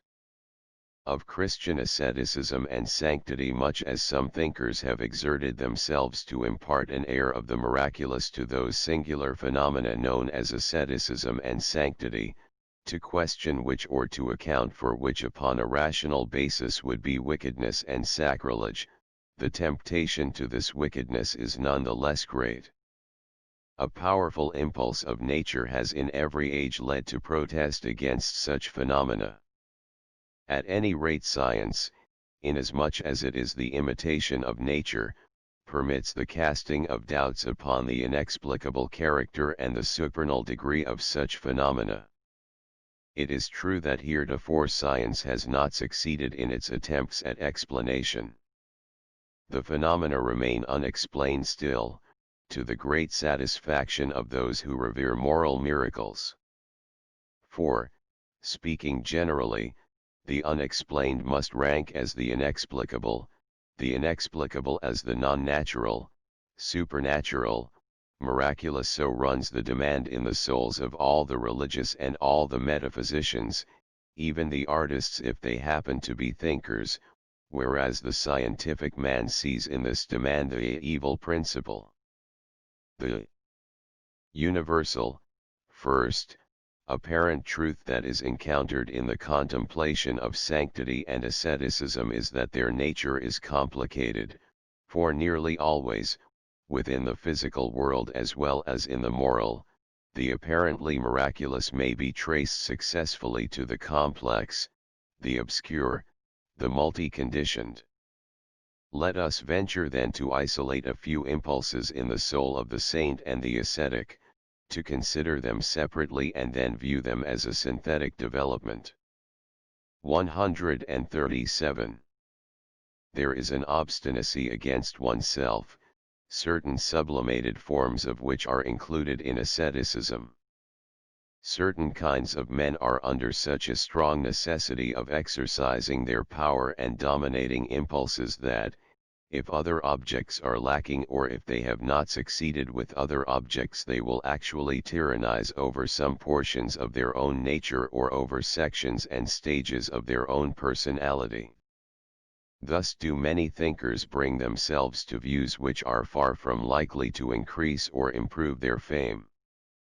Many deliberately bring down the contempt of others upon themselves, although they could easily have retained consideration by silence. Others contradict earlier opinions and do not shrink from the ordeal of being deemed inconsistent. On the contrary, they strive for this and act like eager riders who enjoy horseback exercise most when the horse is skittish. Thus will men in dangerous paths ascend to the highest steeps in order to laugh to scorn their own fear and their own trembling limbs. Thus will the philosopher embrace the dogmas of asceticism, humility, sanctity, in the light of which his own image appears in its most hideous aspect. This crushing of self, this mockery of one's own nature, this spurnier se spurni out of which religions have made so much, is in reality but a very high development of vanity. The whole ethic of the Sermon on the Mount belongs in this category, man has a true delight in mastering himself through exaggerated pretensions or excessive expedients and later deifying this tyrannically exacting something within him. In every scheme of ascetic ethics, man prays to one part of himself as if it were God, and hence it is necessary for him to treat the rest of himself as devil. 138. Man is not at all hours equally moral, this is established. If one's morality be judged according to one's capacity for great, self-sacrificing resolutions and abnegations, which when continual, and made a habit are known as sanctity, one is, in affection, or disposition, the most moral, while higher excitement supplies wholly new impulses which, were one calm and cool as ordinarily, one would not deem oneself even capable of. How comes this? Apparently from the propinquity of all great and lofty emotional states. If a man is brought to an extraordinary pitch of feeling, he can resolve upon a fearful revenge or upon a fearful renunciation of his thirst for vengeance indifferently. He craves, under the influences of powerful emotion, the great, the powerful, the immense, and if he chances to perceive that the sacrifice of himself will afford him as much satisfaction as the sacrifice of another, or will afford him more, he will choose self-sacrifice. What concerns him particularly is simply the unloading of his emotion. Hence he readily, to relieve his tension, grasps the darts of the enemy and buries them in his own breast. That in self-abnegation and not in revenge the element of greatness consisted must have been brought home to mankind only after long habituation. A god who sacrifices himself would be the most powerful and most effective symbol of this sort of greatness. As the conquest of the most hardly conquered enemy, the sudden mastering of a passion thus does such abnegation appear, hence it passes for the summit of morality. In reality all that is involved is the exchange of one idea for another whilst the temperament remained at a like altitude, a like tidal state. Men when coming out of the spell, or resting from such passionate excitation, no longer understand the morality of such instants, but the admiration of all who participated in the occasion sustains them. Pride is their support if the passion and the comprehension of their act weaken. Therefore, at bottom even such acts of self-abnegation are not moral inasmuch as they are not done with a strict regard for others. Rather do others afford the high-strung temperament an opportunity to lighten itself through such abnegation. 139.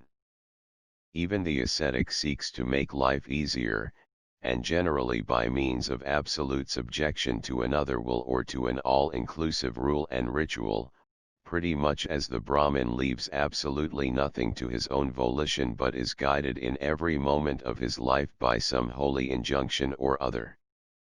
This subjection is a potent means of acquiring dominion over oneself.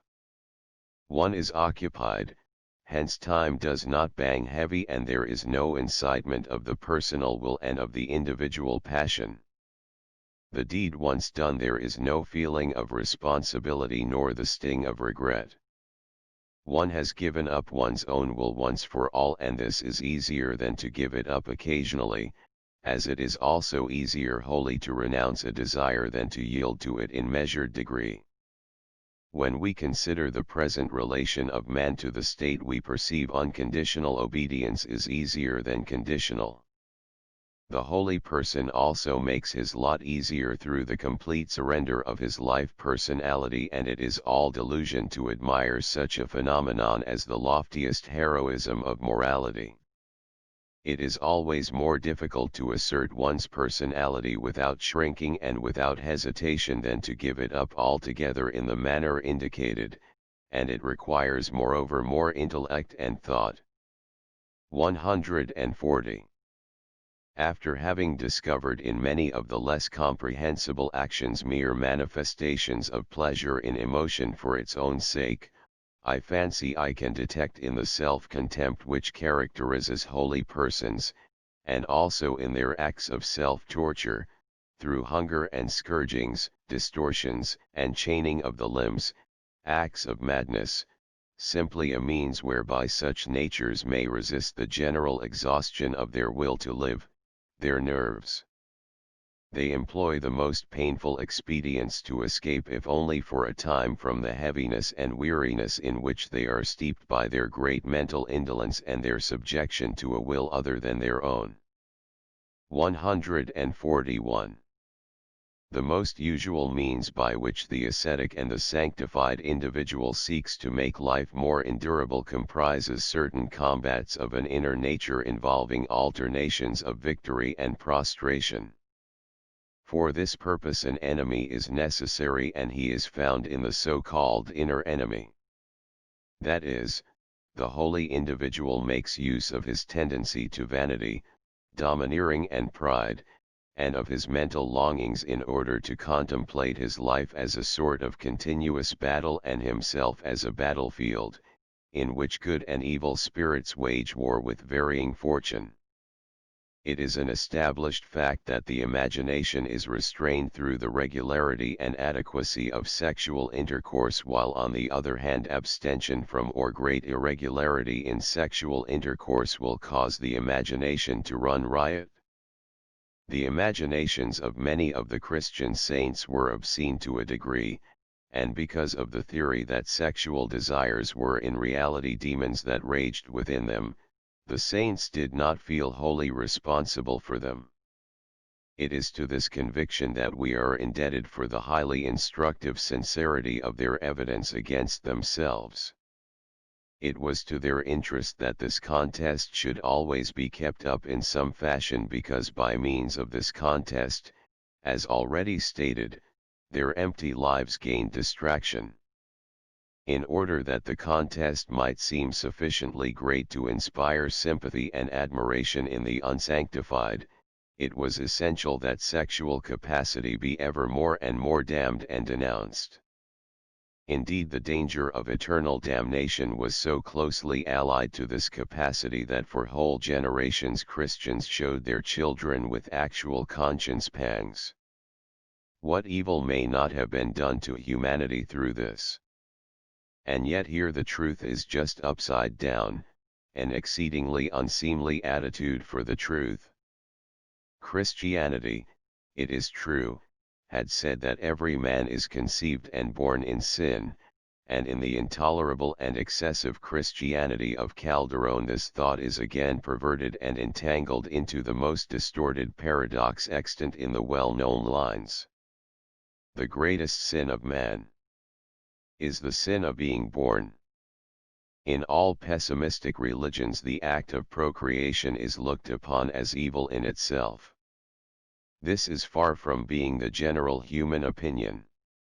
It is not even the opinion of all pessimists. Empedocles, for example, knows nothing of anything shameful, devilish, and sinful in it.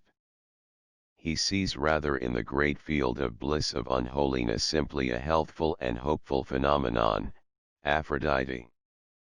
She is to him an evidence that strife does not always rage, but that sometime a gentle demon is to wield the scepter. The Christian pessimists of practice had, as stated, a direct interest in the prevalence of an opposite belief. They needed in the loneliness and the spiritual wilderness of their lives an ever-living enemy, and a universally known enemy through whose conquest they might appear to the unsanctified as utterly incomprehensible and half unnatural beings. When this enemy at last, as a result of their mode of life and their shattered health, took flight forever, they were able immediately to people their inner selves with new demons. The rise and fall of the balance of cheerfulness and despair maintained their addled brains in a totally new fluctuation of longing and peace of soul.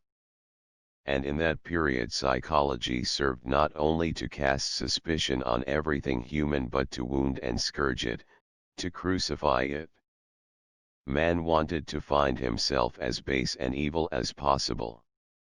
Man sought to become anxious about the state of his soul, he wished to be doubtful of his own capacity.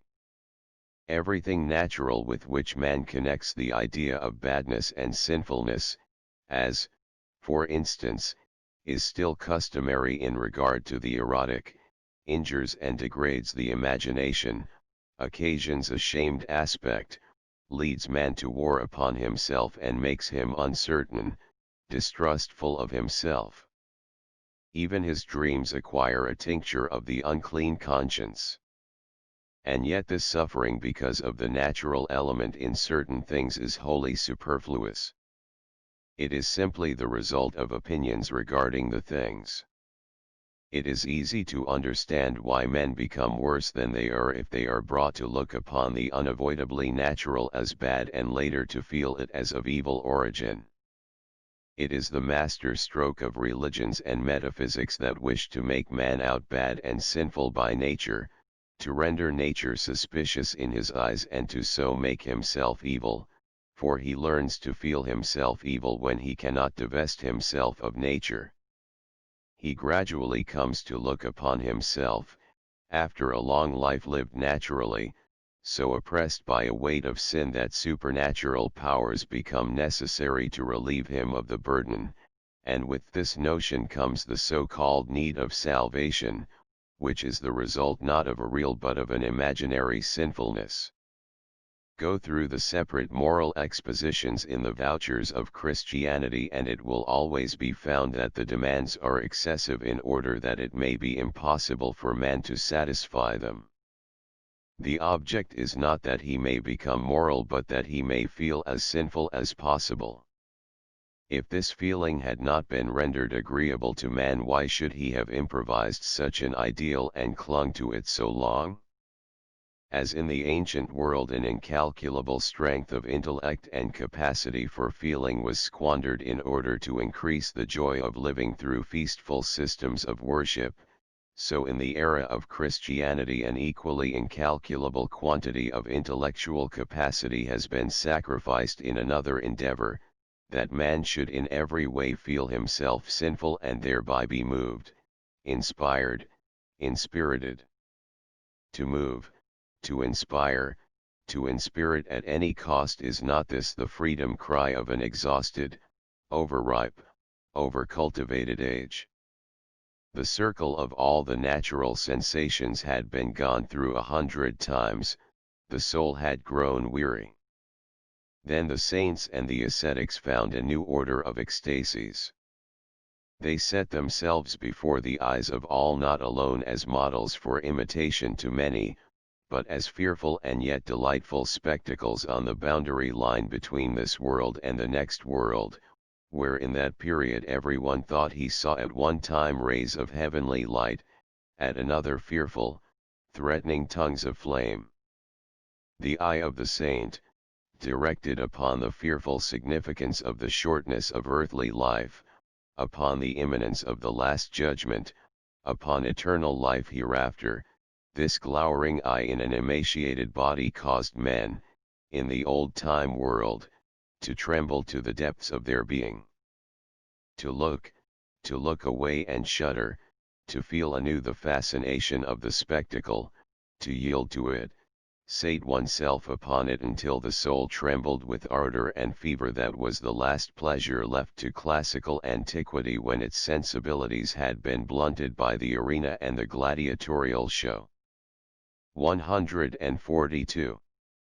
To sum up all that has been said, that condition of soul at which the saint or expectant saint is rejoiced is a combination of elements which we are all familiar with, except that under other influences than those of mere religious ideation they customarily arouse the censure of men in the same way that when combined with religion itself and regarded as the supreme attainment of sanctity, they are object of admiration and even of prayer, at least in more simple times.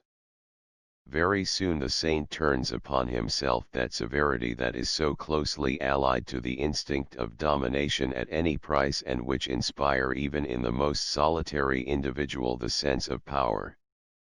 Soon his swollen sensitiveness of feeling breaks forth from the longing to restrain his passions within it and is transformed into a longing to master them as if they were wild steeds, the master impulse being ever that of a proud spirit. Next he craves a complete cessation of all perturbing, fascinating feelings, a waking sleep, an enduring repose in the lap of a dull, animal, plant-like indolence. Next he seeks the battle and extinguishes it within himself because weariness and boredom confront him. He binds his self-deification with self-contempt.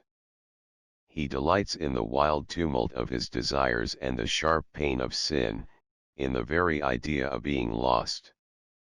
He is able to play his very passions, for instance the desire to domineer, a trick so that he goes to the other extreme of abject humiliation and subjection, so that his overwrought soul is without any restraint through this antithesis.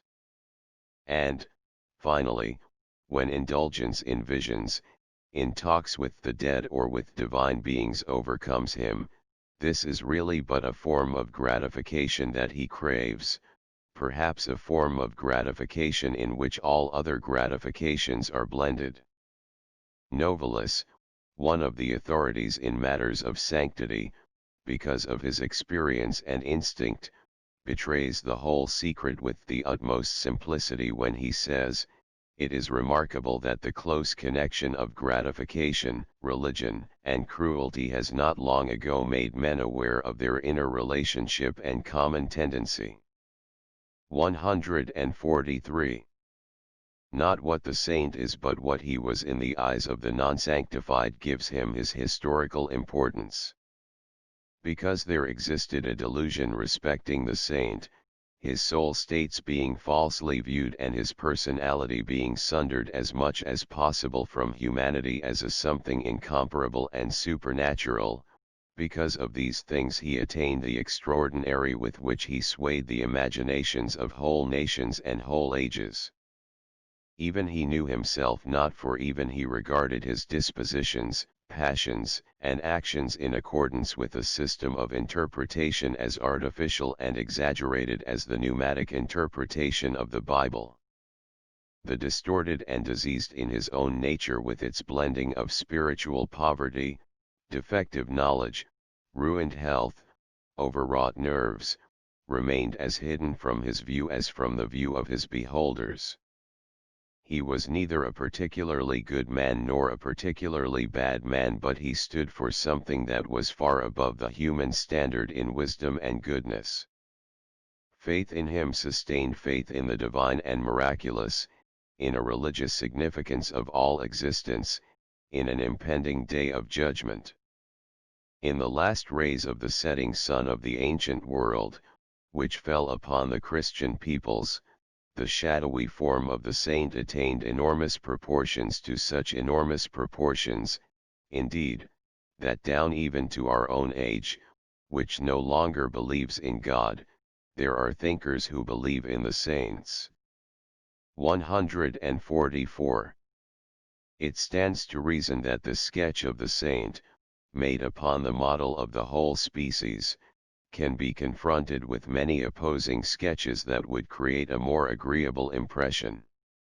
There are certain exceptions among the species who distinguish themselves either by a special gentleness or a special humanity, and perhaps by the strength of their own personality.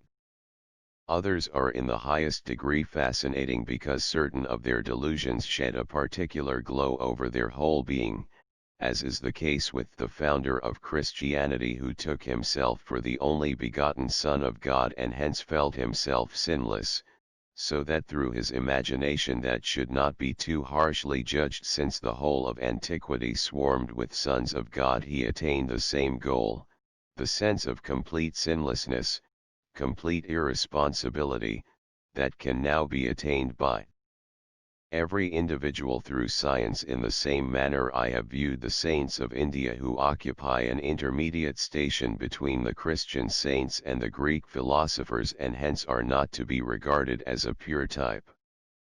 Knowledge and science, as far as they existed, and superiority to the rest of mankind by logical discipline and training of the intellectual powers, were insisted upon by the Buddhists as essential to sanctity, just as they were denounced by the Christian world as the indications of sinfulness.